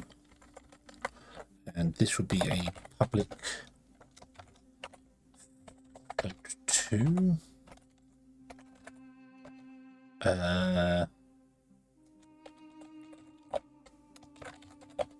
Position vector. I'm calling them vectors because it's easier for me to understand what I'm doing with them. Because a float 2 is just a number, whereas a vector is a position. And that's what we're dealing with here. So, okay. So,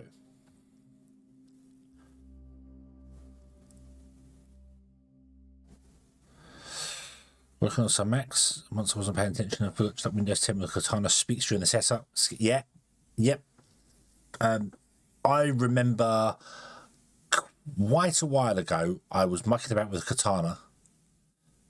Probably when Windows 10 first came out, and Katana was a thing to do with that.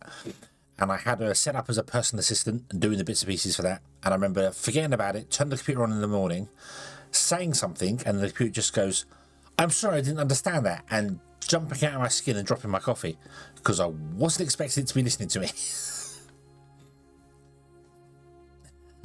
Okie dokie, enjoy the dinner. Right, okay. So, you are going to be re-enabled now. Let us create a new empty here and call this the input buffer. And then in our input system, I want to create the baker script, which is going to be the input player input baker, player input buffer baker. So I have a player input buffer baker. So everything's being a baker. Yay. You don't need anything up here. You just need to have a entity. Is the entity equals get entity, transform usage flex,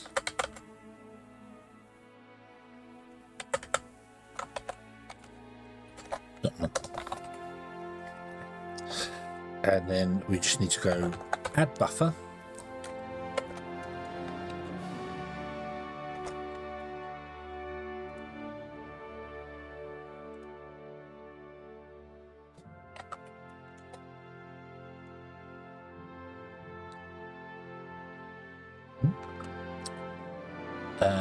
Add buffer.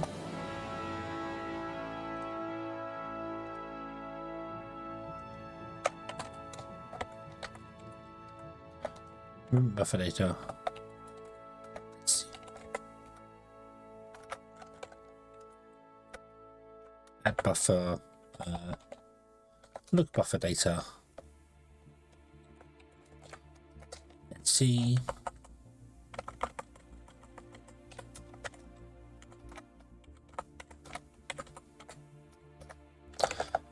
Add buffer, mouse position, buffer data, entity.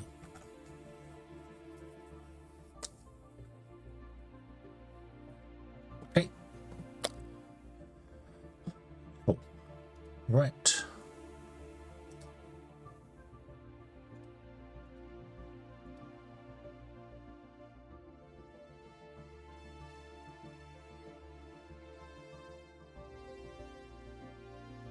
Move, look, and a click action, which I don't actually have the stuff for.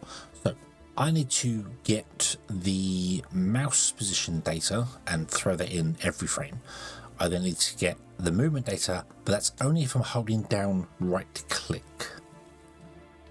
That's the one that's going to confuse me. How can I send... I'm going to move this into my input thing because it makes sense to be here. How can I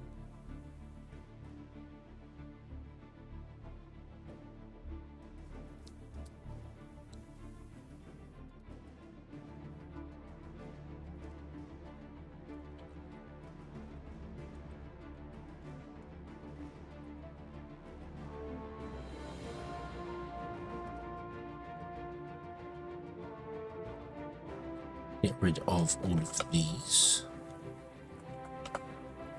Okay. And this is a value. Control type is going to be vector 2.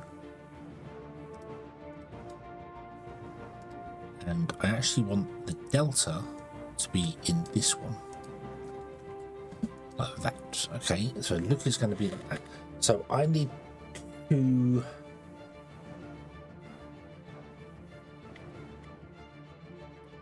I need to get a modifier on this one here. How do I get a modifier?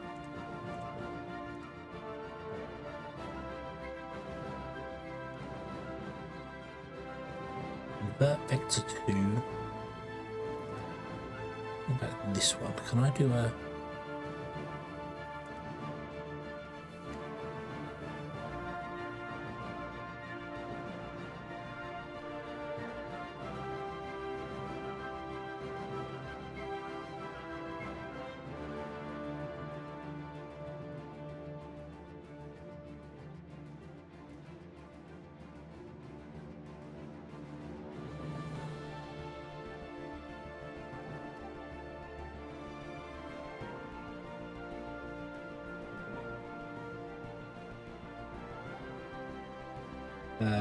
Unity system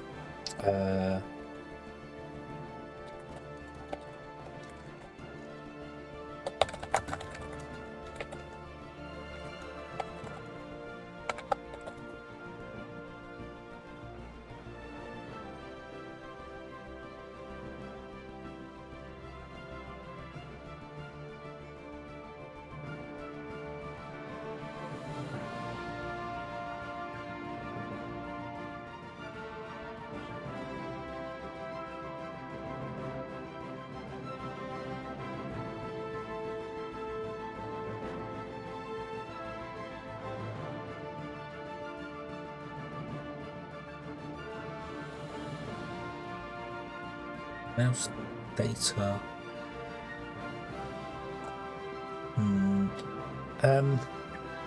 Okay, so I don't think there's I think I need to read the mouse position over and over, and then just if I am holding right click, then I need to do a thing for that.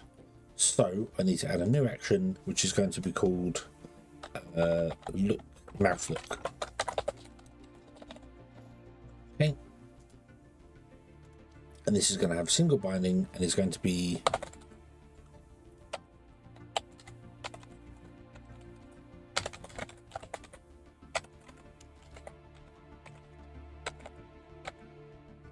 right button mouse.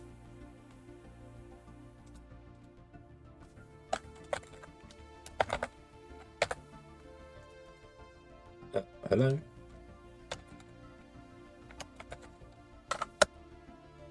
Thank you. That's weird. And this wants to be hold.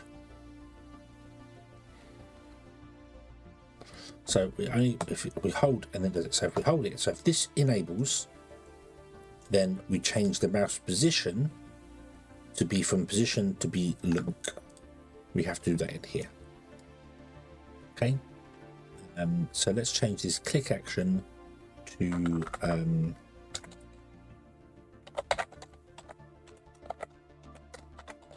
mouse look action. Okay.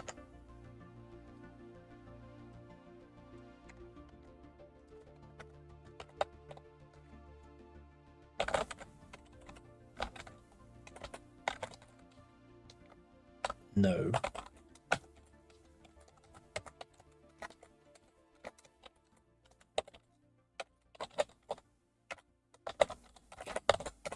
Oh, come on. Mouse look action equals not going to recommend stuff to me. I have noticed since you started pushing that GitHub thing, you started stopping recommending stuff to me. Gee, I wonder why that is.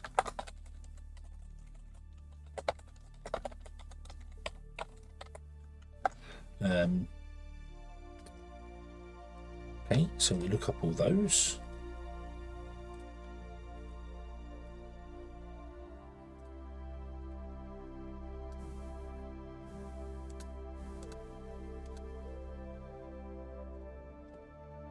Is a button. Yes. Okay. Cool. Right. So, how do I read these?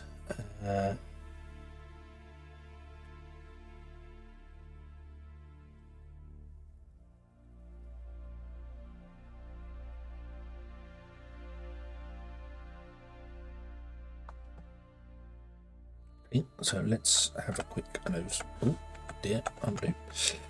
Let's have a quick nose here. So if we go look action dot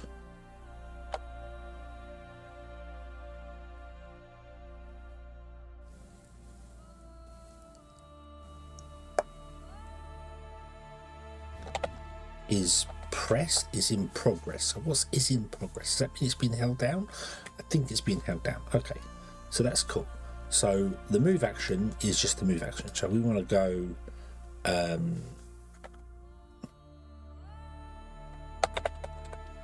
float to value equals the move action dot value, read value. So read value, and we're reading a vector 2.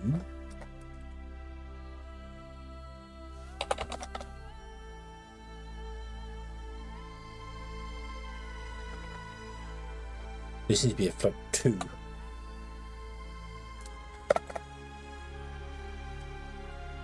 Dot.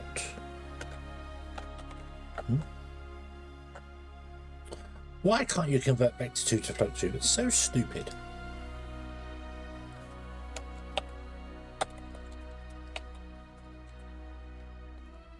Really?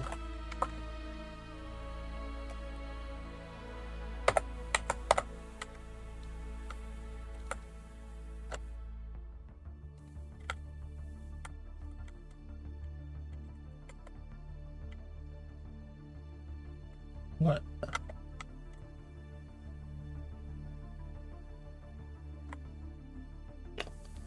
Really? Why can't...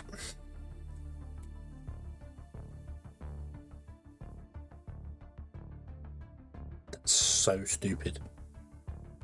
That is so stupid. You can't convert vector 2 to vector float 2. Why not? Why not?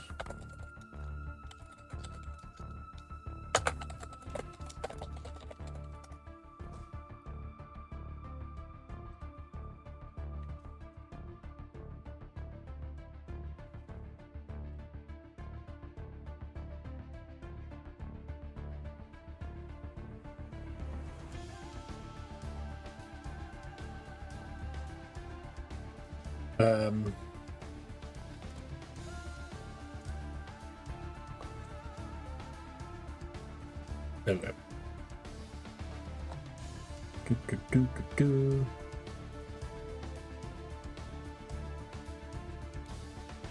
No, that's not very helpful either. Right, okay.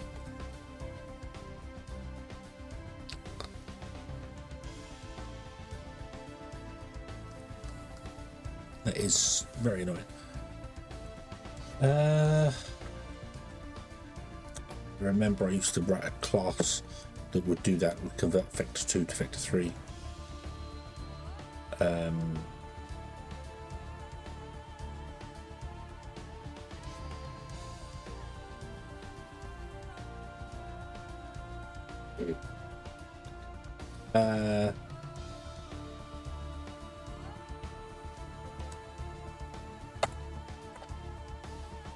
New value of x. X.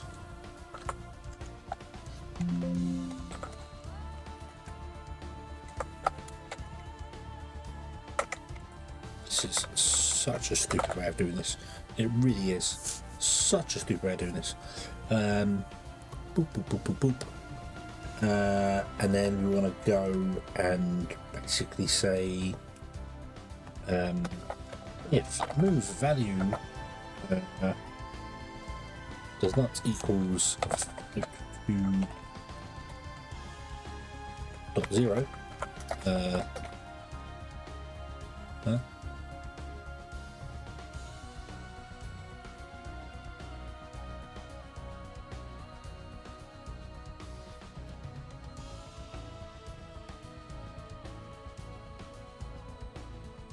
Huh?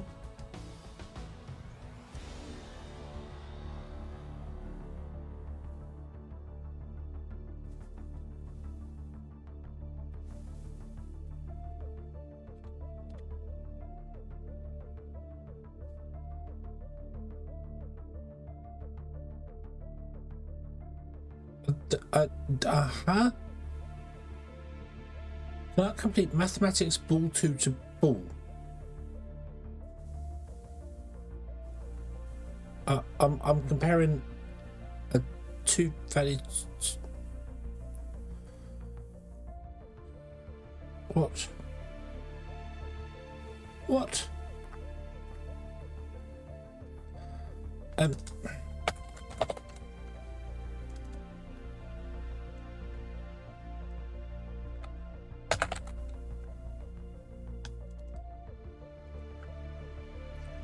Why the hell is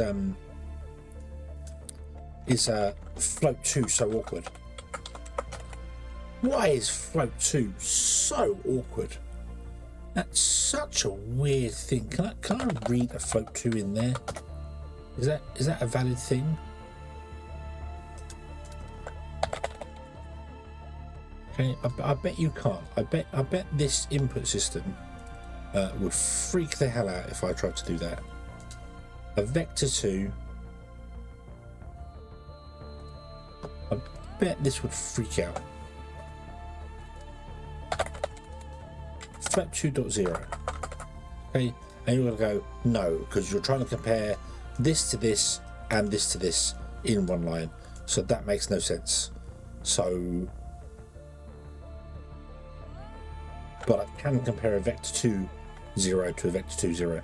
So we're going to make this vector 2 all the way along the board, because screw your mathematics, and we will have to hardcast it to a float later because we need to send the data in as a float.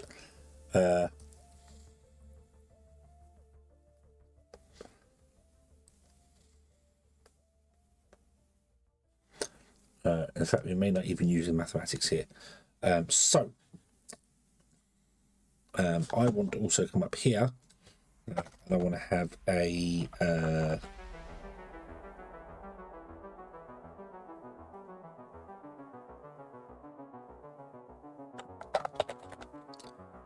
world,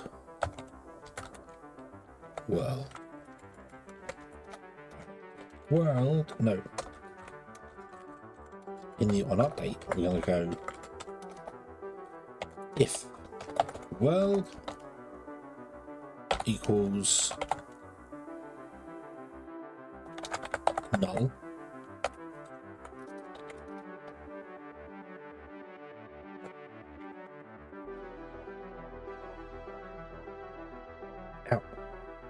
I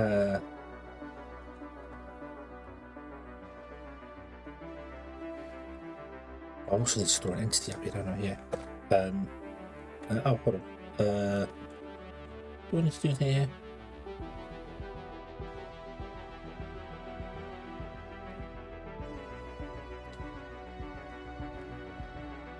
I need to update the buffers, mightn't I? Yeah.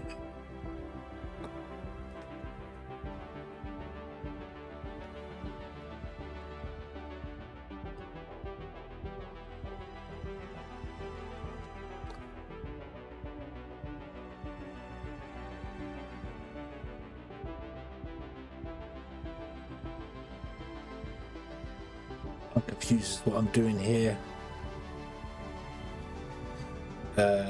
Let's get entity.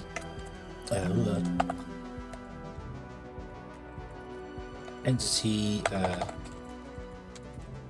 buffer entity, and apparently I did this, and I need to find out why I did this.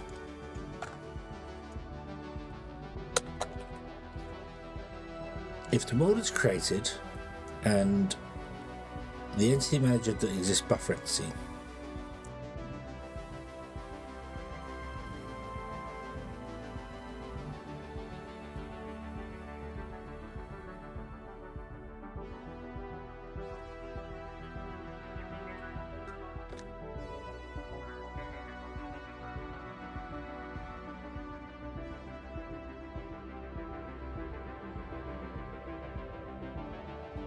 If the buffer entity doesn't exist, that's weird. Oh, I suppose that's a catch-all for if the buffer entity is null, isn't it?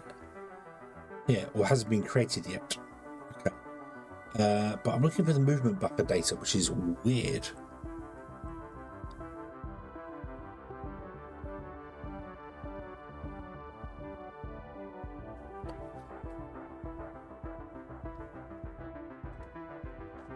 I don't quite know what I was doing here.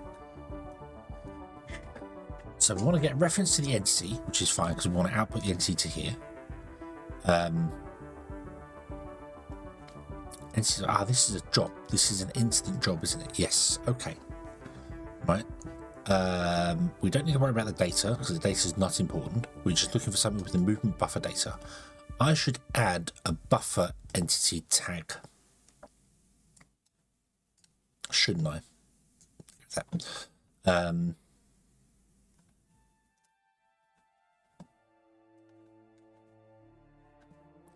So that you also get the buffer entity tag. So let's do that. Create entities. So player. No, yeah. Player.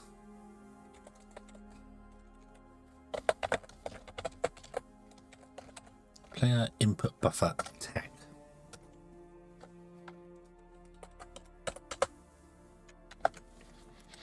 Okay. And then we also want to go add component. No. Add component. Entity, comma, new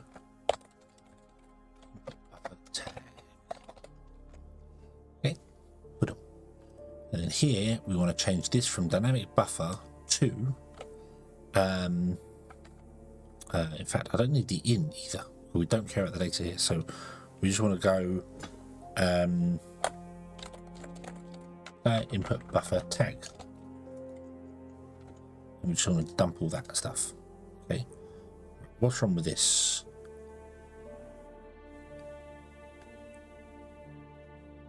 Do I need an in here? Yes, I need an in there to get that to actually work properly. So we're getting a reference to an entity, and we are taking in the buffer input tag, and we're just discarding it straight away.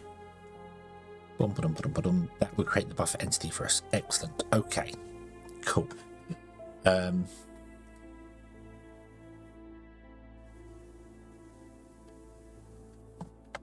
Let me come up here.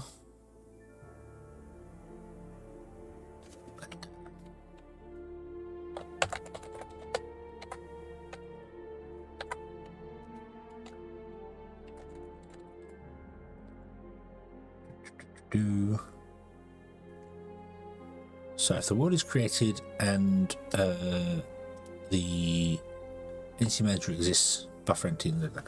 So what I want to do here first is I want to have three if statements. If world.default game as object is created, return. So if the world doesn't exist,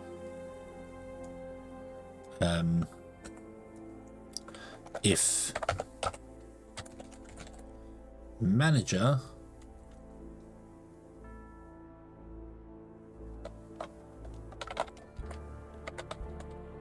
is equal to null, then manager equals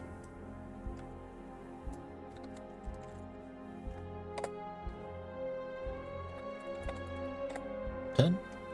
And then if manager.exists the buffer entity, then do that. So we've got three statements there, which is just their fail-safes. They're fail-safes to make sure that our world is created, so the entities are ready. If we don't have a manager, which we won't because it's blank, we find one, and we just continue until we find one. Undo. And then if the buffer entity is null or doesn't exist, then we do that as well. So we get that. Okay, job done. So then if all of these are if the world exists, If our manager does not equals null and our buffer entity exists, which it should do every frame, that'll be fine. I don't know if I can cache the entity manager. I might not be able to. I don't know if the entity manager has to be recreated every frame or not. I don't think the component buffer does, but I don't think that does there. So, okay. So,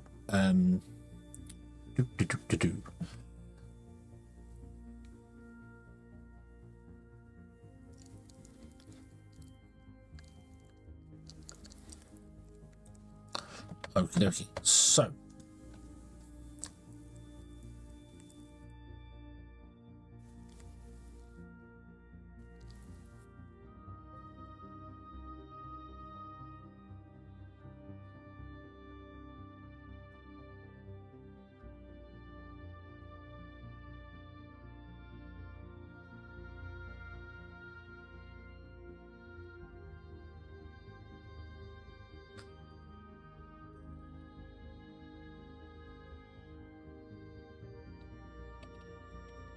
void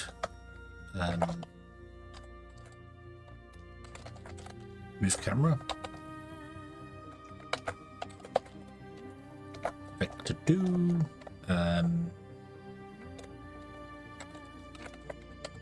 move value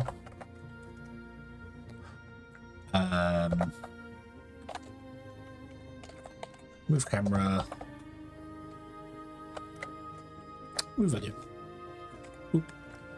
Okay, we then want to get the singleton of the camera move system. No, we don't. We want to add this to the buffer, and then you read the buffer here, don't you? Yes. Okay, this updates before the fixed simulation group. This updates before the camera move system. So this wants to update in the fixed simulation group. That might make the camera jumpy.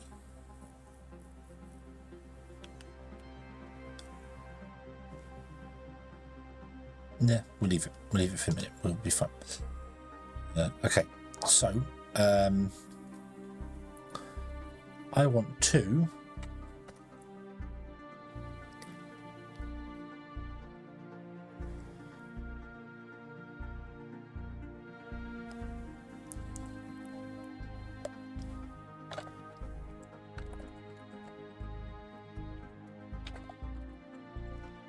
movement buffer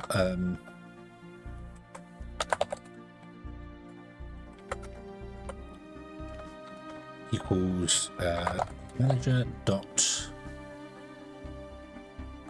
get buffer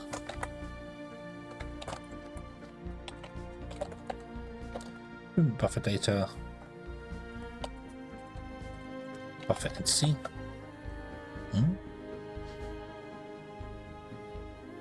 Oh, let's just call it a var because you can do it at home. You call it a var, it's fine. And then we go movement buffer dot add new movement buffer data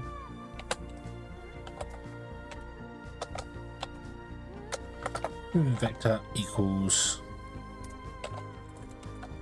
move value. That's going to go no because we cannot explicitly convert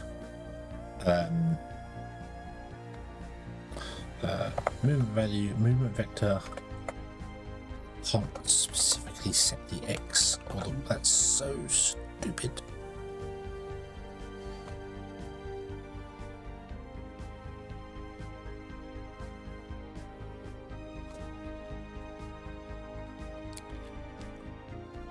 Try potential fixes. Add argument elem. Why would I want to add argument elem? What would that do? What would that do? Nothing. Nothing.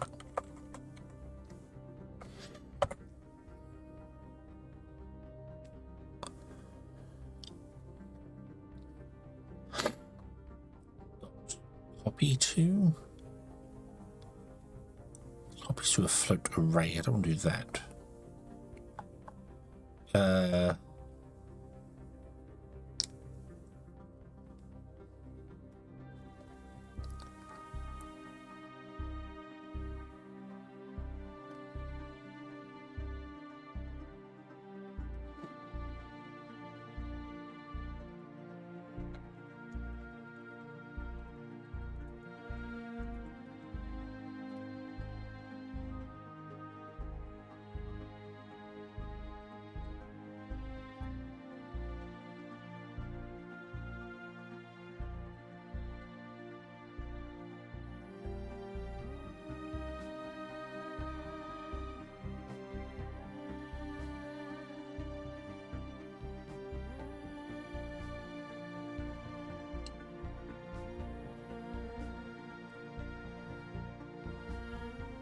Okay, so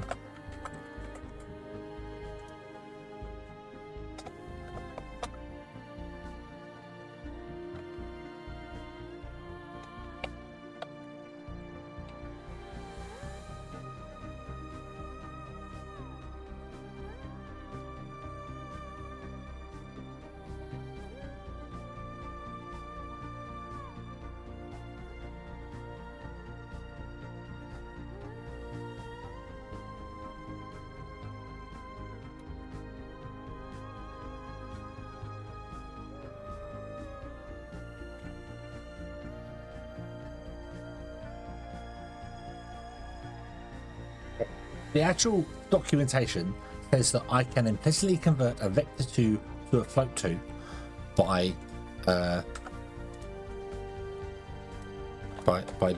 doing that, and that's valid according to the Unity mathematics documentation.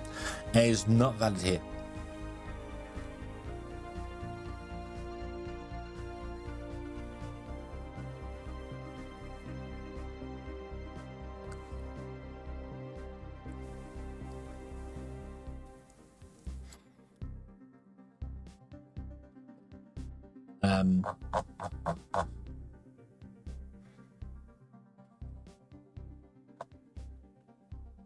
Public static implicit operator float 2.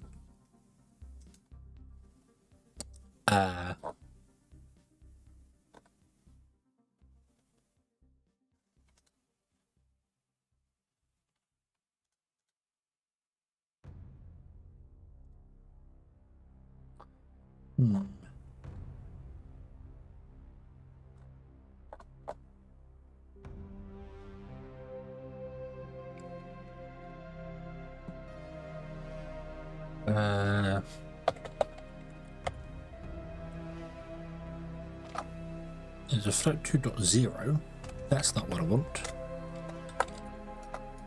What new value dot? No.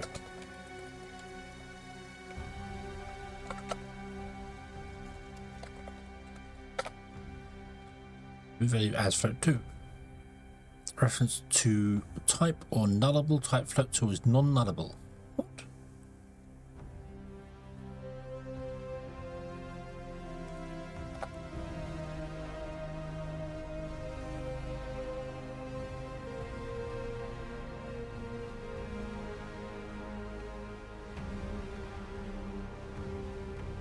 I don't get what LM is. That's so stupid.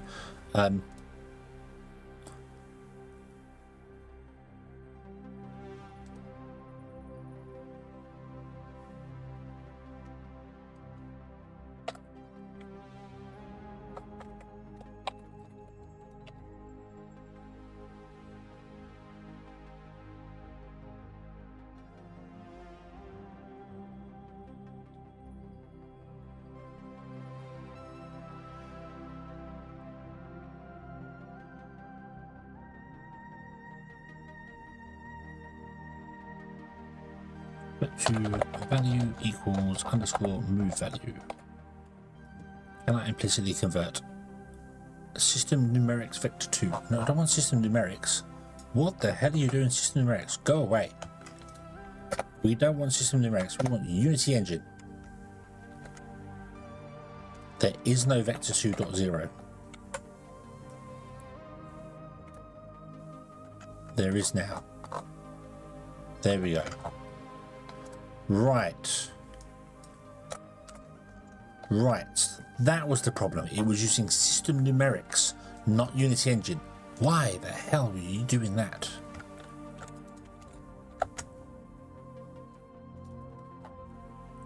Okay, I thought you could convert these. I honestly thought you could convert these.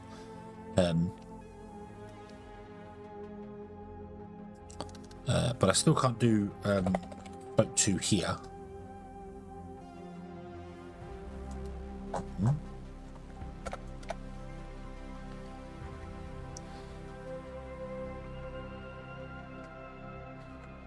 Yeah, because you can't compare. And then you can't do a double ball there. So still need to do that to make sure that's valid. Sending a vector 2 in everywhere is fine. And then just convert it at the last moment. Okay. Okay. Not a problem. Move camera. Look camera. I suppose is the best way to do this. Look value. And this wants to be the look buffer data. Look buffer data, and let's rename these to buffer all the locations because that's fine. And this one's doing the look vector equals look value. Okay, and then we want to come down here and we want to go with another vector 2. Look value equals look action read value vector 2.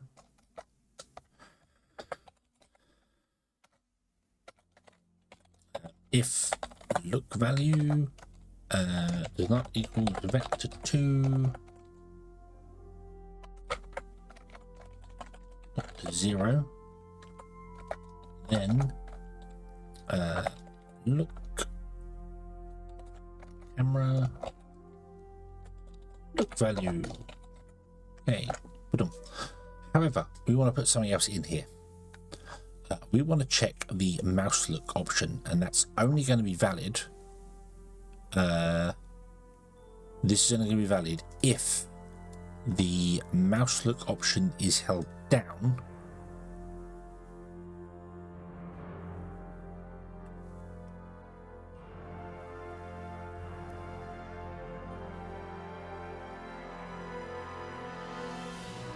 Oh, that would break the gamepad support, wouldn't it?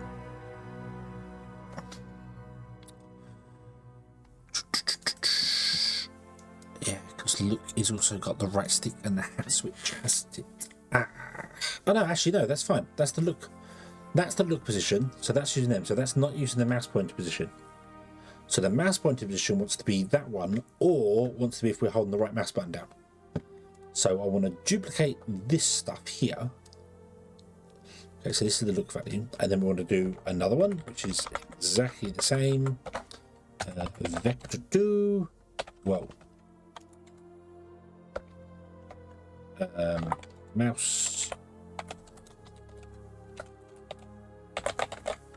position equals mouse position dot read. Oh, no. Mouse look action.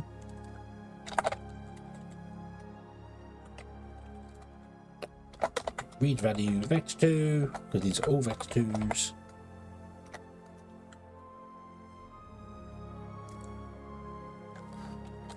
If mouse position does not equals vector 2.0, then we want to do one of two things. We either want to throw in that the mouse has moved, so we want to do the move on there, or if we're holding down right click, we want to do the things. So if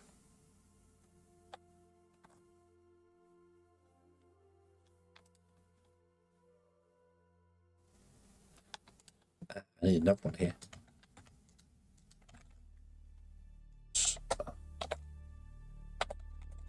Position.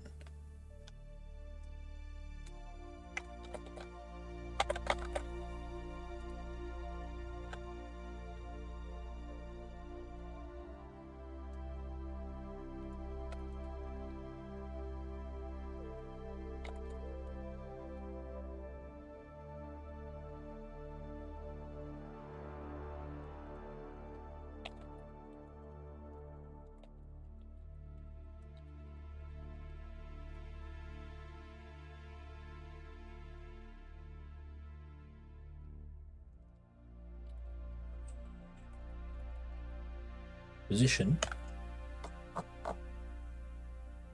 This should be an action.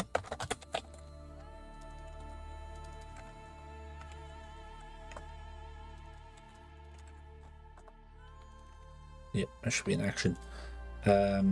If it reads 0, so if mouse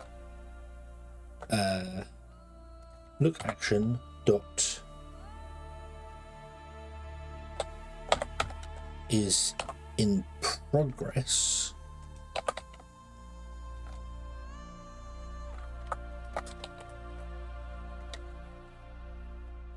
we want to do a look camera.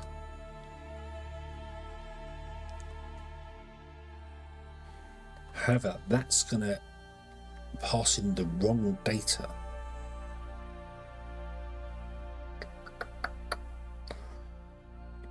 We need to get the delta from where it currently is, where it's going to, and send that in. So I need to come up here and do a vector 2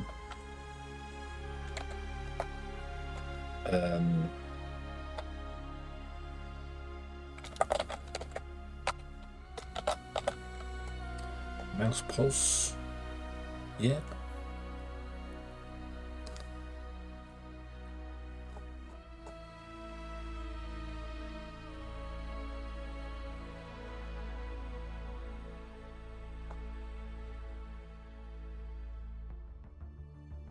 So if mouse position action mouse look action dot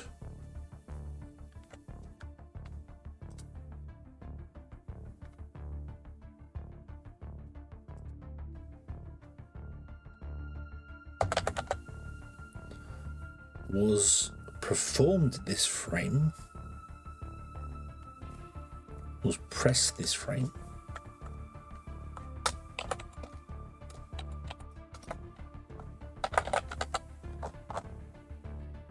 that's pos equals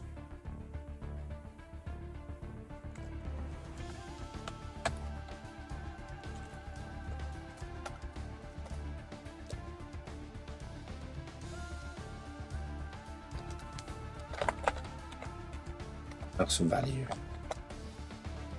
So if it was pressed this frame, so if it started this frame, we store the value from where we are.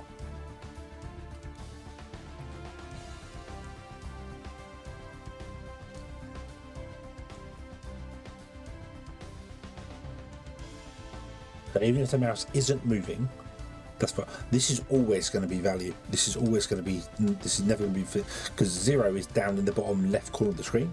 So this is always going to be running anyway. So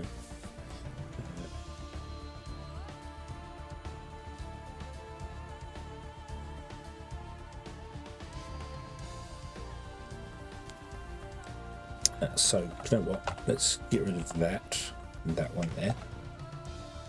Okay. So if it was press this frame, we store the value. Okay.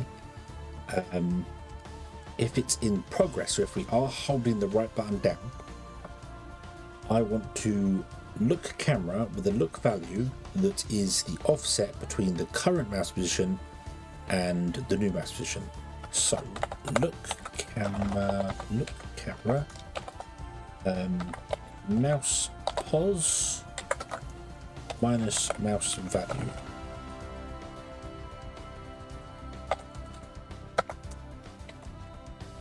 Okay. Otherwise,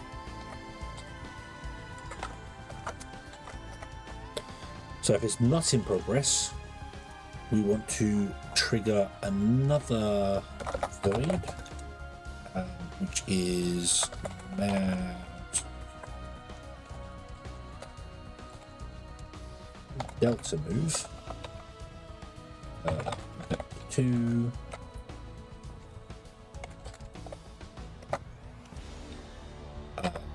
underscore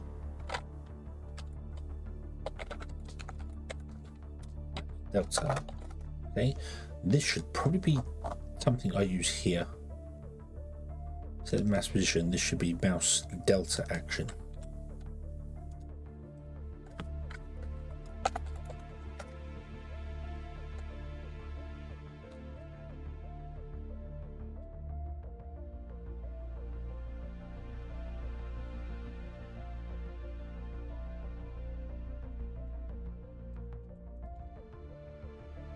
Yep, buffer now position buffer data.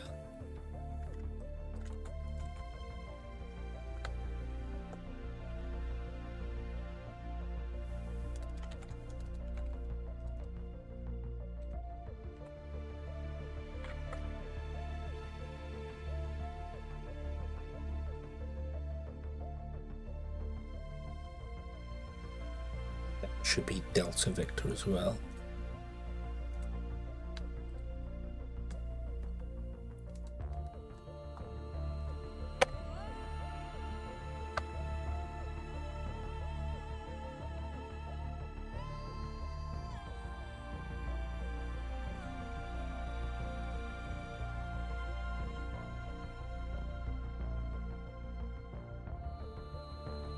Okay, right. So the camera movement system now wants to do all sorts of things here. So we are going to have to grab the buffer.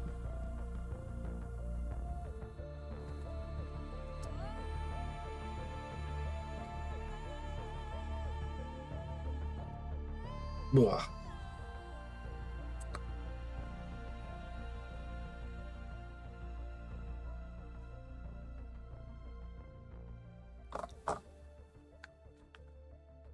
So this one, well, right, hold on, player input one, this one wants to update before the fixed simulation, and this one wants to update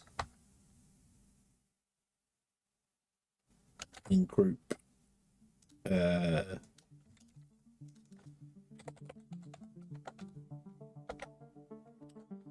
That's not going to work because this is...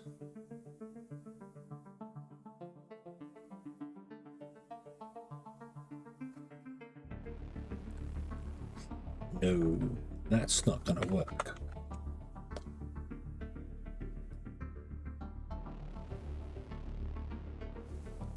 If I update it in the fixed,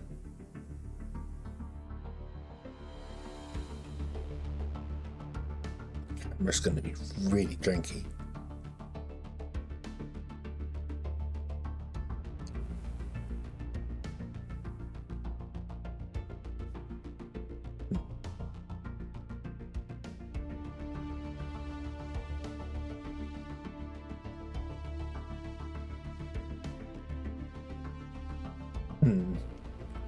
We'll leave that in the simulation group for the moment. Okay. On update, I am literally just going to grab the I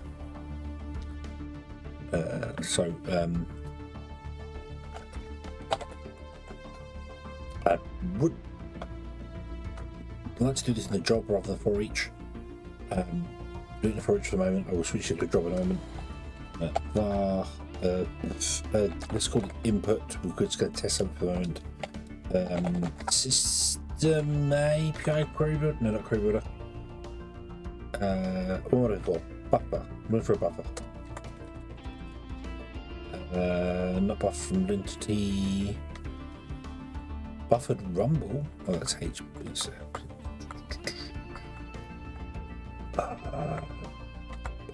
Buffer from entity. That's depreciated. Buffer look. No, we're not doing a buffer lookup. Dynamic buffer. That's the one. Dynamic buffer.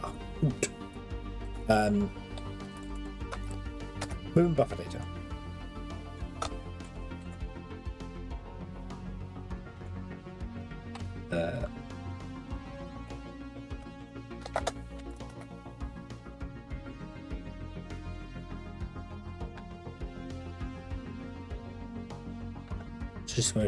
System API. Did I miss something here? Get buffer? No, let's get a buffer from an entity. I don't want to get it from an entity. I want to get it from the world. Get singleton.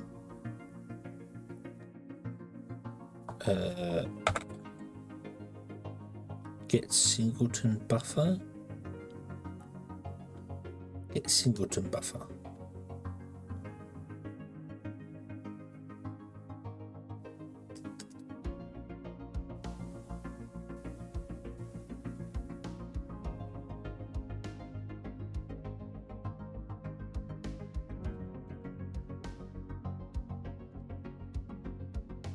Get singleton buffer. Boom. Yeah. So I don't need a 4 each. Do I need a 4 each? Oh, hold on.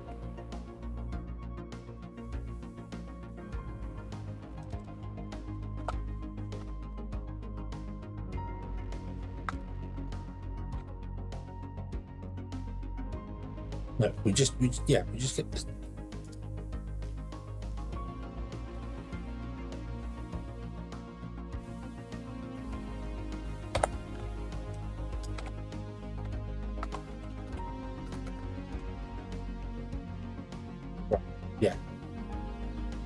Yeah, there should only be one. I need to look up what I did before. No, don't. And there's a 4 each. Is it the 4 each? 4 each. Movement. Buffer data.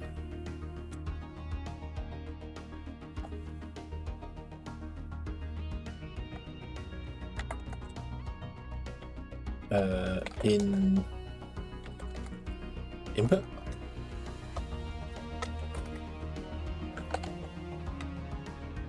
Debug.log.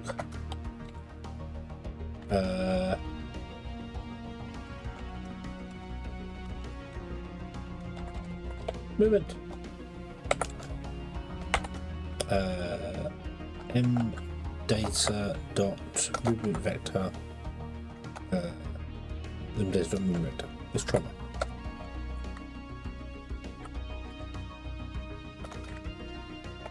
And then I want to clear the buffer. Input.clear.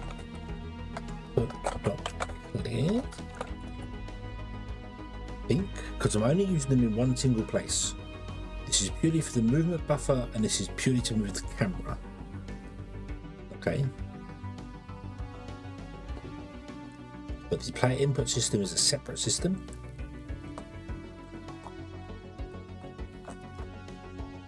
Which takes the input things doing the things, so that's fine. Save.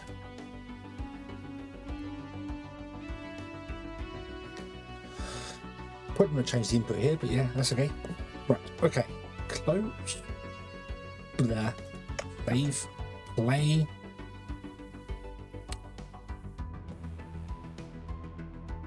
Oh, we got a wobbly.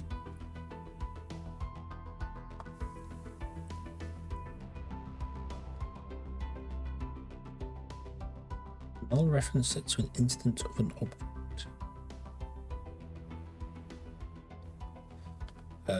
Play input system 37.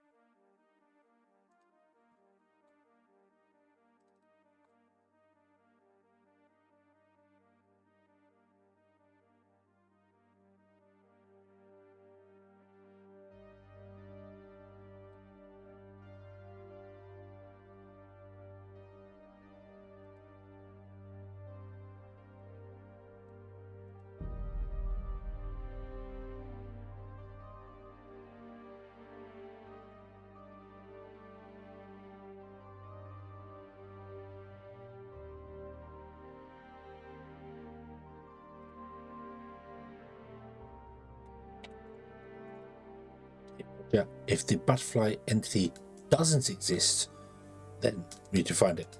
That's better. Welcome back. What did you have for dinner? Was it anything very, very yummy? I hope it was something very, very yummy. Nope, we're still getting a not an entity manager 86, which is still player input system 37. All right.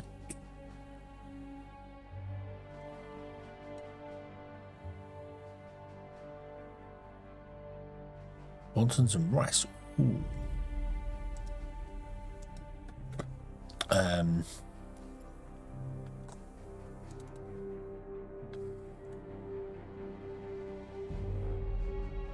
If manager equals null,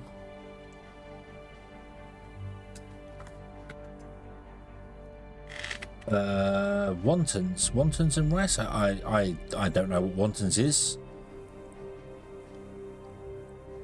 but rice is good. Right. So is this throwing wobbly because the manager's not set? Do I have to get the manager every frame?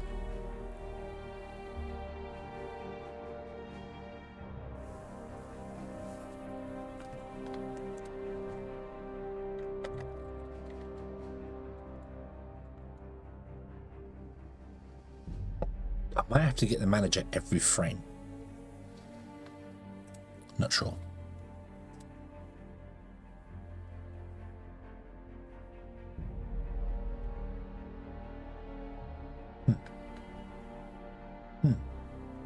Yep, I need to get the manager every frame. Okay, so if I... it's working! Hey! Right, cool. Cool, yes, so I have to get the manager every frame.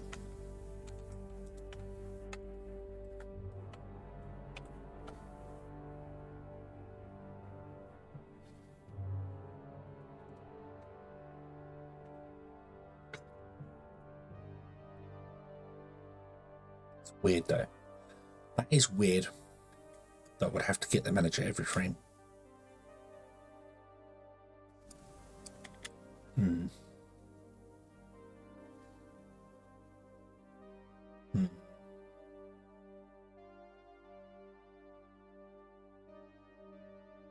I guess you do. I guess you just have to get the entity manager must be created every frame, which is fine. Which is fine. That's okay. That's okay. I haven't. This is new. This is new. So this is my new concept for a game. I have my wonderful art here that shows you exactly what I want to do here. So I want to build a factory game because factory games are my favorite thing. So I want conveyor belts and bits and pieces for that. So my idea is this. You are going to run a motherboard. You have a motherboard in cyberspace. You are a mainframe somewhere. You have a motherboard, and on that motherboard you have a CPU, some memory, your storage slot, and some capacitors for power. And the idea is you take contracts, and your contract says I need to run, I don't know, 10 kilobytes of data, of maths data. You take that and you build belts from the storage to your memory and your CPU. Your CPU will run the data, and once it's finished running the contract, it will send it back to storage. You'll complete the contract, you'll gain energy credits, which will allow you to run your processor. So you can run, but the processor costs energy to run. Then you'll be able to do research to upgrade it to get new things like the slots. So we've got an ISA slot, an AGP, and a PCI slot. And contracts later will ask for other things. So one might ask for, it wants some video data processed. So you're going to have a graphics card. Here, I've got an EJ because that's one of the earliest ones there. So you need to research and upgrade your computer, your motherboard, to have the slots and a graphics card so that you can complete the contract to do the graphics later. And continue that sort of way with it. So there'll be conveyor belts which are moving data around between all the components. You'll have your CPU processing things. Memory is just for a quick storage between things. Your expansion slots will be expansion slots, that sort of thing. And you'll research from early processors all the way through to modern day processors doing things, and then later you can unlock other motherboards and start networking them up and have faster things to do and do stuff. So that's the concept behind it. And I spent the first 2 hours of the stream typing out all the sorts of stuff that we're going to have in and researching things and looking at stuff. So yeah, tech contracts gain energy. Energy is spent by components to process the contract data. Contracts are loaded from storage, needs to be belted to the CPU, memory, and other components, later via Northbridge Hubbox components. Everything goes to storage when it's finished there. You can research new things. We have contracts that do the contracts here. These are what will go there. Microprocessor technology going up to, that only goes up to about the year 2000, I think. Where did we get to? 6th generation. No, this goes up to the year 1997. That's it. this here, that there, spans from 1978 to 1997 worth of stuff. So yeah, there's more things to come. Yeah, and then I was just writing down things like the different technologies and stuff that you might need to research. So that's the idea. That's the idea, is that we're gonna build a game where the conveyor belts are basically, you know, moving data between components. So your contract will say, I want to run, I don't know, just it wants to calculate pi to 10 digits or something like that. And your processor could do that in 10 seconds because it's a really slow processor to start with. So you just have to belt it from the storage to the processor, have it process data, and then back to the CPU. And yeah. So yeah.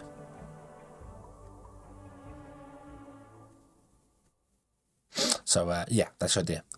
It's going to be 3D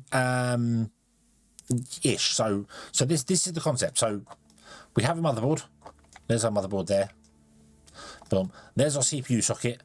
And right now I'm just getting the basics down to make sure I can move components and things around, so I can click and put stuff down in places. So yeah, so it will be in 3D, so you'll be able to move the camera around and you know, look around in 3D at things and do stuff. So you both there. And motherboards are multi-layered, so it's not just the top layer of it. You'll actually be able to go down, so it'll be a bit like the way belts work in Factorio.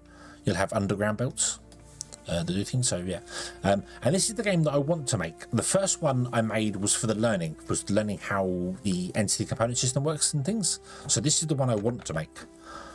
However, it's still going to be a learning process because I obviously I'm getting, I mean, yeah, all I've done is build a little movement system going on here, which, you know, but I'm remembering most of it. I am glancing over at notes from the previous project, but a lot of this stuff I am now remembering about how this works and what's going on there. And I've learned some valuable lessons of knowing what goes where and when. So, yeah.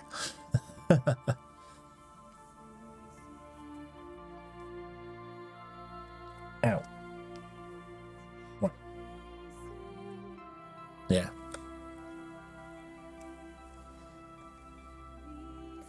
So yeah, but that's the thing. You've got to you've got to start small. You've got to start small. Maybe if you've got a big project in mind, take out one of the ideas from the game and build just that one little idea.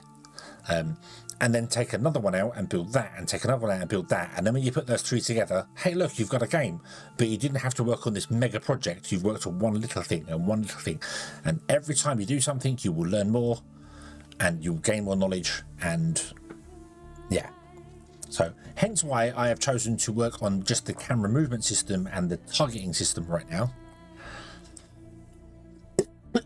And then there'll be, excuse me, when I'm not so ill, hopefully, I can go on to looking at the belt system and getting that working, because that's one that I have tried 2 times before and it's eluded me twice now, but I have much better idea of how the entity system works. So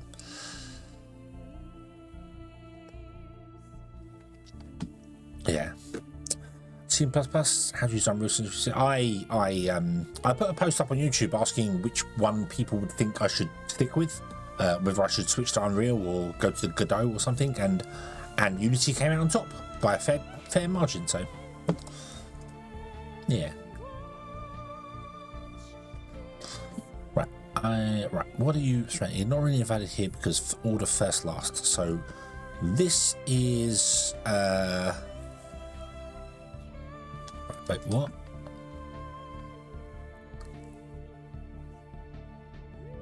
Player input system.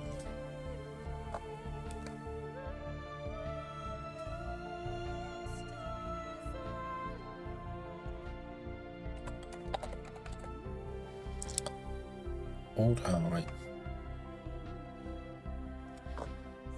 At one point you were doing Godot?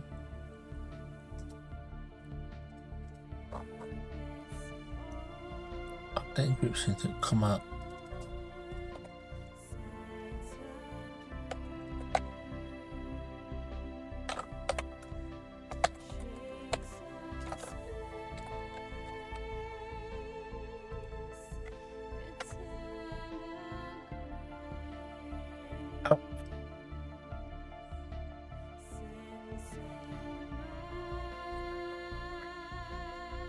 Godot is one that I've looked at, and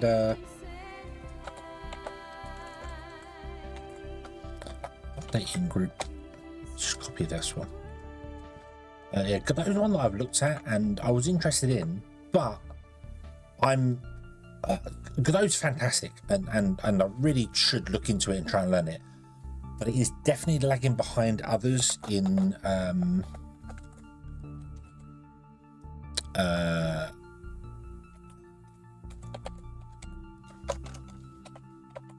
performance wise. What is wrong with you?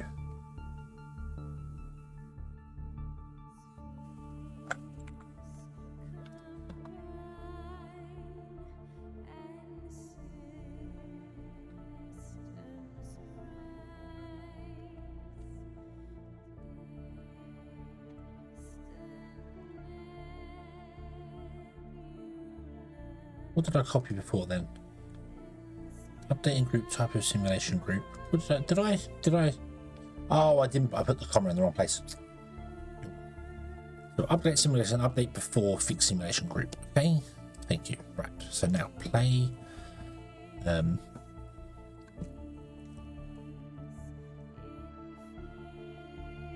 Go right. Okay. And here we go. There's the player input system. Is in there before the fixed step simulation thing. Cool.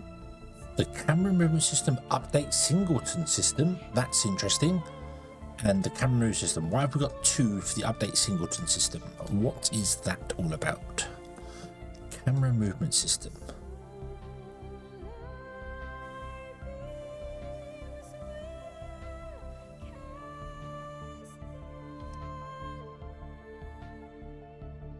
Is that it? Is that it? Ah, no, hold on. This is a separate class inside a class. That's why the camera move system. Ah, right, that. Ah.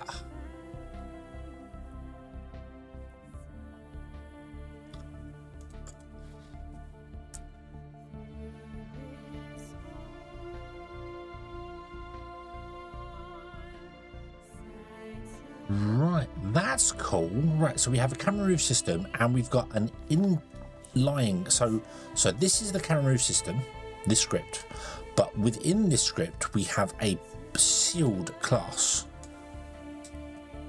in the script which updates as part of the camera move system but has a update singleton system. So that's running independent of this system, even though it's within the same class. But it's because it's a sealed class. If I create another class called Update Singleton System, it will still work. It will let me do this. So I could copy this code into multiple places. That is cool. Okay, and I needed to do this because I can't use the managed camera.main in the I system. It won't let me do that. It won't let me do camera.main in the iSystem. It must be done in the system base. So that's cool. Okay.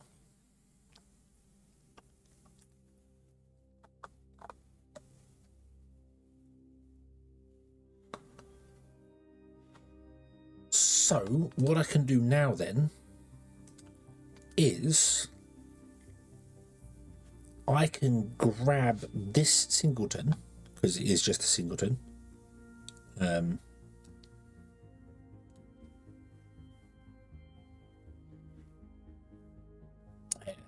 For slightly on Unreal, one point consider learning C++ and doing OpenGL. There's somebody I watch every now and then who's doing OpenGL programming, like writing his own game engine in C++ and OpenGL. And I mean, I get it. You can have a lot more control over exactly what you want the game engine to do, which is why big companies sometimes do write their own game engines, because they want to be able to do this. However, particularly with the way you've chose to go with Unreal, can't you pull apart the source code to Unreal and modify it that way? Isn't that part of the Unreal thing? You actually get access to the source code to the engine, so you can modify stuff there. You don't get that with Unity, but you do at the same time. It's something you can do with Unity, but it's not really well documented. Whereas I'm sure the Unreal one, you can access the source code, so yeah.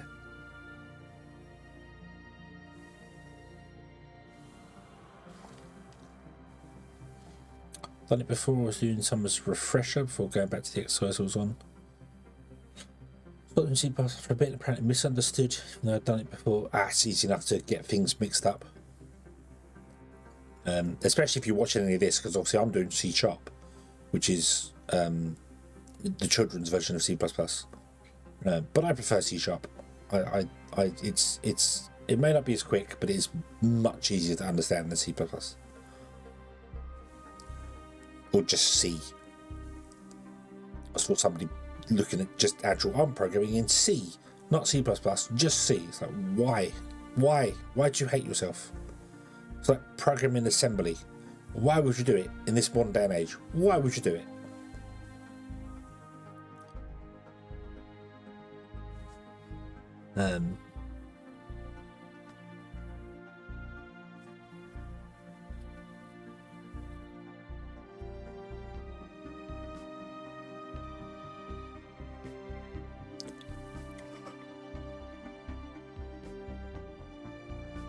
So blah, blah, blah, blah, and then you update the singleton doing that there. So I don't want to update the camera.main, I want to update the singleton here. So what I want to do is I want to can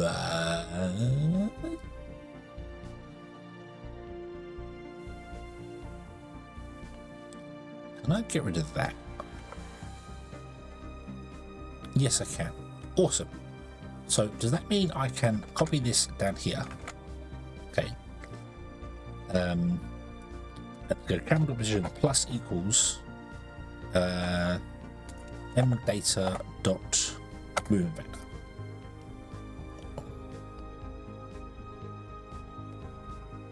Oh no, I cannot. No, I cannot. Right. So.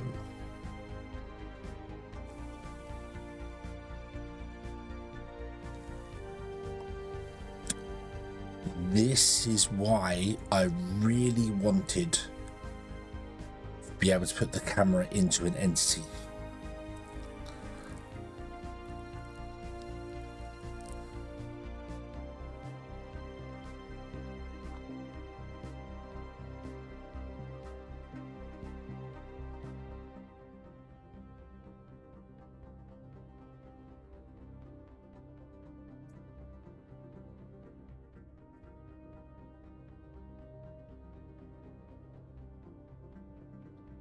Because I need to move the camera.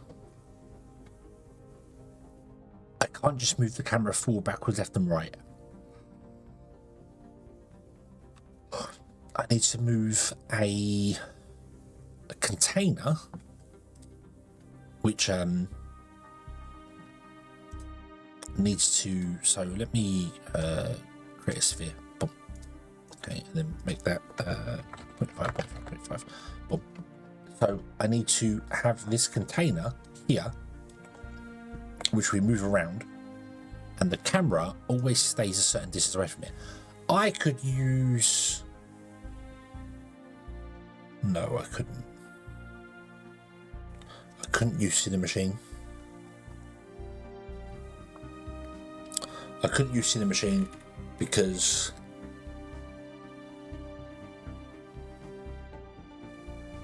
Cinemachine couldn't read an entity from another scene. So I'd have to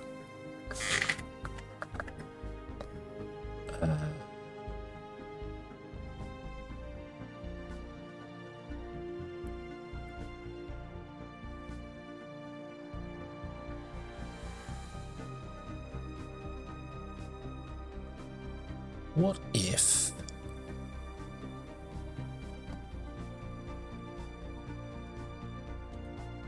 we set that back to 0? The camera isn't actually looking at this, is it?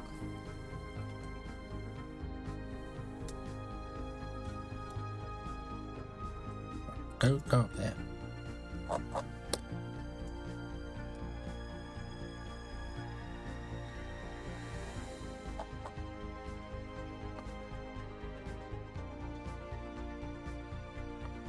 So what if the camera went to be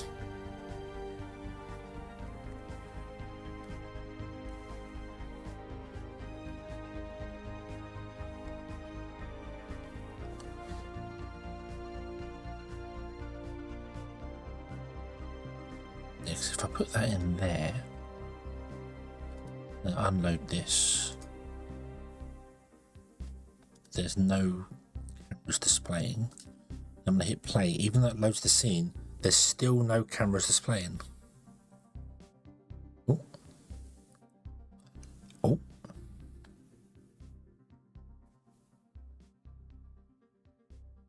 Camera move system does not have access. Yeah, that's because it's not loaded. Yeah.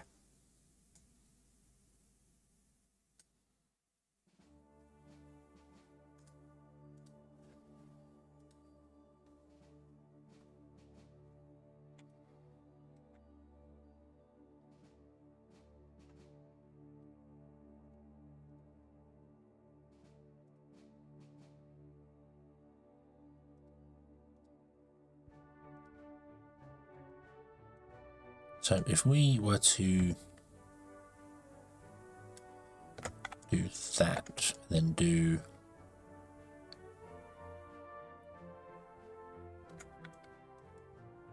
that, that is not what I want at all. So 0, 45 divided by 2, 45 divided by 2, and then minus 45. Go.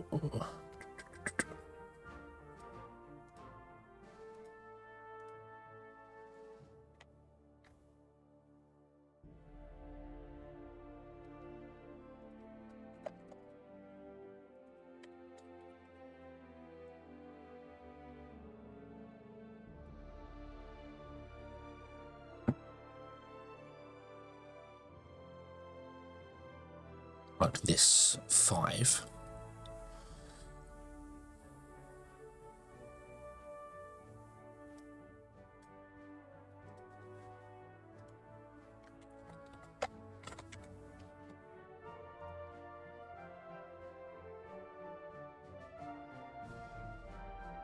So we want to go 4 by 2 by minus 4. Is that right?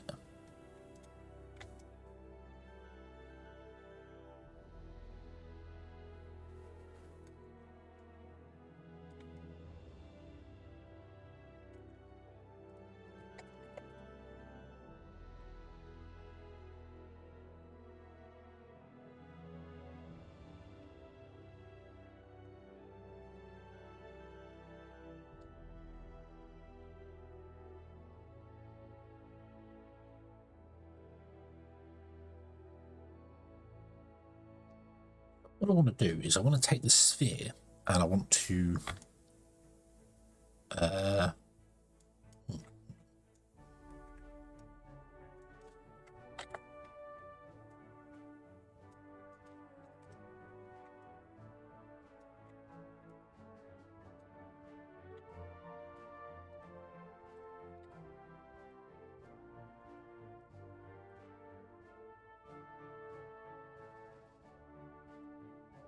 I want the camera to be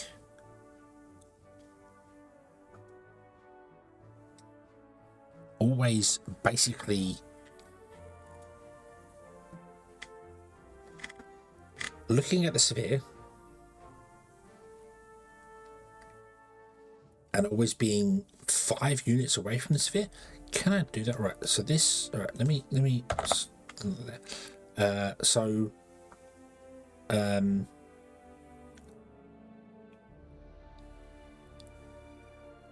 we don't have to worry about this. Okay, so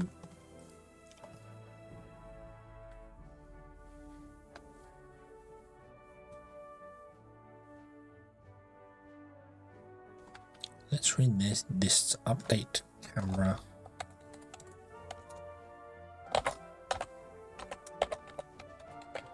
position system. So we want to store in the camera position data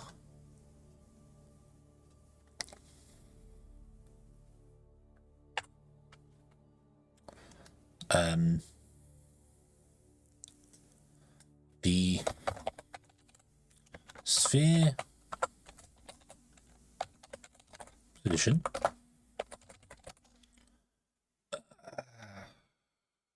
I can't store a quaternion in here, can I?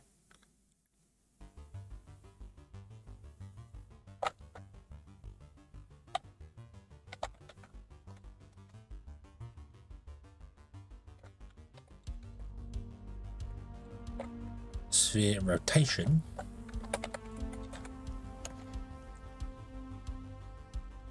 and public zoom in. Okay. Yeah. Can I do a camera? Right. Don't worry about that. So we get camera position data. So we create a new camera position data if one does not exist. So that's fine. Okay. Then we want to do camera.main.look at. Nope.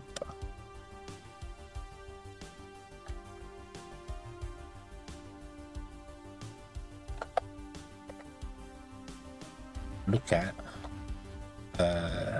transform target vector 3 world position.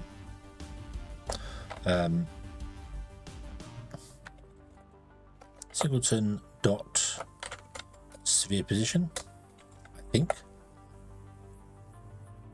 I hope.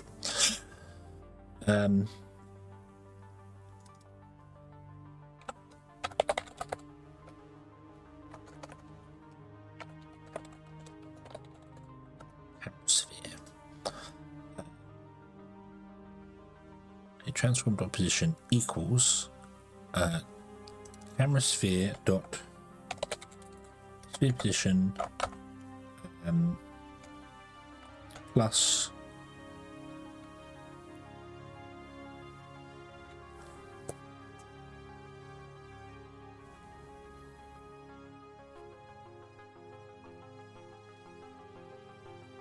need to get the transform, wouldn't I? Can I excuse me. Excuse me.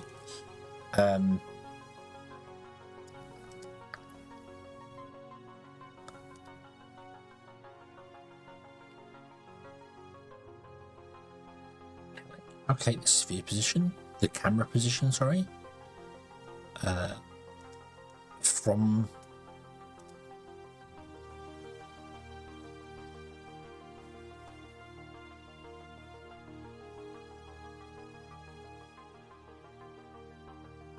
Maybe we literally just need to store the camera position and then just get the camera to look at the sphere. So we need to store the sphere's position and the camera's position. I don't necessarily need the zoom level. Not that I've done anything to do with zoom level yet, but so I'll just move the sphere around, whichever direction we want to move it around. And then we have the camera move away from it by 5 units, or whatever many units the zoom level is, and look at it. So no matter which way we rotate this sphere, so if we rotate it around this way or that way, the camera will just go, hey, I'm above, I'm below it, I'm whatever like that, and then we just limit the sphere rotation. That might work for us. So in here, public 3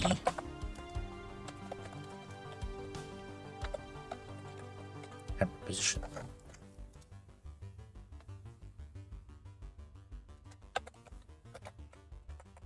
Okay. So you look at the sphere and you set this camera's position. Okay. So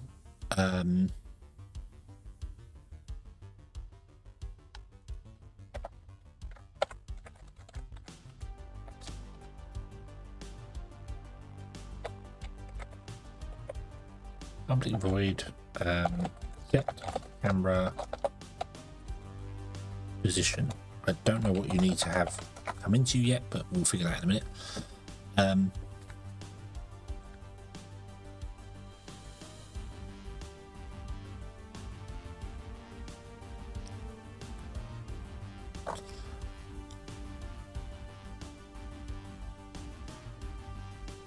I'm going to have to use a job to make sure that sphere does the thing it wants to do.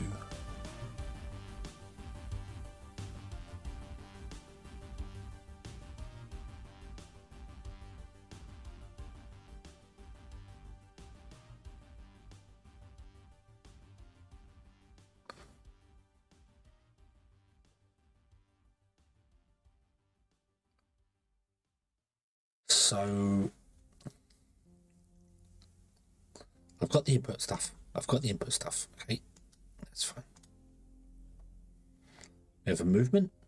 We can move the sphere. That's fine. We have a look. We can look at. Okay, so let's just go with movement. Let's just go with movement. So this is the movement here. Okay.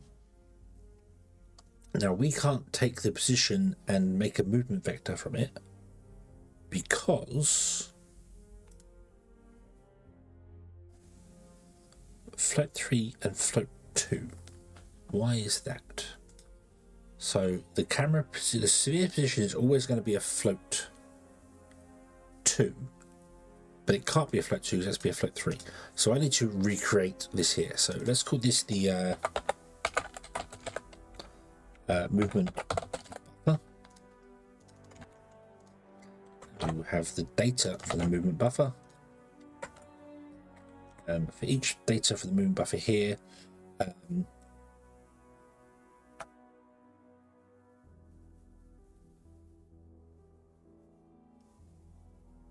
we construct a new float 3. Float 3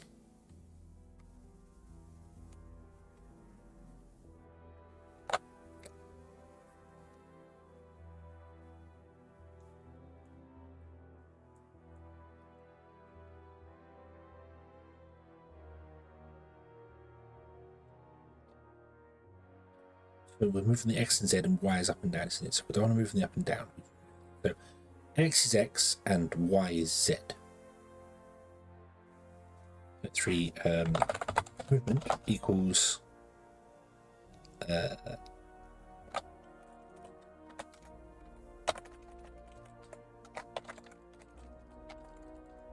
movement.x equals data.x, data.movementVector.x. Movement dot y equals 0. We're always going to be on the 0 level. Yep, we're going to be on the 0 level. And movement dot z equals data dot movement vector dot y. Okay. Camera position data. That's not named correctly anymore. It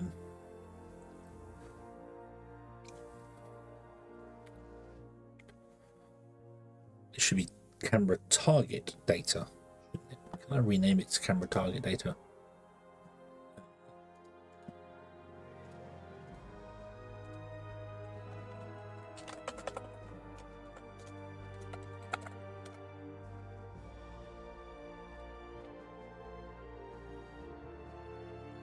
Yep. Camera target data dot sphere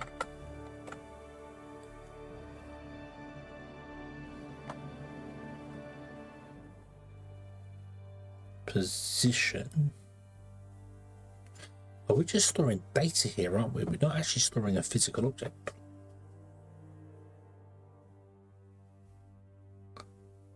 Okay, so if we're just storing data, that'll work perfectly well. That'll work fine. But I might need the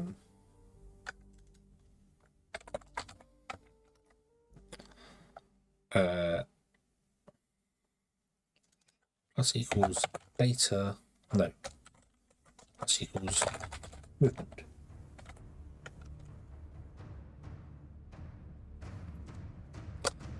Times system API dot time dot delta time. Okay.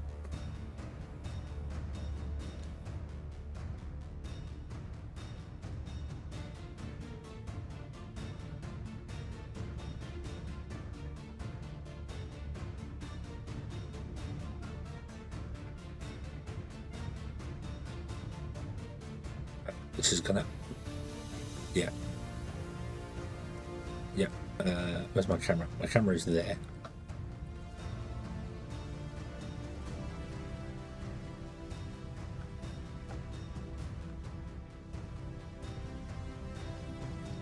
Okay, so the camera is looking at the point. That's cool. The camera is most definitely looking at the point.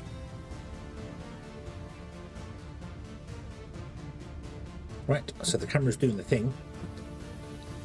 Cool. Right. So I don't actually need this sphere here. The sphere doesn't need to exist, so that's fine.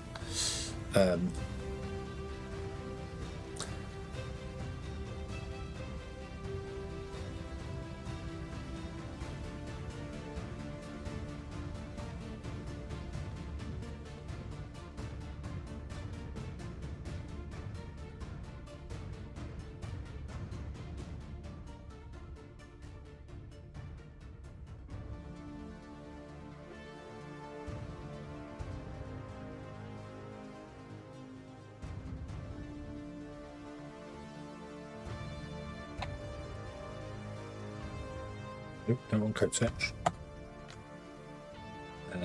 Extract method. New method is going to be called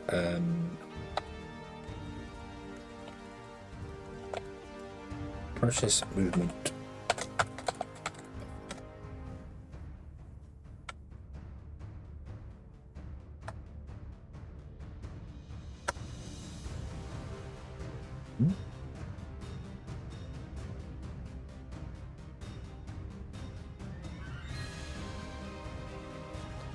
Why is it a static method?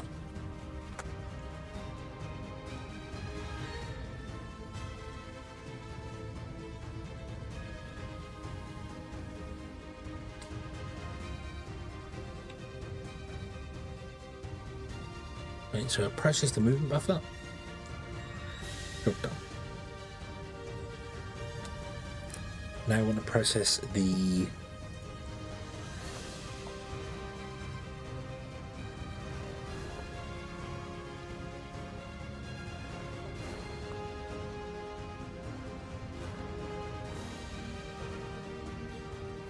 and named really badly. The look camera, which is the look buffer data, which is actually going to be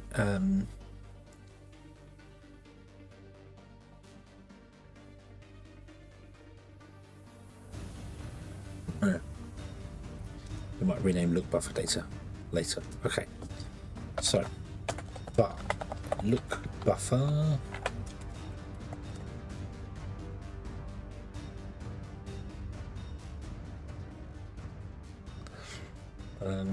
Use floats for many, use doubles for certain things. I was going to, yeah, doubles will give you a much higher value of precision.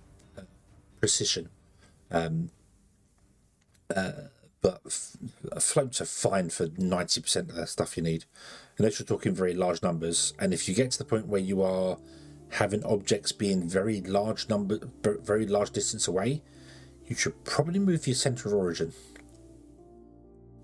rather than working so far away from 0, origin. You should move your origin closer to it and then process data that way. At least that's what I understand about it, is because you'll always get the precision errors. Buffer equals system API dot get singleton buffer look buffer data. Okay. For each look buffer data,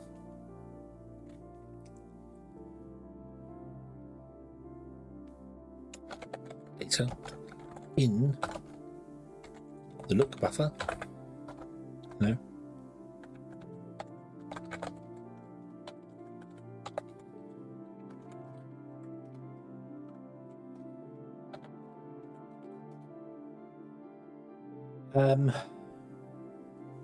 I need to. God. Ah, this is where stuff gets weird. I have a vector 2, which is an X rotation and a Y rotation. I think. What do I have?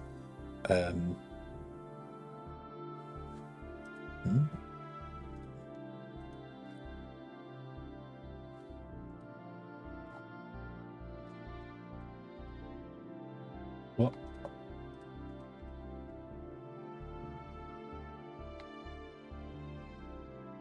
Camera move system 59. Camera move system 59. No, hang on. 53.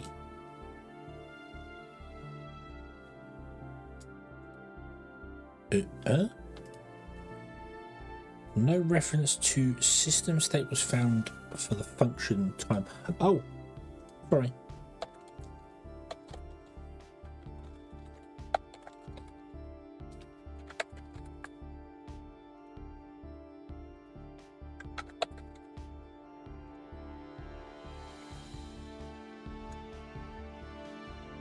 Yeah, I forgot. I got to set the system state in as a reference for stuff. Otherwise, this doesn't. You can't use the system API. Right. So, yeah. So I have a. No, I have a Y and an X rotation. Okay. So X is up and down. Y is left and right. Okay.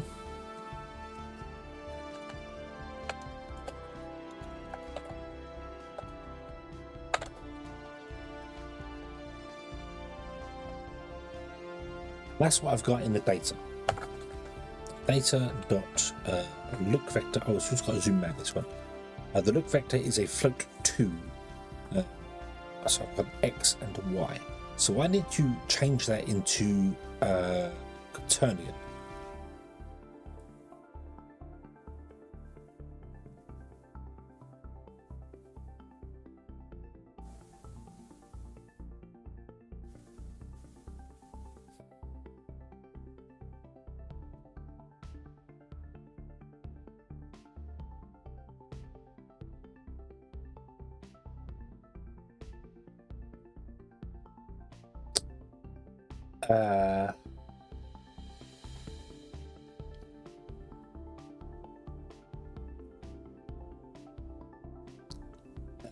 I'm getting tired.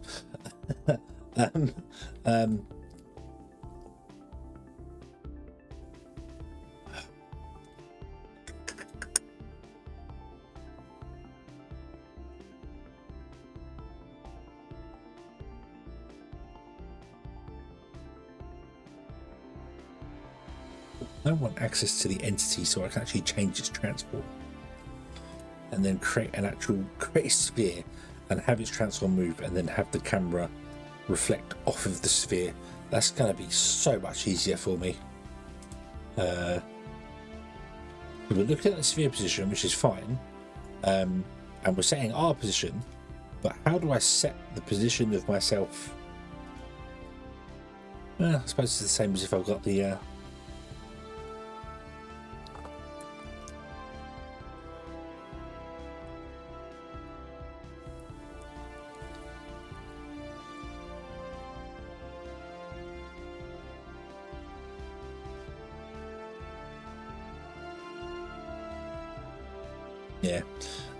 right, so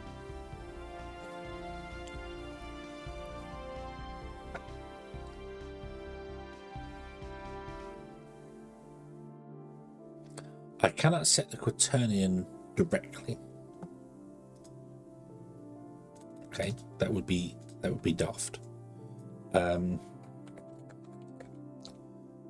Quaternion dot Euler XYZ.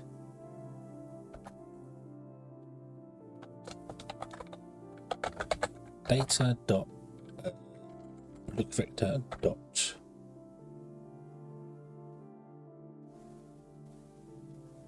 x comma data dot look vector dot y comma 0.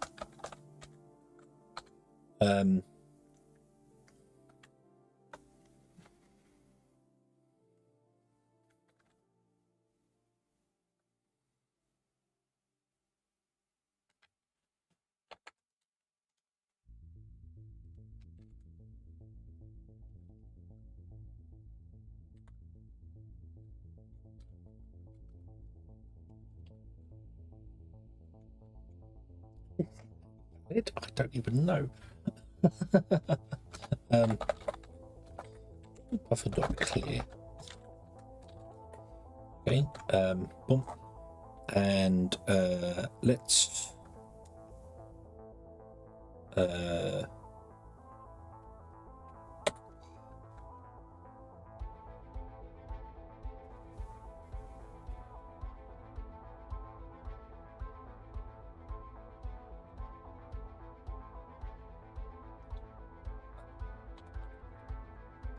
process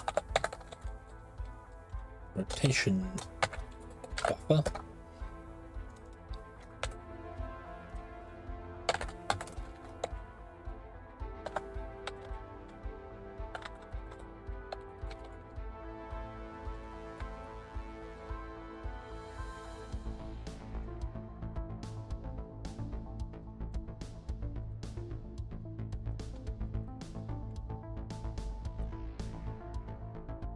So we've done that. I need to process the zoom, and then I want to go and do the set camera position. Okay.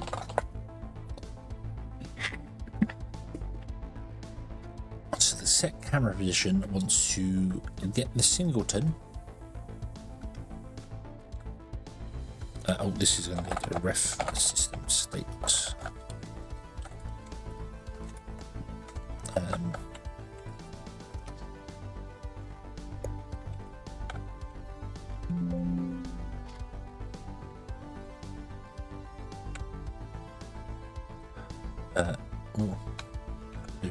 Undo. Copy, paste. Thank you. Camera's target dot value RW camera position. We need to calculate the camera position. So I can get that by getting the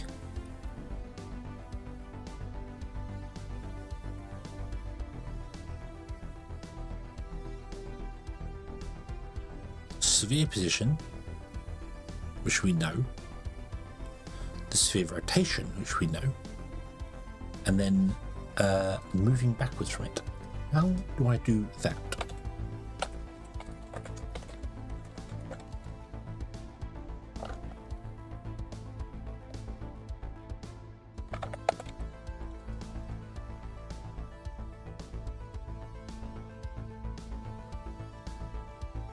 Calculate relative position and rotation based off an object.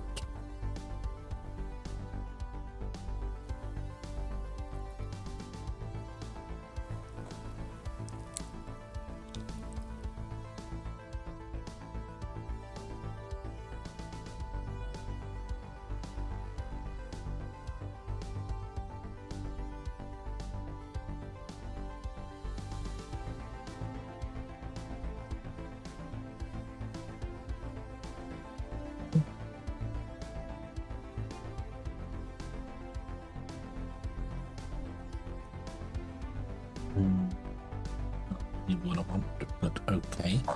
Can I do a local transform from rotation? No.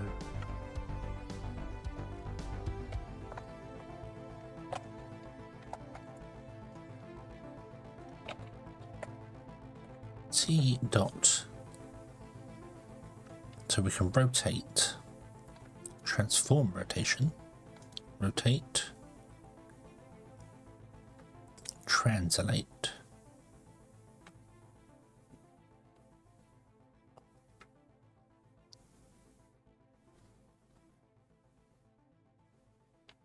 Oh, does it have a forward? Does it have a forward? It does have a forward. Okay.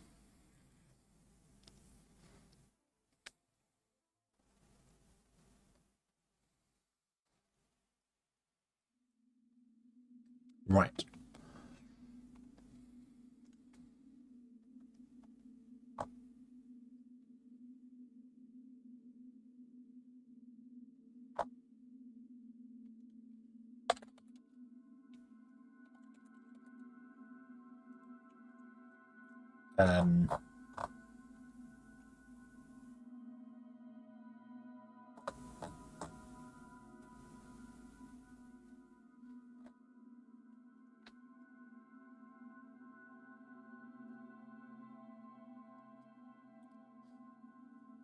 I would like to now create a new thing here and actually use the local thing that, unless I can, there's new local transform, T dot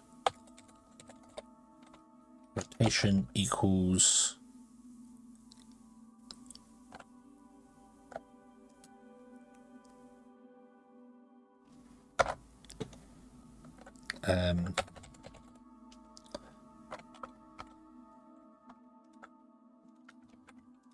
camera target data target equals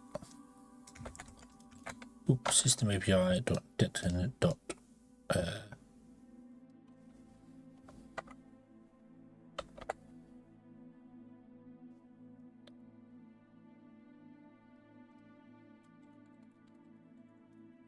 FRW create a new transform. Okay, T rotation equals target dot value RW dot sphere rotation. T dot position equals target dot value RW dot sphere position.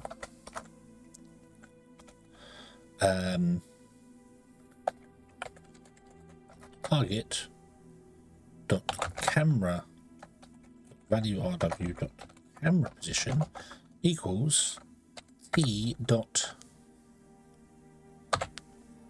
forwards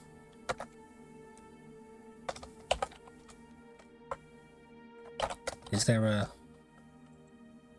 forward times target dot value RW dot zoom level?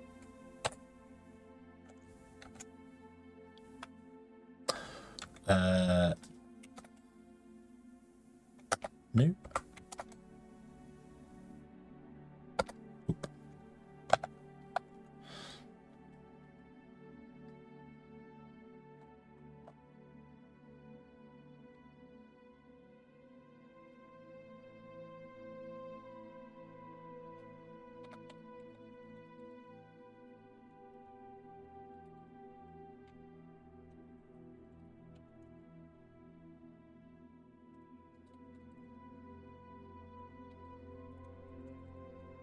Process zoom level ref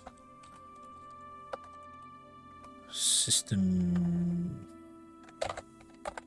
state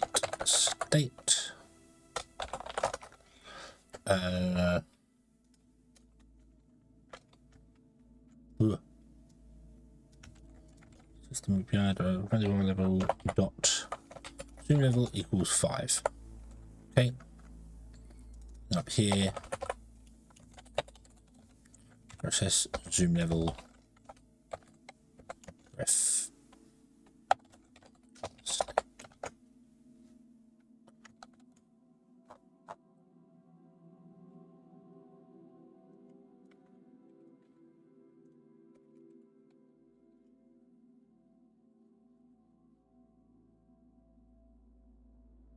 okay, so we are creating a sphere here. I am creating a sphere, which is probably not very efficient to create a new transform every game, but let's give it a go and find out. This is all done in code. What's the worst that can happen? It explodes. It kind... Hello.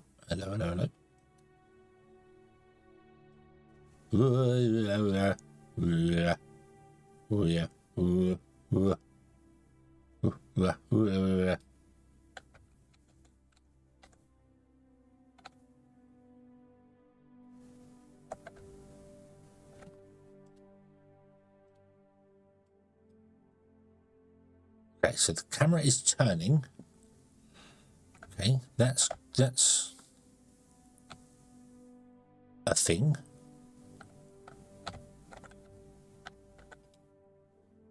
Not entirely sure what's going on with my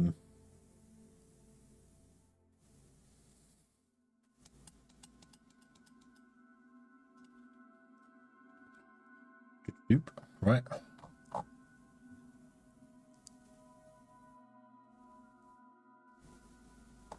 What's happening here? Get to a point where I know Unreal and C++ is start using it. If you keep plugging away at it, yeah, you will eventually. You will eventually. Use camera dot position. Okay. Sphere rotation, sphere position. Forward times value dot zoom level. So you are moving 5 away from it. However, for some bizarre reason, the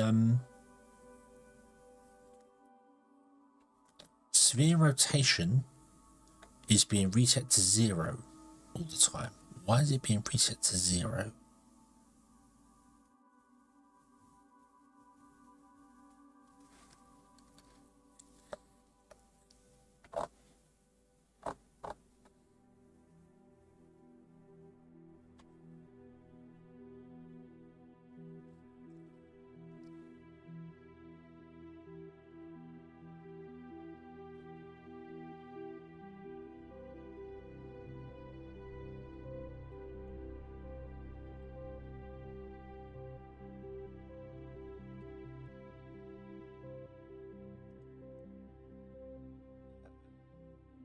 I'm going to use some magic numbers in here, which I probably shouldn't do, but we're going to do it anyway. So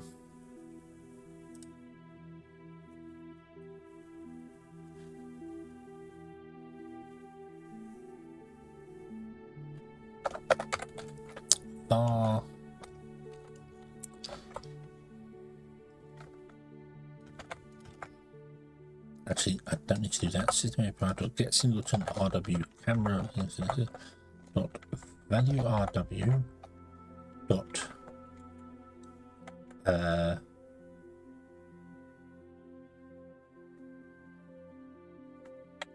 sphere rotation equals new Italian dot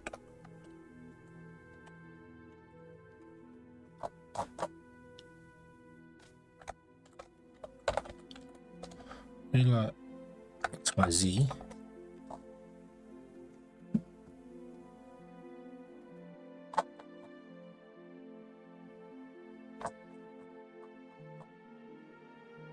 equals not new, just quaternion dot Euler XYZ, and that would be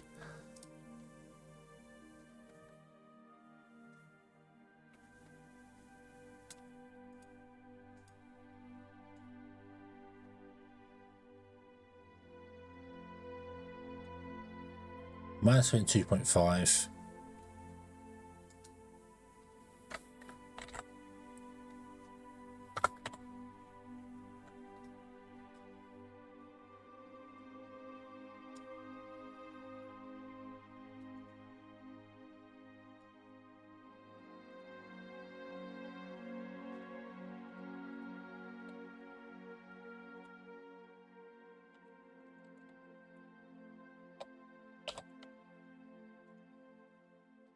I think that's what I need to do. I think I need to program in the initial rotation, which is not ideal, but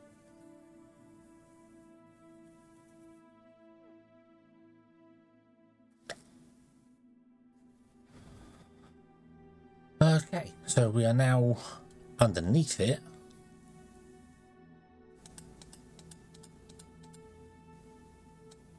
Right. Okay. Okay. I get what's happening here. If it was pressed this frame, we do the mass value. If it's in progress, then we do this. So this is triggering every frame, is it?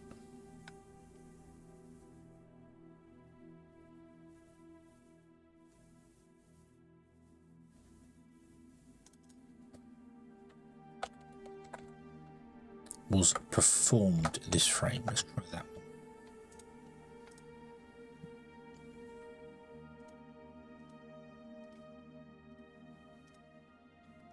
Da, da, da, da, da, da,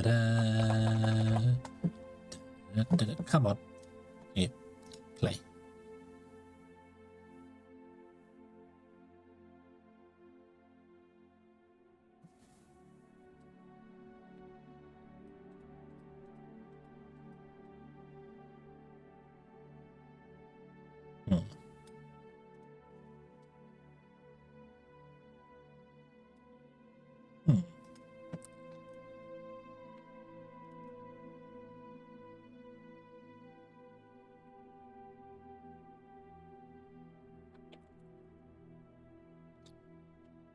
Was press this frame, but I don't want you to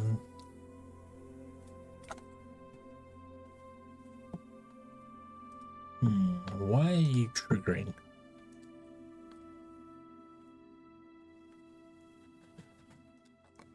Why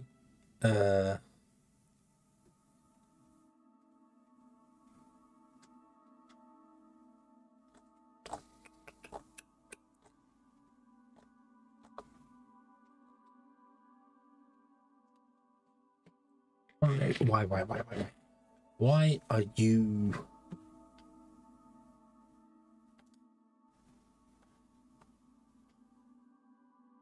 triggering here? What's going on here? What's going on here? What's wrong with you?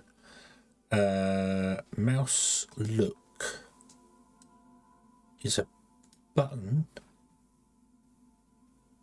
Is it hold? Unless we've got to put it here. And not here.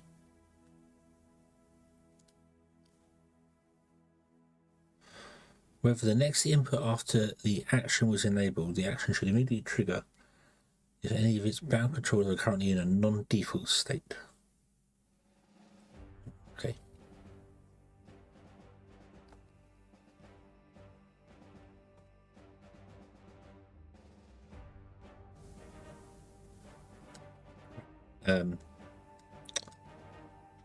Close that.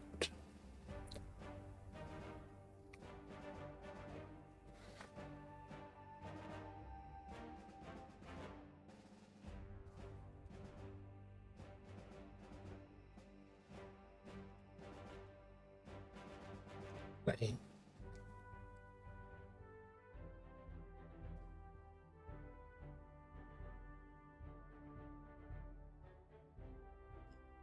Okay, so when I right click,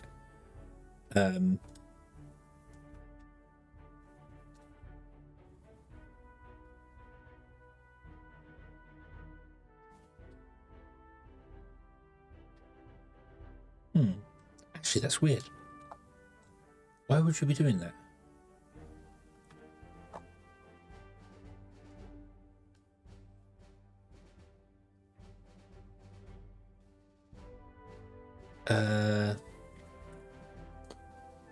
I don't know if it's true. Epic AMD were making Unreal better for AMD hardware. That'd be nice.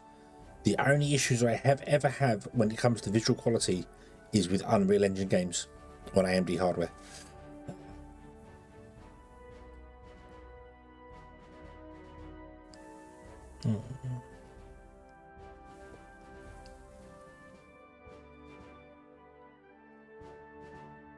Pretty sure this is the problem. Let's try it with a gamepad. Play. Hold on. Keep it. Gamepad.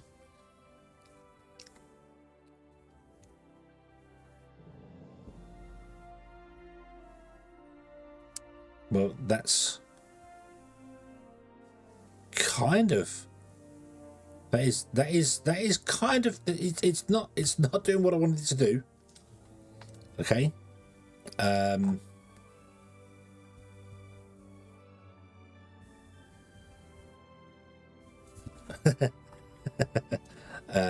I think that's because I set this wrong. This should be Y and X. Got to reverse those stuff there. Okay, but interestingly,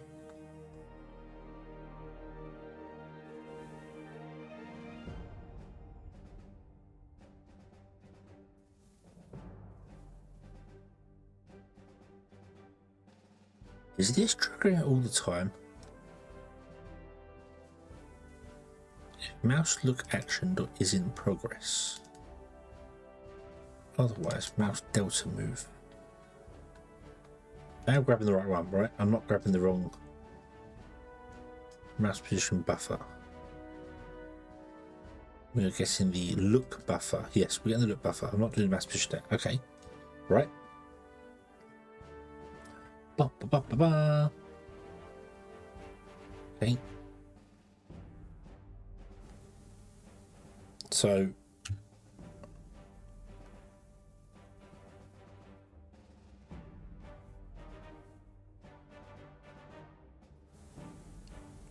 I don't know why it's resetting back to 0.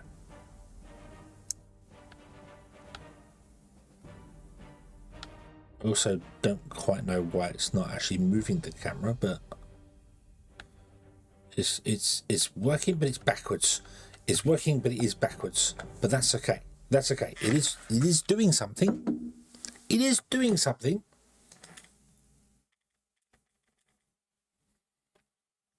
So I've made a game and I'm really playing in trouble. No, not necessarily. The Crust, for instance, is an Unreal Engine game. Plays flawlessly. Marvel Rivals, Unreal Engine game. Plays flawlessly.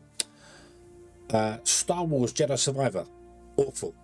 Absolutely awful game. I had to manually edit the INI files to change the way they do the graphics because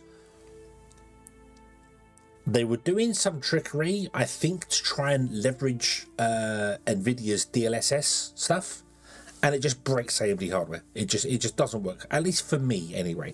But I have a hunt online, and many people have said that they're having issues where it just looks terrible. Games just look really bad, and it tends to be games that are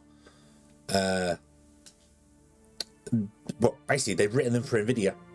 They've written them for NVIDIA with DLSS in mind, so the graphics card can alleviate all the terrible graphics they've done and make the game look fantastic. And if you haven't got DLSS, you can't play the game properly, basically. So, yeah. The only other issue I've had is with Evo Space, I think it was. Where whatever shade that they were using for water just if you had any lights and you had water in the background, it would look like it set the sky on fire. As soon as you looked away from it, it went away. But if you were holding a light in your hand and looked at the horizon with water, it would just, everything would go wrong. Everything, just the light would bleed out everywhere, everything would go wrong. So yeah. So yeah. Unreal Tournament, I've had no issues with, like, ever. I know there hasn't been, I haven't tried the newest one. And as I said, there's many other games, like I said, Marvel Rivals is Unreal Engine, plays beautifully, looks fantastic, is wonderful, doesn't have the Nvidia logo slapped on it. Whereas Star Wars Jedi Survivor did. It had the Nvidia thing in it, and I'm sure that they just wanted to leverage the Nvidia stuff, which is daft because the PlayStation and Xbox have AMD hardware in them. So if you're writing them for consoles, you're writing for AMD. So what? I don't get it. I don't know. But it does seem to be the big, massive AAA companies are the ones that I have the worst stuff with. Final Fantasy 1, when that first came to PC, awful, absolutely awful game. Now it's much better, and now it works okay. But it looked terrible when I first got it. Absolutely terrible. So if you wrote a game, it'd probably be fantastic because you're not a multi-billion-dollar company that doesn't know how to program, like EA and Ubisoft and some other companies that just don't seem to care. Yeah. Anyway, sorry.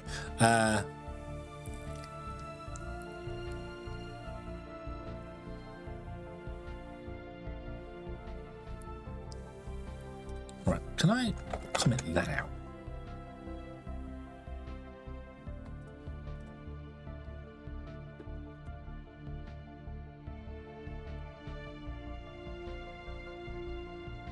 I think the problem is that you need to not optimize for either hardware. You just need to make it using the basic stuff.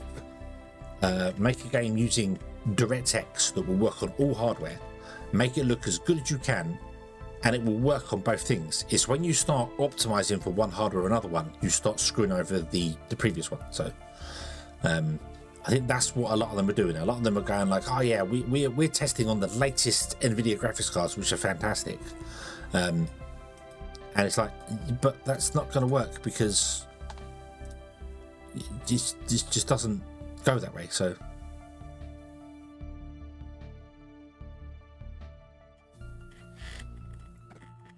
I mean, Vulkan does work on NVIDIA hardware as well. I know it's an AMD thing, but it does work on that. OpenGL works on everything. Isn't OpenGL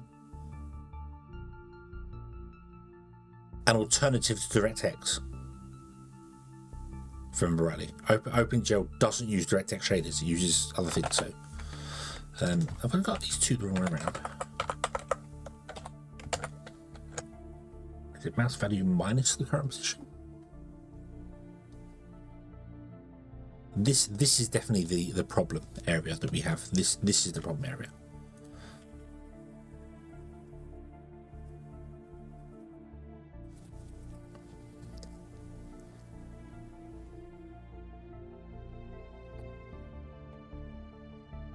Yeah, I'm sure on PC if I wanted to do Vulkan besides, yeah. So Vulkan is or was AMD's own attempt at an API. So Vulkan allowed you to get direct access to AMD hardware at the hardware level. I suppose it still does. I don't know. I know Unreal Engine kind of supports it out of the box because Satisfactory, which is an Unreal Engine game, you can switch to Vulkan and it tells you that they have not done any testing with it. It's just a default option in Unreal that they enabled.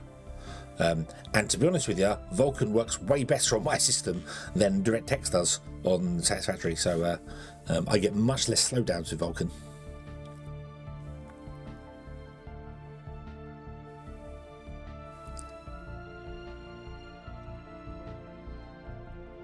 So you still reset to 0. So this is resetting to 0 for some reason. Why? Why is that resetting to 0?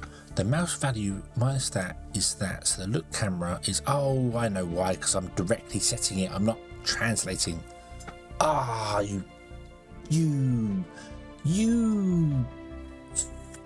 stupid. Yes, look. You are directly setting them. You're not moving them slowly. You idiot.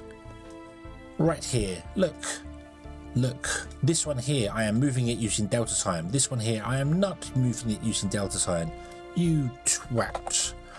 Add. Can you add quaternion? You can't add a quaternion to a quaternion. Oh, I hate you.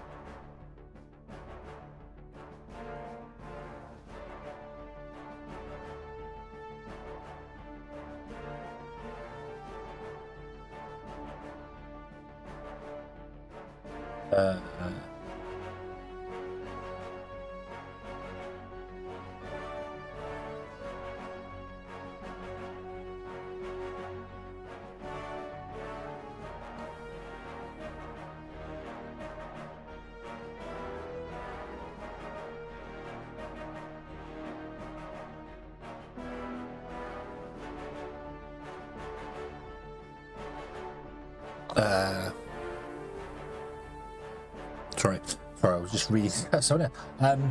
What do? I need to. Is there a quaternion dot move to or something? Quaternion dot.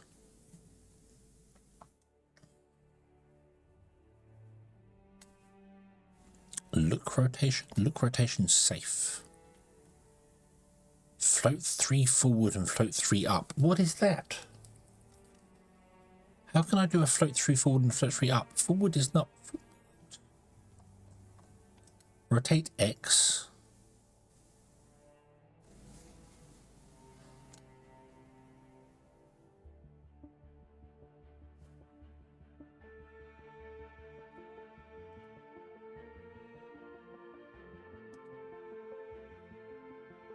Whoa, rotation order, no, X, Y, Z, X, Z, X, blah, blah, blah. How do I use a look rotation?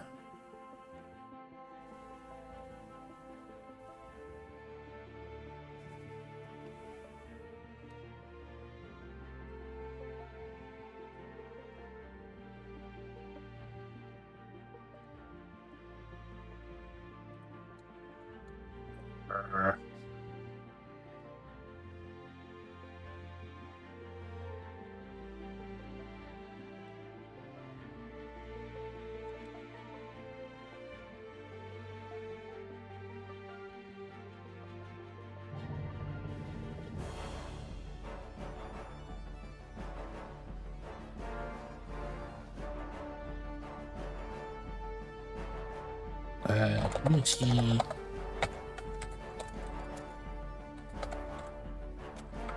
Turn in. Lap.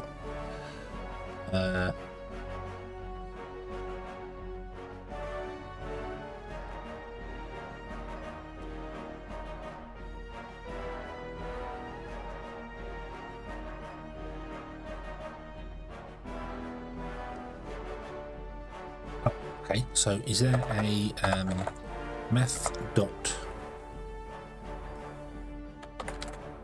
lap?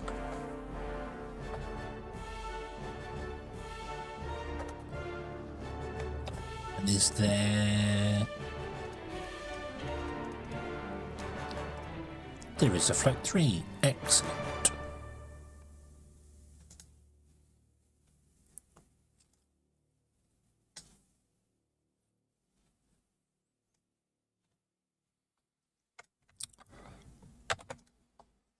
well,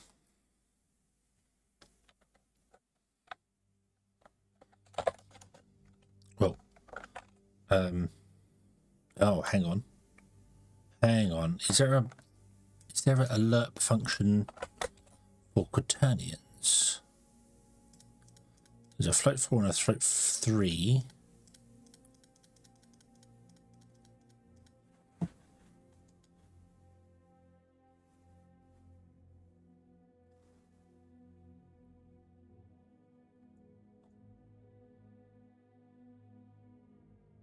Ah, there's a math.mul. What's that? I don't know what that is. What's affamine transformation? Double. Can you take a quaternion? Let's find out.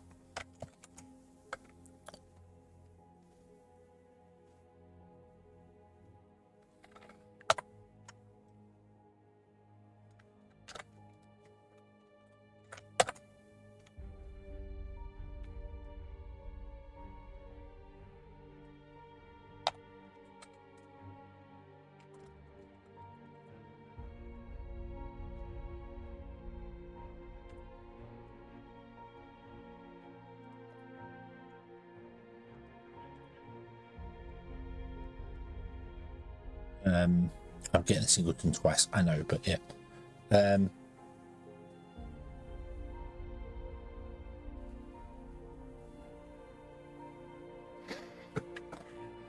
All the great stuff nobody has posted is, I remember when they released the driver update and broke Halo Infinite for that. Have you seen anything to do with the 40 series cards and melting power connectors, and now the 50 series cards that draw more power than these newfangled in power connectors are actually allowed to draw by spec?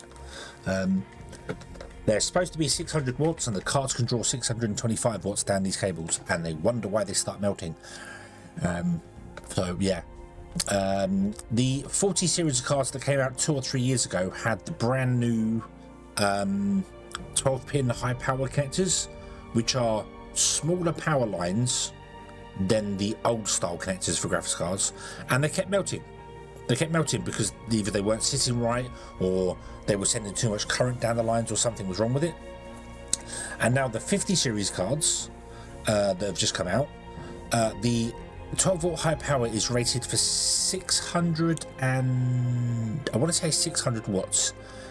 Some are rated 680, but the majority of them are rated for 600 watts, and the cards can draw by spec 600 watts, but on actual testing 625, 630 watts.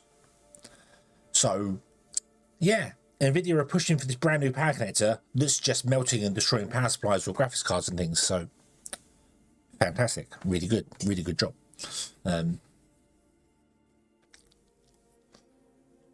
Right, I don't know if that's I don't know what mul is.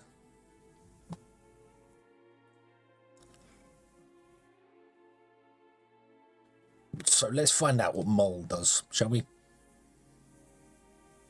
And then realise it is 2:30 in the morning and I should probably go to bed.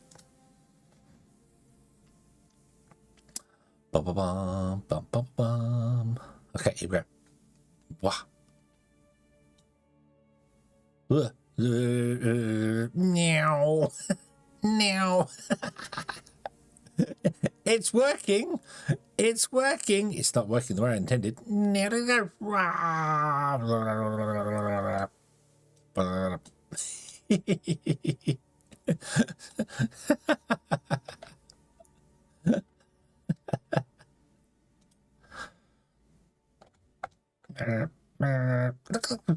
camera's just completely losing the plot.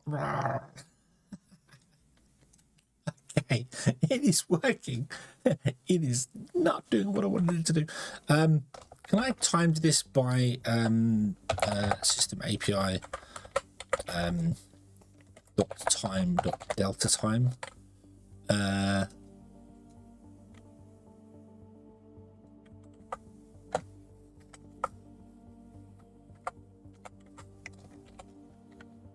No.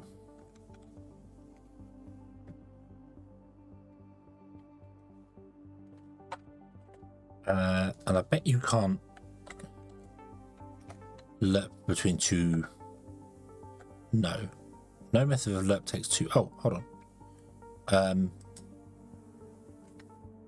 Comma system API dot time dot delta time.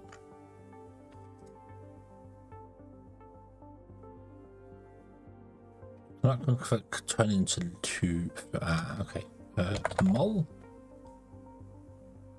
Scale mol. Mol scale mol. No mol takes 3. Okay.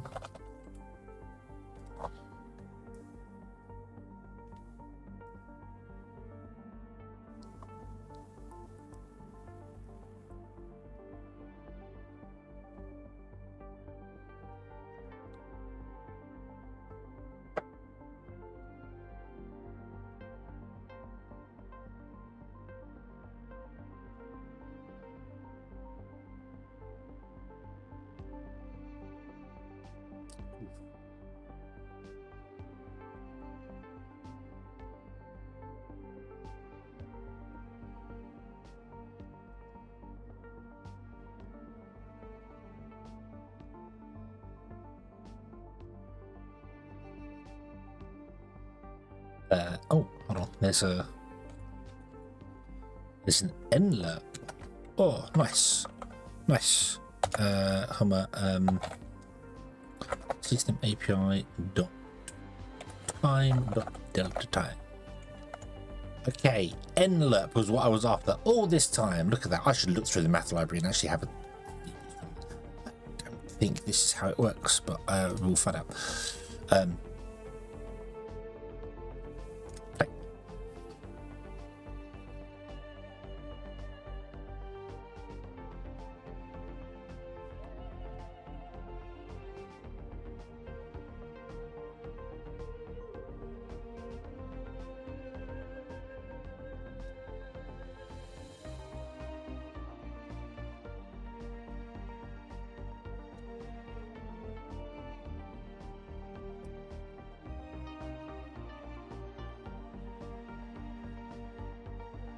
Okay, that is working. However, it is resetting back to 0, and it's resetting back to 0 because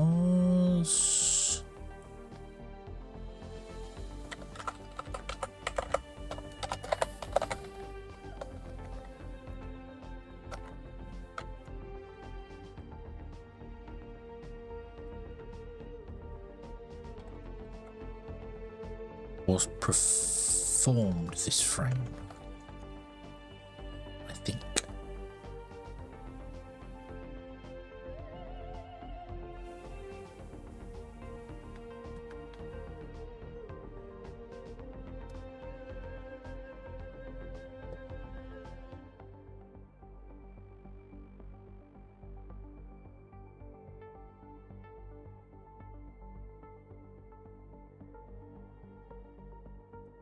I should literally just do that. I shouldn't worry about any of that stuff. I should literally just every frame be setting the mouse to the previous location.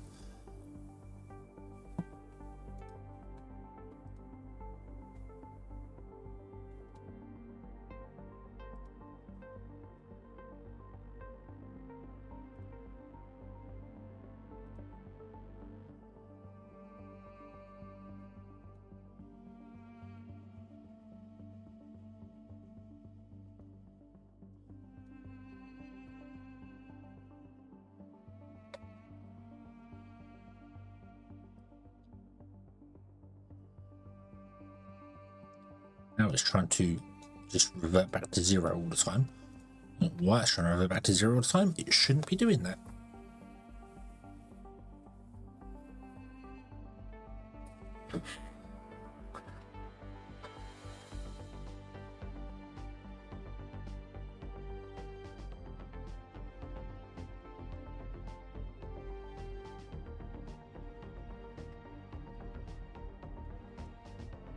Needs a lot between that and oh no, of course. No, I'm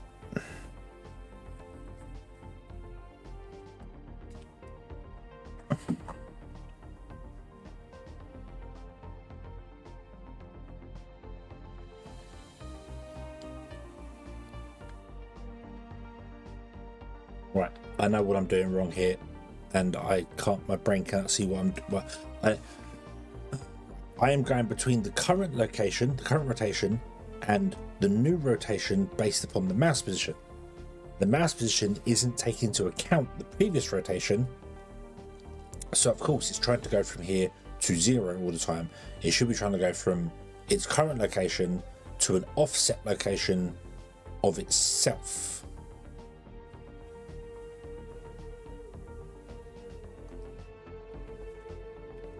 So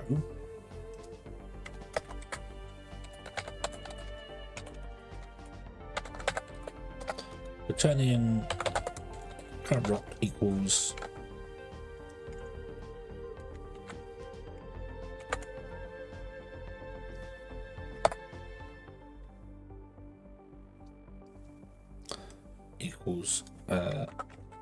car rot, comma minus car rot. Not allowed to do a minus operation. What about a plus operation? Nope, not allowed to do a plus operation.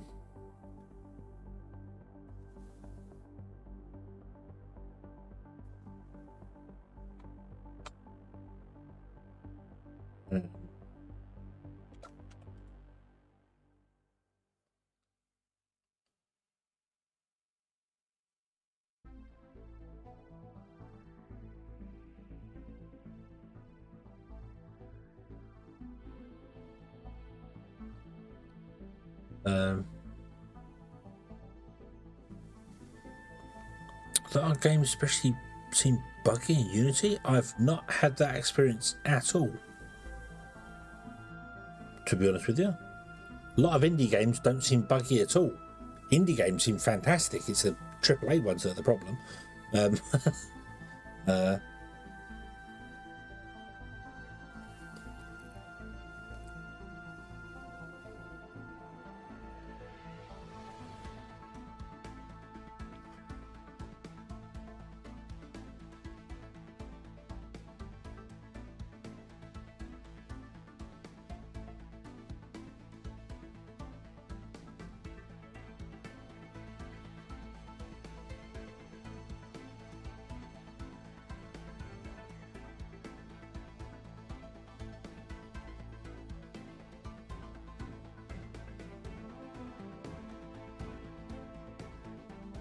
Buggy the indie game popular playtime chapter 4 was? I did not, but that would very much surprise me considering it's chapter 4 and they've had 3 very successful ones. So that sounds, if they've had 3 successful Unity games and then they've got a buggy one, I think that's down to the programming probably trying to get the game out quicker than they should have done.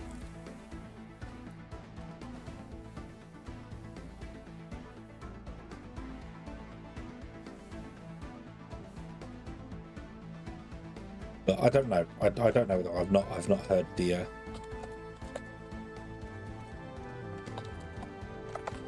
dot x minus that and then dot y what dot value dot y. Oh, really? Why?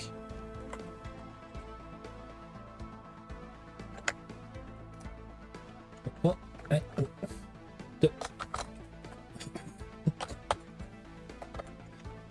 He gave me a suggestion. I pushed enter and he went, nah, you don't want to do that, do you? Nah. No, you don't want to do that. You don't want to do that. Okay. So we're going to go from the current place to the new place minus the current place. So we only want to do a small offset between the two. Okay.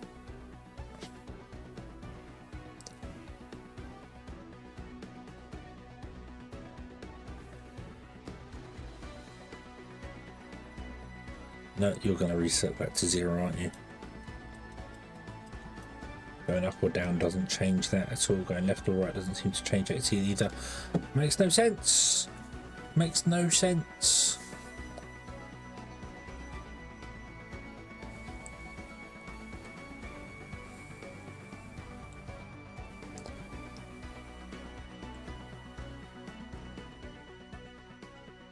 I can't get my brain around this.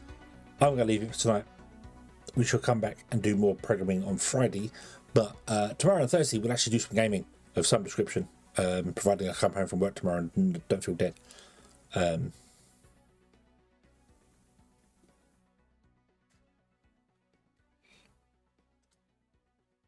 Is there a slurp? There is a slurp as well. Slow linear interpolation. I can't remember how to do this.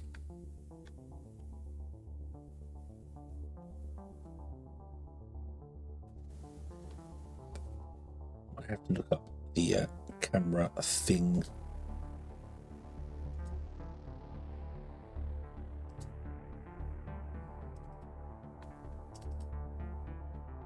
My camera controller was mono behavior.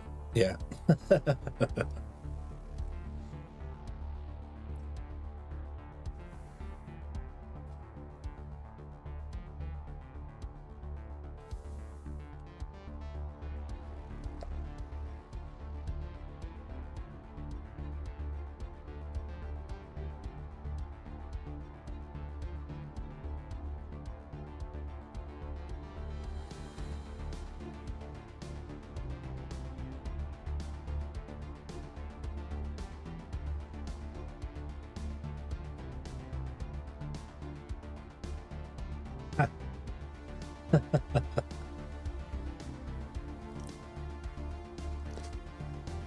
So the camera controller that I used was a mono behavior, not using an eye system at all, and I only read the rotation.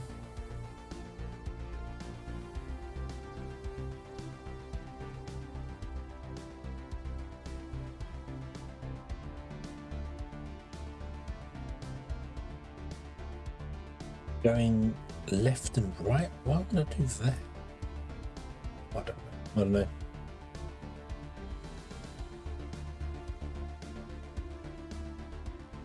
Let's do new AI bosses, but yeah, that, I mean, Poppy Playtime's had a lot, so had a lot of success, and they've had 3 successful chapters, all written in Unity. So I don't know whether you can blame Unity for that one, or whether they decided to drop a game early because they promised it early. I don't know. I don't know what the thing behind it is or anything. I don't have a clue. So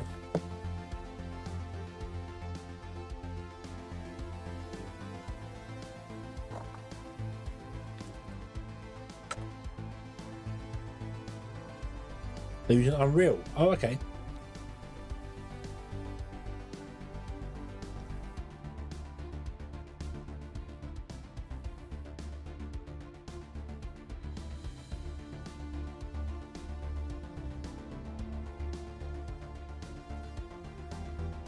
I thought Poppy Playtime was a Unity game.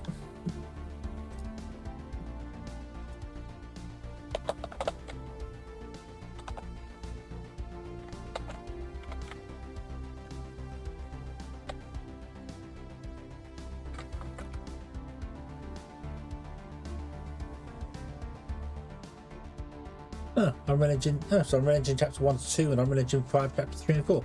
Okay. I genuinely thought that the early ones were Unity, but no. That's weird though, because they did chapter 3 on Unreal Engine 5, so there shouldn't have been any difference to chapter 4 and 5. That sounds like somebody messed up.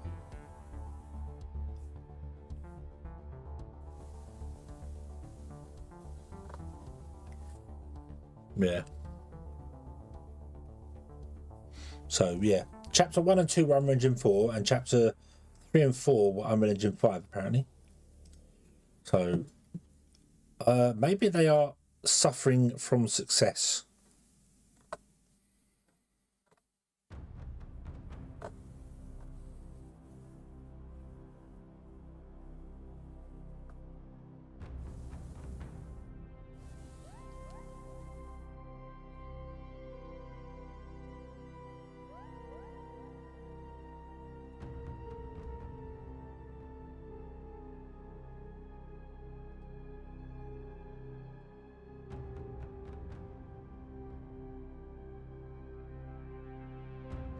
So there were exactly a year between chapter 3 and chapter 4.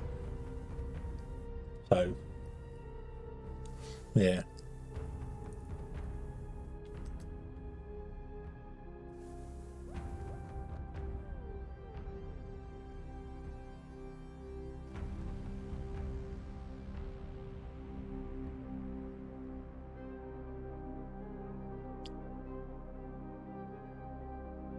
Upgrade to 120. For developing, you need a much bigger system than actual release. So, yeah.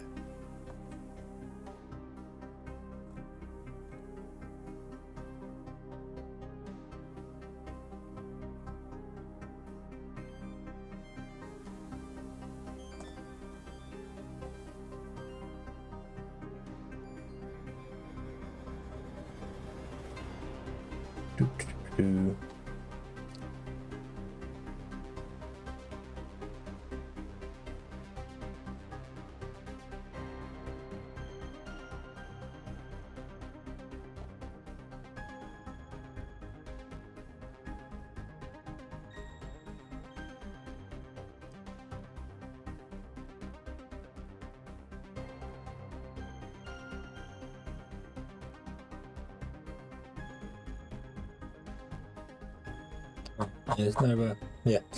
Oh well. Oh well. Right. Okay. Okay. Sorry, I'm yeah. I'm utterly distracted now. So we're going to stop. We are going to stop. Yeah.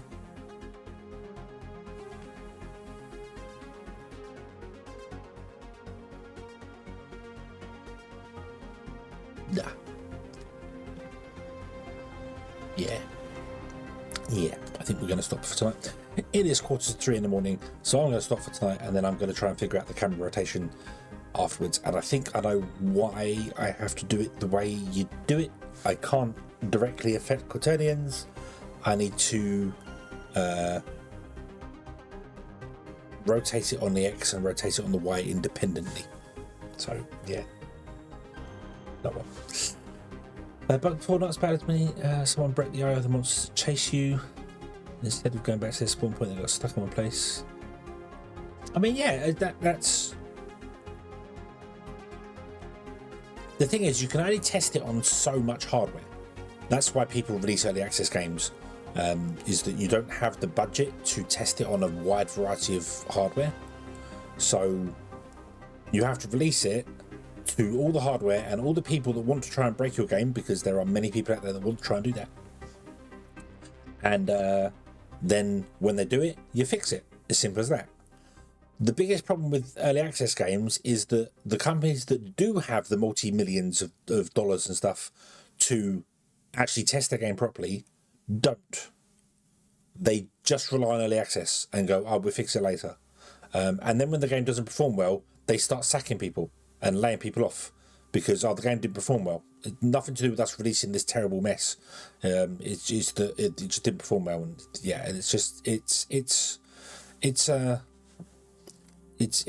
money and greed, and that's the biggest problem with everything. Really, it's as soon as you start getting away with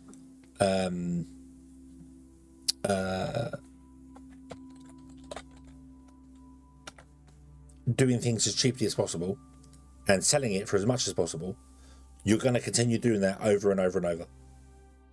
You're never going to stop doing that, because why would you? Why would you when you can make money from less effort? So, yeah. Oh.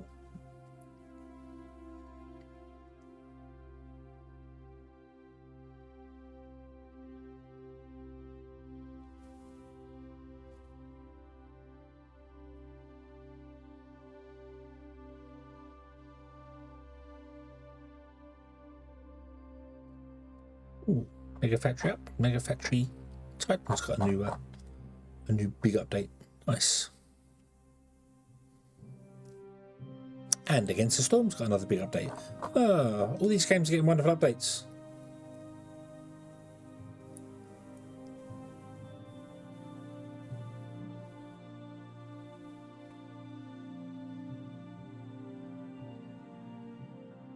32 around printer need to upgrade for things like ray tracing. Not unless you're doing ray tracing on your CPU. Which, yeah, good luck. Ray tracing is very much still to do with tensor cores or tracing cores, depending on the hardware you have. But that's a GPU thing. So, but you do need more memory for developing than you do for actual gaming, because when you're developing, you have both the game engine open with all the assets running and the game open with all the assets running.